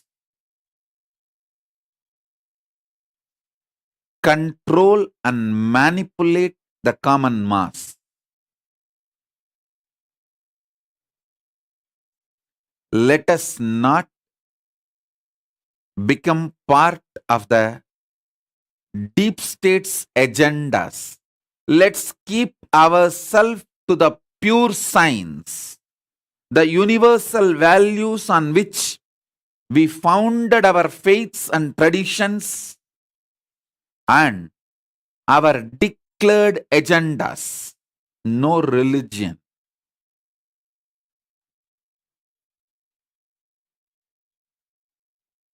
no religion declares terrorism and conversion as their agenda. But the deep state influencers use religious leaders and organizations and turn them out in practical ground level life, use them, manipulate them for their agendas. If we religious leaders decide to God, our organizations saying no to all deep state influences and deciding we will not influence deep state. Let deep state want to expand their territory, let them use army, let them not use religion. Let it be a declared open war between one country and the other country. Let them manage their agendas. Let us not be party to the deep state's agendas.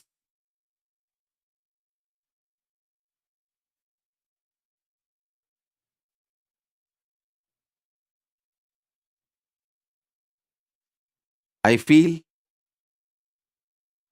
even if few of us, handful of us, start setting a trend, we will not be part of the deep state agendas. We will not lose our conscious sovereignty, our allegiance to God, our allegiance to cosmos, our allegiance to the pure cosmic science. We will be more chaste towards that than the deep state's agendas, influences, and deep states interfering into our affairs.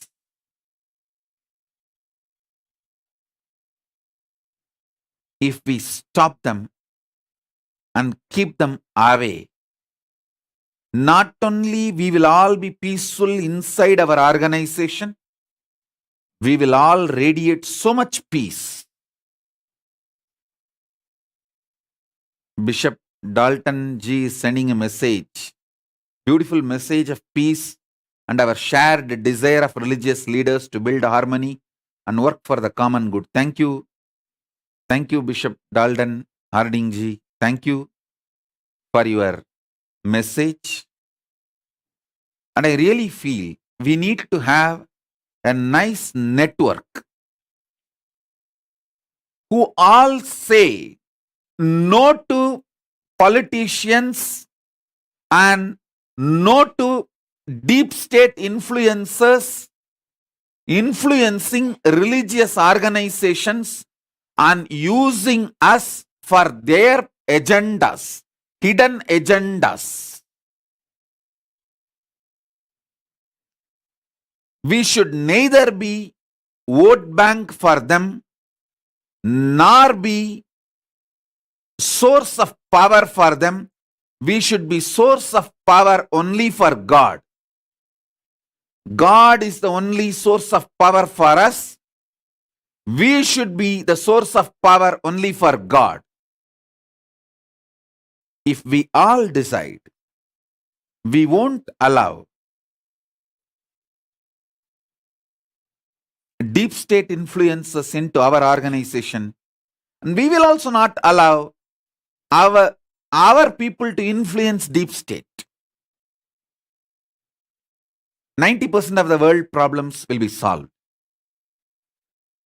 So Rahul Aswani is asking what deep state means. Listen, deep state means in all country, in all nation, there will be a network of individual influences across the political party, right wing, left wing, judiciary, executive, legislative, media, across all influences.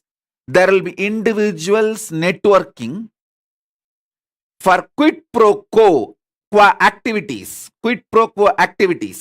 which is absolutely illegal, undeclared, sometimes even will be anti-national. They do anything and everything for each other's individual interests,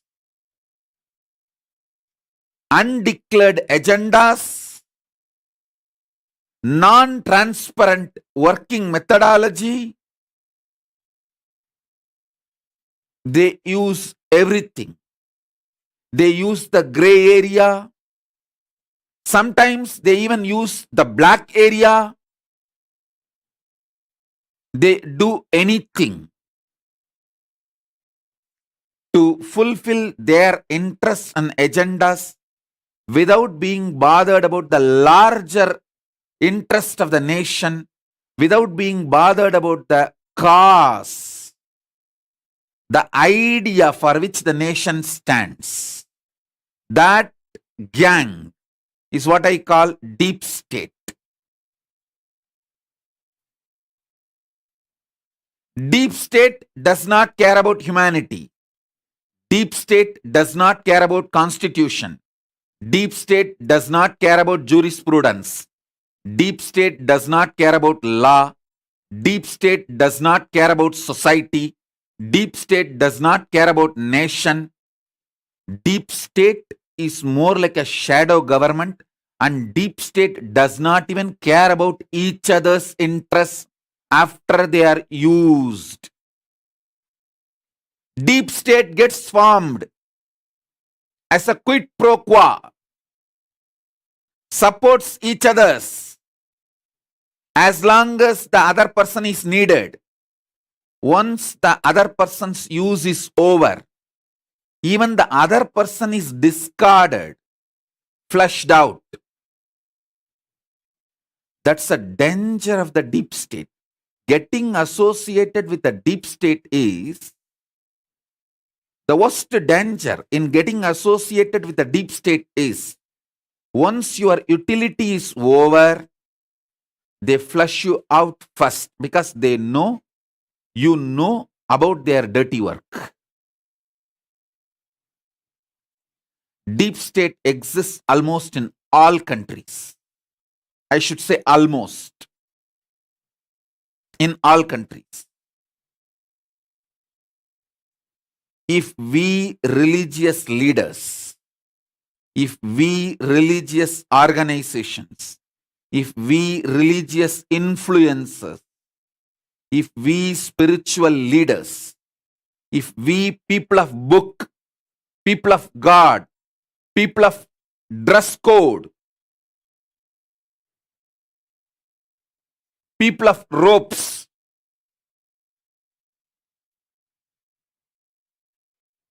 if we decide we will not allow deep state people to influence our organization, and we will not allow our organization to influence deep state people, we will bring so much peace, so much love, so much bliss to planet Earth. I also wanted to mention one more important truth. It's a little hard, bitter, but truth. Mass is losing faith on religious leaders because we are not doing what we need to do. We are supposed to maintain our allegiance, our integrity to God, our book, our rope, our declared agendas. But unfortunately, in practical life, when the mass starts seeing the deep state ganging up with the religious leaders and religious leaders allowing the deep state to manipulate religion, the mass is losing faith on the need of the religion and on the need of religious leaders. So we religious leaders need to wake up to this truth, rebuild common mass, common people's trust on us by proving that we are not part of any deep state agenda or any deep state influence.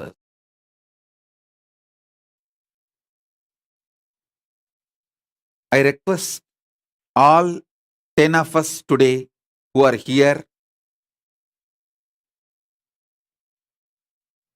if we all form a core group and say no to deep state, we are open to associate ourselves with any transparent declared agendas of the nation. We are not anti-national, we are not anti-social. We will cooperate, collaborate with the declared agendas. Open, transparent, declared agendas of the nation is welcome. But we will not allow deep state influences to penetrate our organizations, and we will not allow our organization to use the deep state influences, because once we expect some favor from the deep state people, they are going to use us. It's going to be quid pro quo. Understand, I faced worst persecution in my life, multiple assassination attempts. My organization's infrastructures, temples were burnt, demolished, attacked. I faced lawfare, false accusations, scandals. I have faced so much, but I never allowed the deep state influences to enter into my organization or deep state influences to sit across the table with me and negotiate. I said no. No relationship with the deep state influences. If I decided to have a negotiation with the deep state influences and settle, allow their agendas, I would not have lost what I lost. My whole organization would have been with me, but I would have been only the head of the organization, not the representative of the God. So I decided I'll be chaste to God than to the organization infrastructure.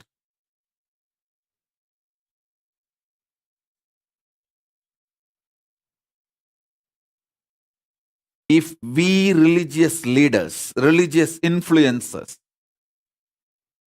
if we decide no deep state influence inside my organization,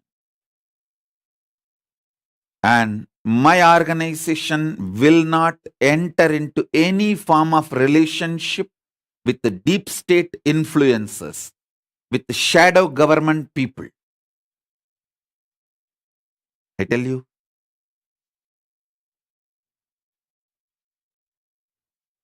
three things will happen if we all decide. One, we will all be peaceful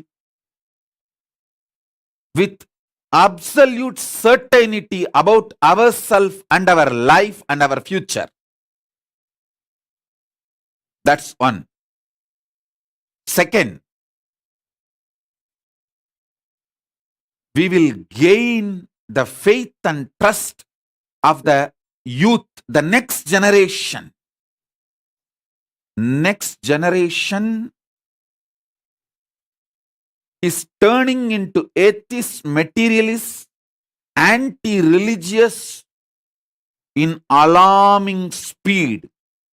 More than the speed of the global warming, human beings turning away from God, religion, cosmic science, spirituality is the biggest threat, and the speed is much more than the speed of the global warming. If we decide to keep deep state away from us, we will regain the trust and faith of the next generation, youngsters, youth. Youth is no more interested in getting exploited.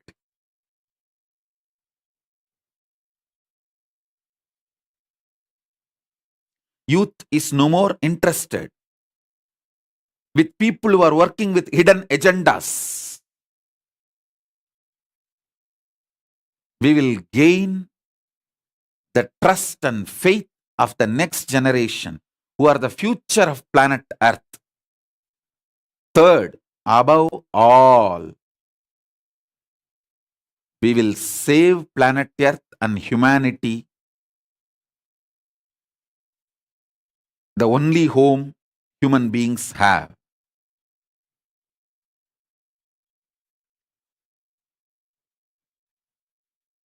The only home human beings have.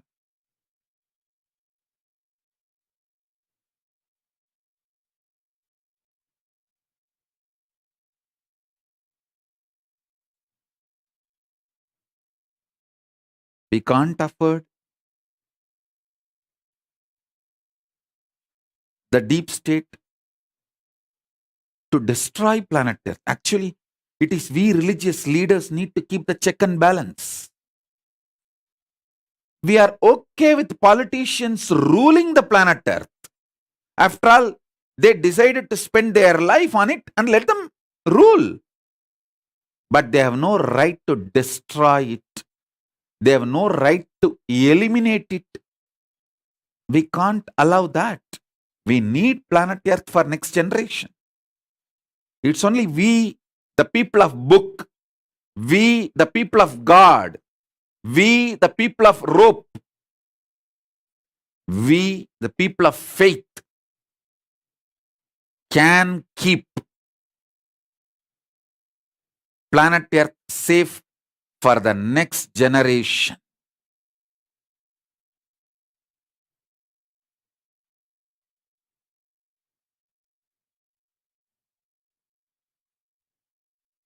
So I sincerely request all the influencers who are here today, let's form a core group with one agenda. We, the people of book, we, the people of God, we, the people of rope, will keep deep state away from us. No quid pro quo. No quid pro quo with the deep state. We will work only the transparent way with declared agendas, with people who are in real power. People who are in real power, the real president, real prime minister, who is constitutionally valid, real statesman with the real agenda in an open and transparent way.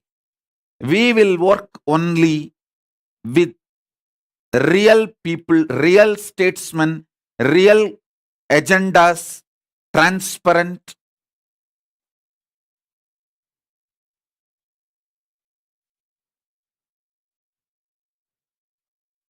if we decide only this one decision,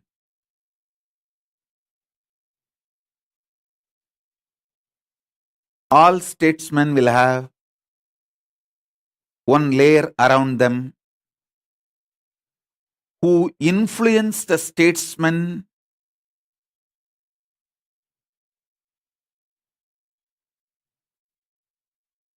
for the vested interests of others and influence others for the vested interests of the statesman. This network does anything and everything illegal, immoral, antisocial,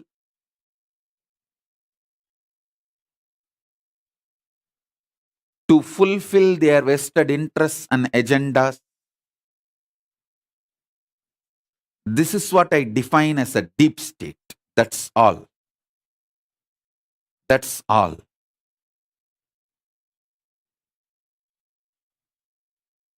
I know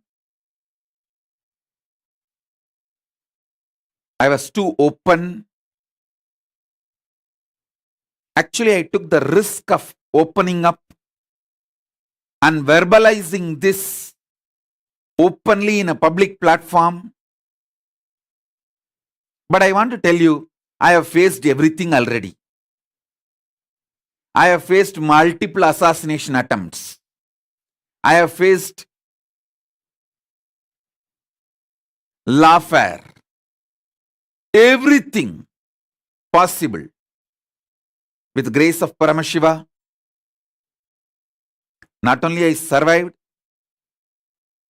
Paramashiva protects me, and Paramashiva continues to make me successful and fulfill his agendas through me. Because of that, today I openly verbalized it.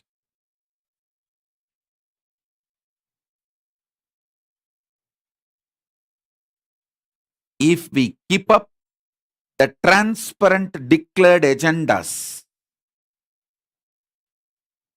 as our life, I know for sure we will regain the trust and faith of the next generation. Next generation can be part of religion. See, we are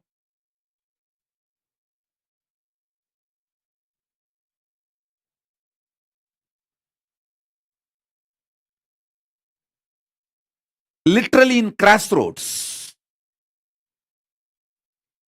The majority of the next generation, the youth, is taking the exit from religion, exit from faith communities, exit from spiritual ecosystems.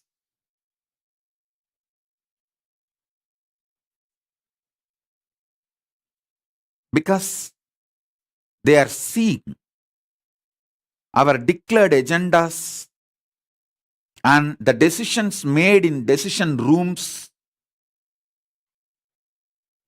are becoming different. The gap is getting more and more.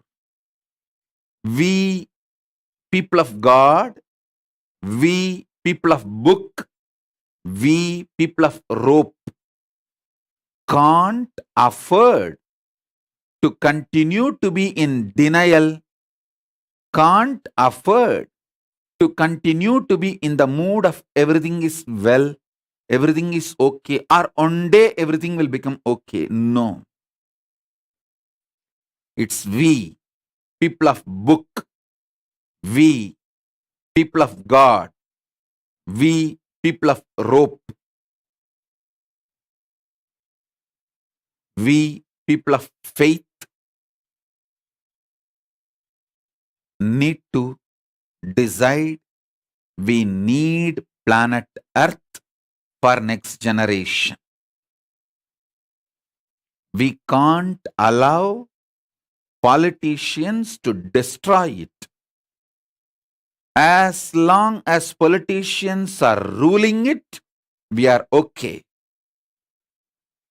But we should not allow politicians to destroy it.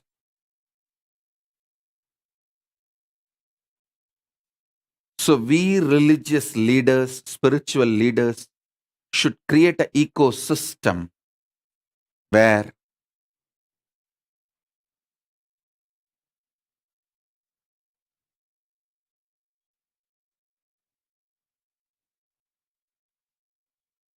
we keep ourselves away from deep state influences.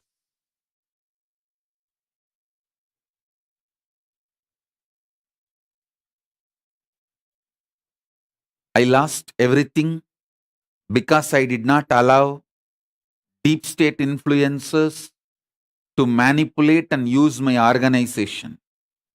But I have God with me. I am so peaceful and I feel I lived my purpose. I feel I have fulfilled my purpose.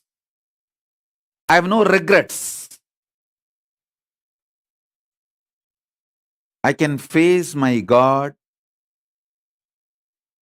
with the tremendous peace, love, honesty, and integrity.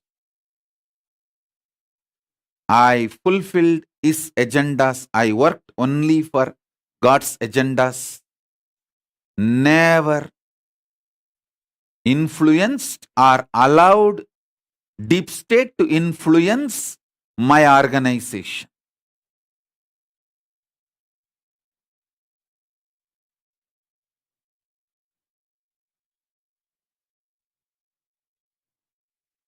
I can declare this with all my integrity to people and God.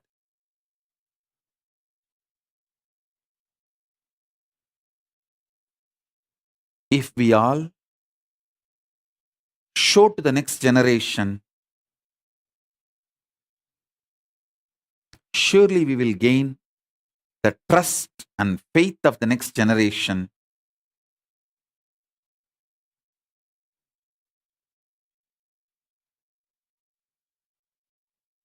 And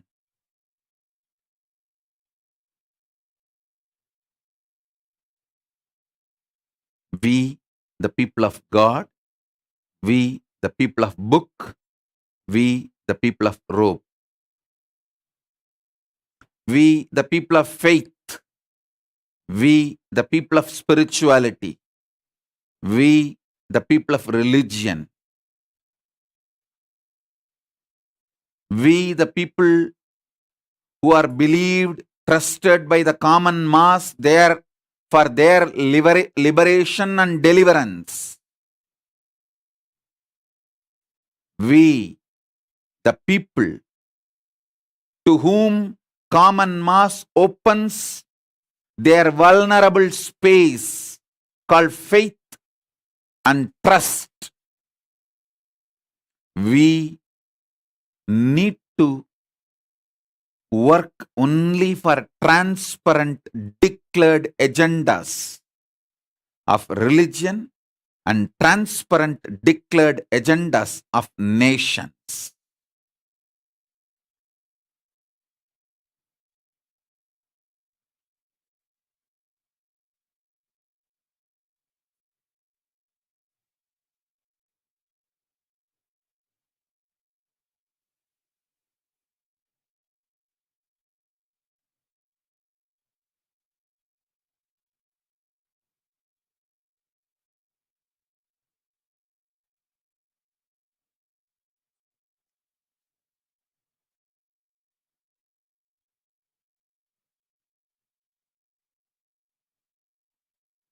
I sincerely request all the religious leaders, let's start forming the core group. Let's not bother about the number is too small. See, all great things started in a very small way.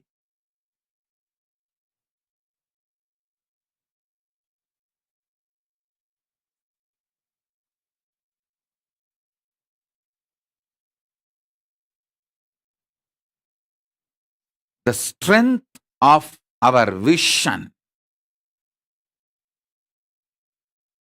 is our real asset. The power of our integrity to our vision, the faith we carry towards our agendas, our vision, that is our real asset. With that, surely we can save the planet Earth together for next generation. We can save humanity together, keep them alive for the next generation. We should keep the planet Earth the only home human beings have, at least as on now. Thank you all. Thank you for being here. That's all for now. Thank you. Let's all radiate with integrity, authenticity, responsibility, enriching, causing, living Shuddhadvaita Saivam Paramadvaitam, the state, space, powers, being, superconsciousness, and Kailasa, Maha Kailasa, Paramashiva, Paramashivoham, Om Nithyananda Paramashivoham, the eternal bliss, Nithyananda. Thank you. Be blissful.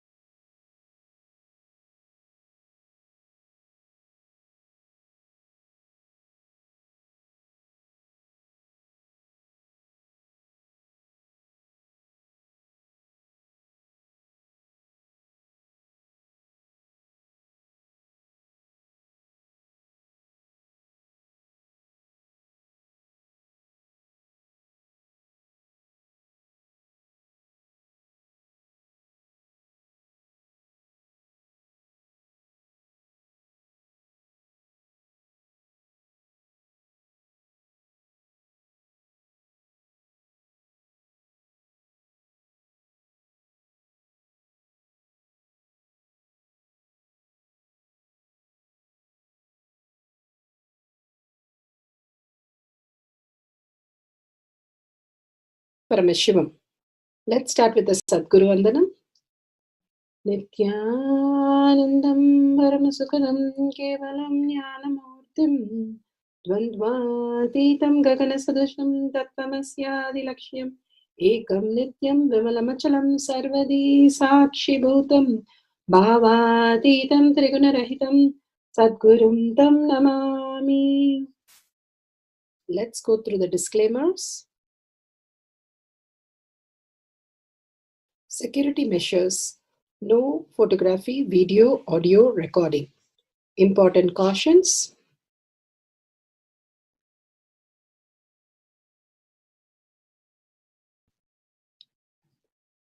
Please be aware of the important cautions.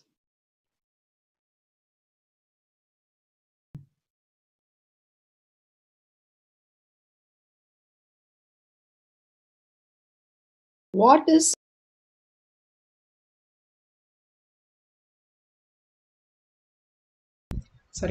Science of manifestation is authentic, time-tested, scientific and foolproof. The Shastra Pramana, the authentic scriptures, Shrutis, Vedagamas, stand as a foundation for Hinduism. Apta Pramana, authentic, time-tested, foolproof compilation of the experience of the millions of sages, rishis and enlightened masters, which is in terms with the Shastra Pramana. Atma Pramana, with Apta Pramana, a guru is able to experience and live the truth claimed by the Shastras. And Shakshi Pramana, manifestation and experience of the guru's initiation in a particular disciple of a particular lineage, which is demonstrable to the world. And Pratyaksha Pramana, having the truth validated by the scientific study. Bhagavan Paramashiva has given us all the pramanas. Pramanas are the evidences to understand the deeper truth of how we can manifest all this greater truth, greater powers in the physical reality, how beyond the mind we can experience the oneness with Paramashiva, manifesting all these powers. Now let's move to the Shastra Pramana. The Shastra Pramana, scriptural reference for Akashic reading, is taken from Vijnana Bhairava Tantra. Vijnana, consciousness, Bhairava, one who experienced the consciousness beyond the mind, and Tantra is the method. For the power of Akashic reading is taken from the scriptural reference Vijnana Bhairava Tantra, Sutra 84, Dharana 61. The Shastra Pramana for the power of remote viewing or Akashic reading is taken from the Vijnana Bhairava Tantra, Sutra 84, Dharana 61. Akasham vimalam pashyan kritva drishtim Shabdhatma skandanadevi Bhairavam vapuratmayuat Akasham vimalam pashyam Adrishtim vedhantaram Shabdhatma skandanadevi Bhairavam vapuratmayuat. Bhagavan Paramashiva beautifully says, looking at the spotless infinite etheric space, Akasha, beyond the sky, the clouds, one should fix one's gaze without blinking continuously and making the body and the inner space steady and motionless. In the very moment, O Devi, one attains the nature and power of infinite space, Bhairava. Once Bhagavan's yoga guru, he caught him by his hand, the wrist, and pulled him. It was a bright late, a noon, and he was sitting in Kritika Mandapam, and he pulled him and said, look up at the blue sky, where there is no blue sky, and you will be able to look at the star. To the greatest surprise, Bhagavan looked up and actually saw the stars, and he did not see the blue sky. How is this possible? And is this possible? Absolutely, Bhagavan says, what we understand as the blue sky is only our perception. Our perception, what we think that something exists. If we understand that how we understand a dream, when we wake up, we understand a life is nothing but also a dream. Beyond that, there exists a space which is consciousness, which is the existential reality. But constantly we are deluded with what we are seeing, and it looks so real. But even we know that in the dark room, we are not able to see anything. Even though that is real, in the dark room, we are not able to see. Then what is that we are seeing is nothing but reflection of light. like a laser beam, Bhagavan says. Your whole life is like a laser beam, what you're watching. And it's like a movie, but you get involved into all the incompletion, and then you get the power for it and dilute it more and more and create all this negative pattern, whatever you're perceiving, and create that as your reality. It is who you are, the creator of everything. You're creating yourself into more and more chaos and mess. And Bhagavan gives a powerful space how, when you watch the infinite sky, without blinking your eyes, you can go into that deeper space of oneness. And how can we experience that? Bhagavan says, especially when you do the fasting, the days that you're doing fasting, if you lie and look at the sky, and it is a samyama that he has given, simply you'll be able to see beyond and the cosmic reality just reflecting in your inner space. Bhagavan Paramashiva here he says, without motionless, steady and motionless. When are we like that? Are we experiencing anything like that? Absolutely. When we are in a deep sleep, there is no random eye movement. Even the eyeballs do not move. You are having no input from outer world, and you are in the space of oneness with Paramashiva. Or when you're levitating, your Kundalini energy is up, the same thing is recorded in your brain. It says you're in a deep sleep, but actually you are in the active space because you have gone to the deeper states of awareness and consciousness as your reality. And more residing as consciousness, the deeper space, who you are, the very reality that is created for you becomes auspiciousness. Only you decide to attract all the confusion, chaos, and all the incompletions by constantly pulling from the past. Bhagavan says it's like if you drop your past, you can experience only that beautiful space of oneness. Past is nothing but all the incompletion, all the negativity that we are holding, and again throwing it in the future. We are creating more confusion and chaos in the future, which is creating more problem. But we remove that completely, remove the garbage completely out of your life. Decide to reside, only Paramashiva is real. Constantly bring that awareness to yourself. Again and again, Paramashiva is manifesting me drinking this coffee. Paramashiva is manifesting that I am watching the Kailash courtyard. Paramashiva is manifesting that this thought I am having about this office. Whatever you start experiencing Paramashiva in every word, every thought, every action, you will reside in Paramashiva, and the mind will simply dissolve because mind has no bad narration about it, and it has to dissolve. And you can have the beautiful manifestation of the spotless sky, that is the Akashic reading. On the Murti, you will be able to see the golden letters appearing, which you can write down and it will be perfectly correct. Bhagavan Paramashiva says how Ramanuja gave answers to the questions when asked. He said, all that he said was, I have no idea of math. Only Namagiri, the Devi that he worshipped in his local town, she answers everything and gives me all the result. Most of the theorems and most of the answers that he gave, they were not even able to derive it, but it was perfect. And they were so happy about the whole thing. And they always asked him how he was able to download. He just says, I connect to Devi, Devi shows me, I just write it down. And that is what is all the greatest mathematical details that has been downloaded on planet Earth through Namagiri that she downloaded through Ramanuja.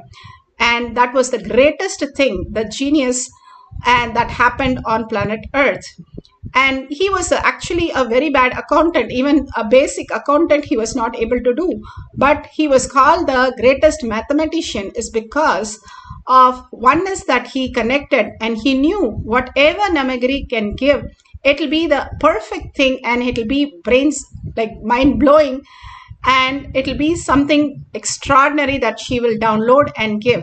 All that he did was connect to her, download the Akashic records of mathematics and give it to the world. Bhagavan here has spoken so many topics for the Akashic reading, especially the death. These Akashic records are not just a satsang, but it is literally like mantra chanting. If you listen to the Akashic reading, it itself will remove all the incompletion. Bhagavan here speaks about the 4 types of death that a person can experience. The maturity in the death gives you the matured life, and matured life gives you the mature death, and going beyond death as living enlightenment. Of Bhagwan's Leela. Now let's go to Akashic. And wronged by the human society with immature ideas.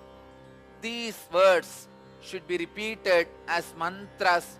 So whenever you repeat a word again and again and again, not only the linguistic understanding happens, this forms the phonetic basis of your very thinking.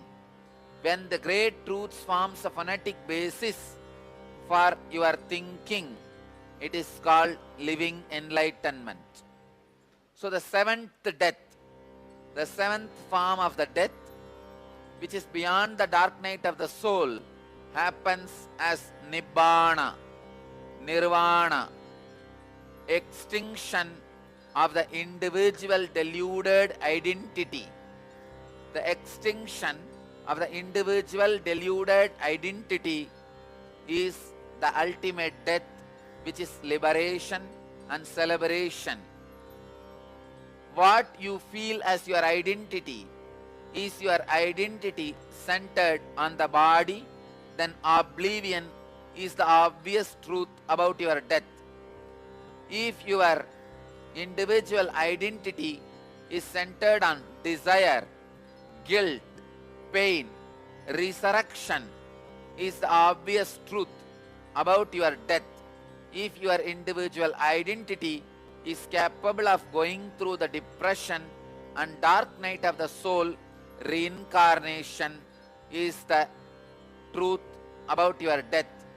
If your individual identity is prepared while in the body itself to go through even the depression and the dark night of the soul, unable to exist without the help of the body and mind, enlightenment, liberation and celebration is the truth of your death.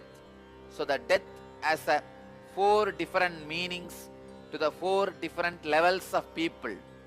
If you remember yourself constantly as the body, oblivion is the reality for you.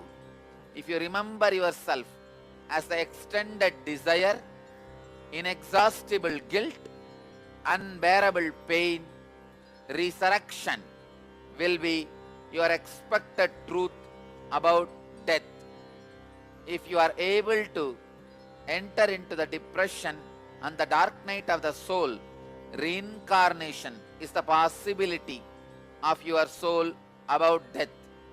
If you can stand all these experiences while you are carrying the physical body, unable to stand the ability to be without the physical body and mind through the unclutching, enlightenment is the equal word for your death.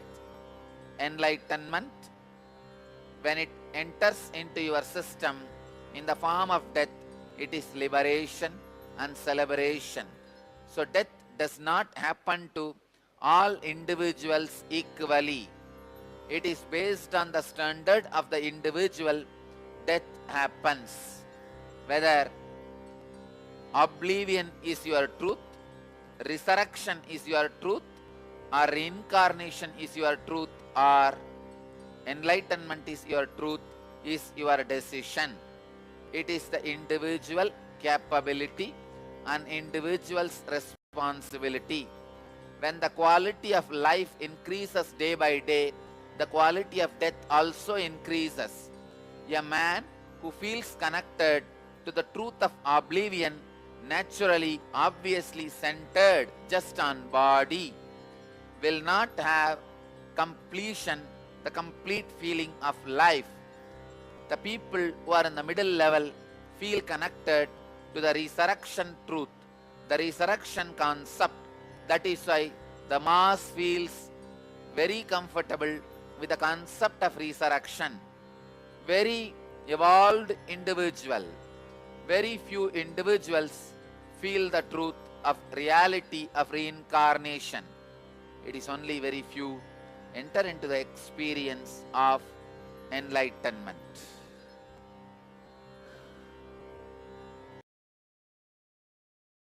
Beautifully, Bhagavan explained the 4 types of death, making us understand how we are living, from what context we are living. Continuously, we are living in the materialistic world, only thinking about the outer world. Constantly, 24/7, we are only living in the body. And nothing can be done except boredom, disease, death, and all the problems that we are facing. But if we go beyond and understand, it is like what we are going through again and again, that my life is full of pain and full of past, then we are only living in past and recreating that same thing. And that is what we are living, the second life, that we know everything is there from the past and we still live the same way. But the one who is ready to go beyond that and experience the oneness with Paramashiva again and again, experiencing the deeper reality, is the one who actually manifests the reincarnation space and who decides and establish that as life. Then they go into the deeper space of living enlightenment, that is current every moment only Paramashiva as their reality. Establishing them again and again in that reality makes them understand and finally make them experience that they are the enlightened beings. Here we have a Shakshi Pramana of Tirtharupa from Dallas, who says, a few days back, while manifesting the powers of Akashic reading, the question I was trying to answer was, who discovered oxygen? And later, in few minutes, I got the name J.B. Priestley and spontaneously popped into my inner space when I wrote down, and later I googled, it was confirmed that Joseph Priestley was one of those who that discovered oxygen. This is amazing how just like that you get the name. You have no idea about anything related topic, but you exactly get the whole thing discovered. And here you can see the Balasans of Nithyananda Gurukul doing the Akashic reading. It was such a phenomenal thing. Every day the Balasans would sit after they do the puja for Bhagwan, and they would sit in the Chitsabha and look at the Chitsabha Nayakar, and the golden letters would appear on that, and they would answer all the questions online and physical to the devotees who come. For this live relay of the Akashic readings, the cosmic archives being revealed by the bodies of the Balasans of Nithyananda Gurukul. So today we'll be taking a tour into this whole thing of the happening of the Akashic readings. Swamiji is continuously, in everyday satsang, he is delivering different messages, different truths, so that we all can start manifesting the powers of Sadashiva. So what you are witnessing right now is also one of the powers of Sadashiva. Here, Balasans of Nithyananda Gurukul sit every day and reveal the Akashic readings, the cosmic archives to their bodies. There's a chance for you to go. This whole session commences with a puja which establishes the feeling connection between them and Swamiji.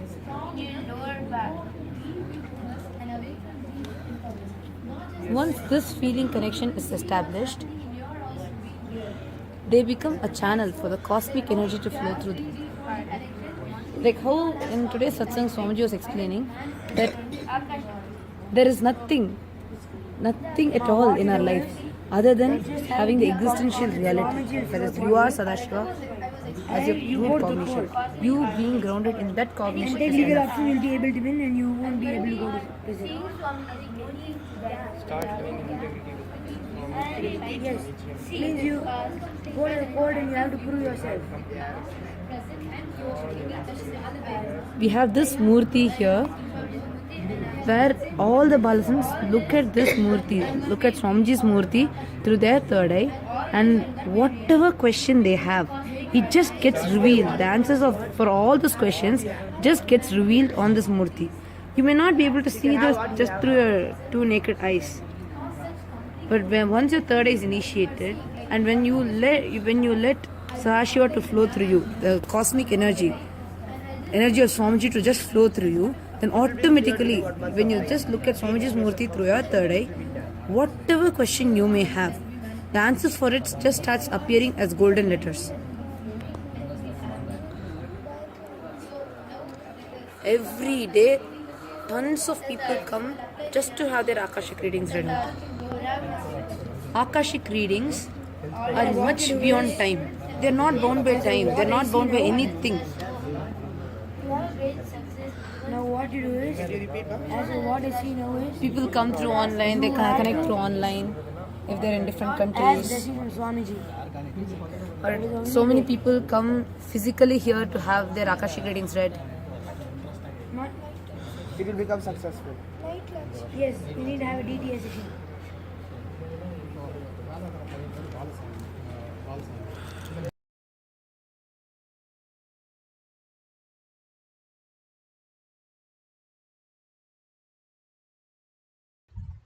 So beautiful. What are we going to experience now is we are going to do the Akashic reading of the simple scientific questions that we have. You can write down the questions, or you have a partner who can give you the questions, and you can scan and write down the answers, whether it is a formula derivation or some answers or the distance or for particular details that you would like to know the scientific answers, which you can Google and verify. Write the questions, few questions, and then after you finish the question, leave the paper and pencil and the gadgets. Take a picture of it and just leave it. All you need to do is now take the Jnananjan, apply in your third eye and your temples, and sit straight with the head, neck and spine in a straight line. Bring yourself again and again to the space you are Paramashiva, and bring Paramashiva to your third eye. Sit with 25 heads, 75 eyes and 50 hands. Become real with that, not just some words somebody is talking about. You becoming real with who you are as Paramashiva.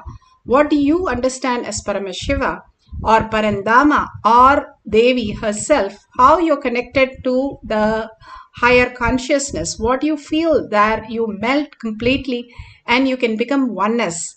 Hold that space and unclutch from anything that you are thinking. Bhagavan says thinking is just a lie. It is not, you are engaging in it. You have decided to engage and you're constantly engaging. If you decide to engage in some other thing, you will be doing that. So it's an action. You can stop it. All you need to do is dissolve into Paramashiva by dropping all that engagement and only engaging yourself by seeing yourself as Paramashiva.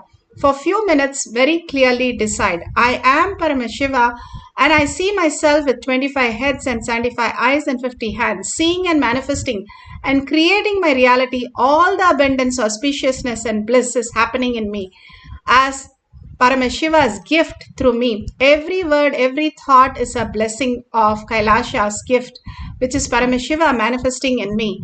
And I see all this and chant the Mahavakya, not from my mouth or just words, but from my very being. I chant the Mahavakya, and with a deep listening, I experience the oneness with Paramashiva. In deep gratitude, in bliss, all this mind does not understand. All you need to do is hold that oneness space and continuously chant the Mahavakya and dissolve into Paramashiva, experiencing the Nirvikalpa Samadhi. And whatever appears in golden letters or on Paramashiva or in your third eye, write that down. And at the end of the session, we will verify whatever Paramashiva shows.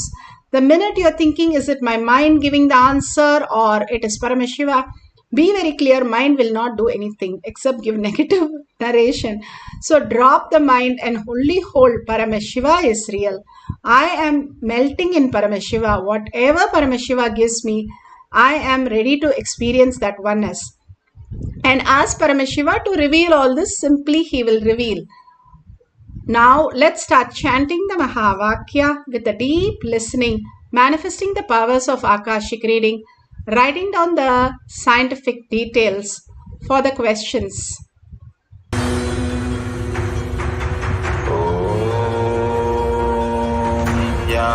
Nithyananda Paramashivoham.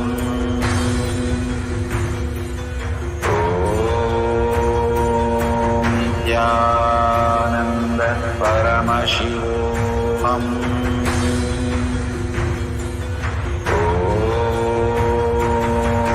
Nithyananda Paramashivoham.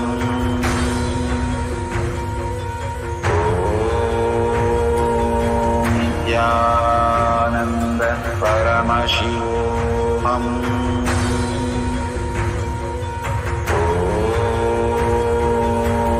Nithyananda Paramashivoham.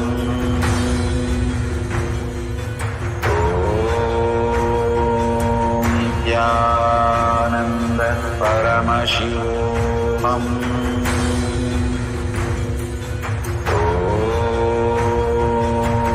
Nithyananda Paramashivoham.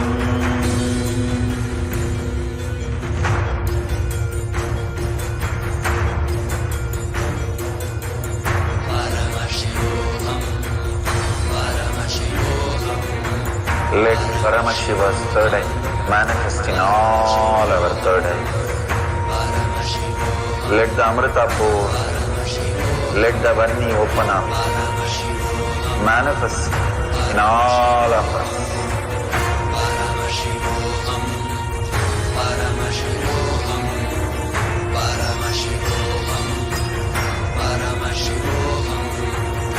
Let Paramashiva overflow, manifest the powers in all our third eyes.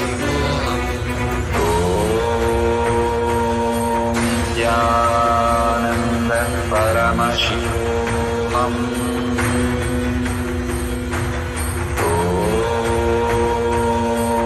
Nithyananda Paramashivoham.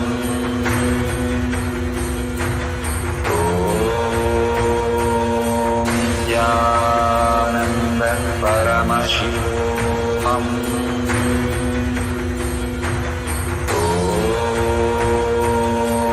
Nithyananda Paramashivoham.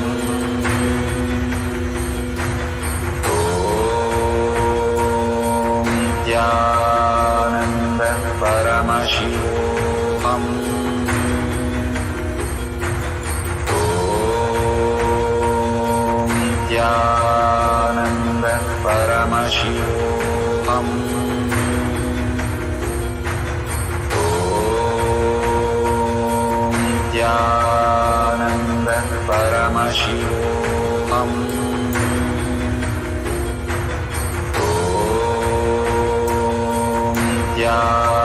Nithyananda Paramashivoham.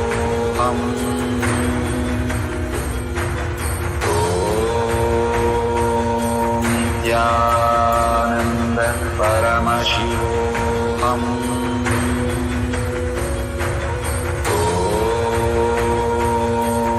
Nithyananda Paramashivoham.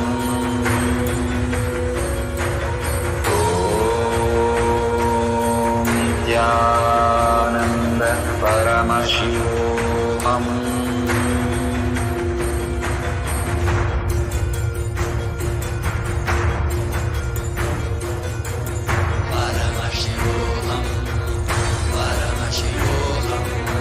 Let Paramashiva's third eye manifest in all our third eyes. Let the Amrita pour, let the Varni open up, manifest in all of us.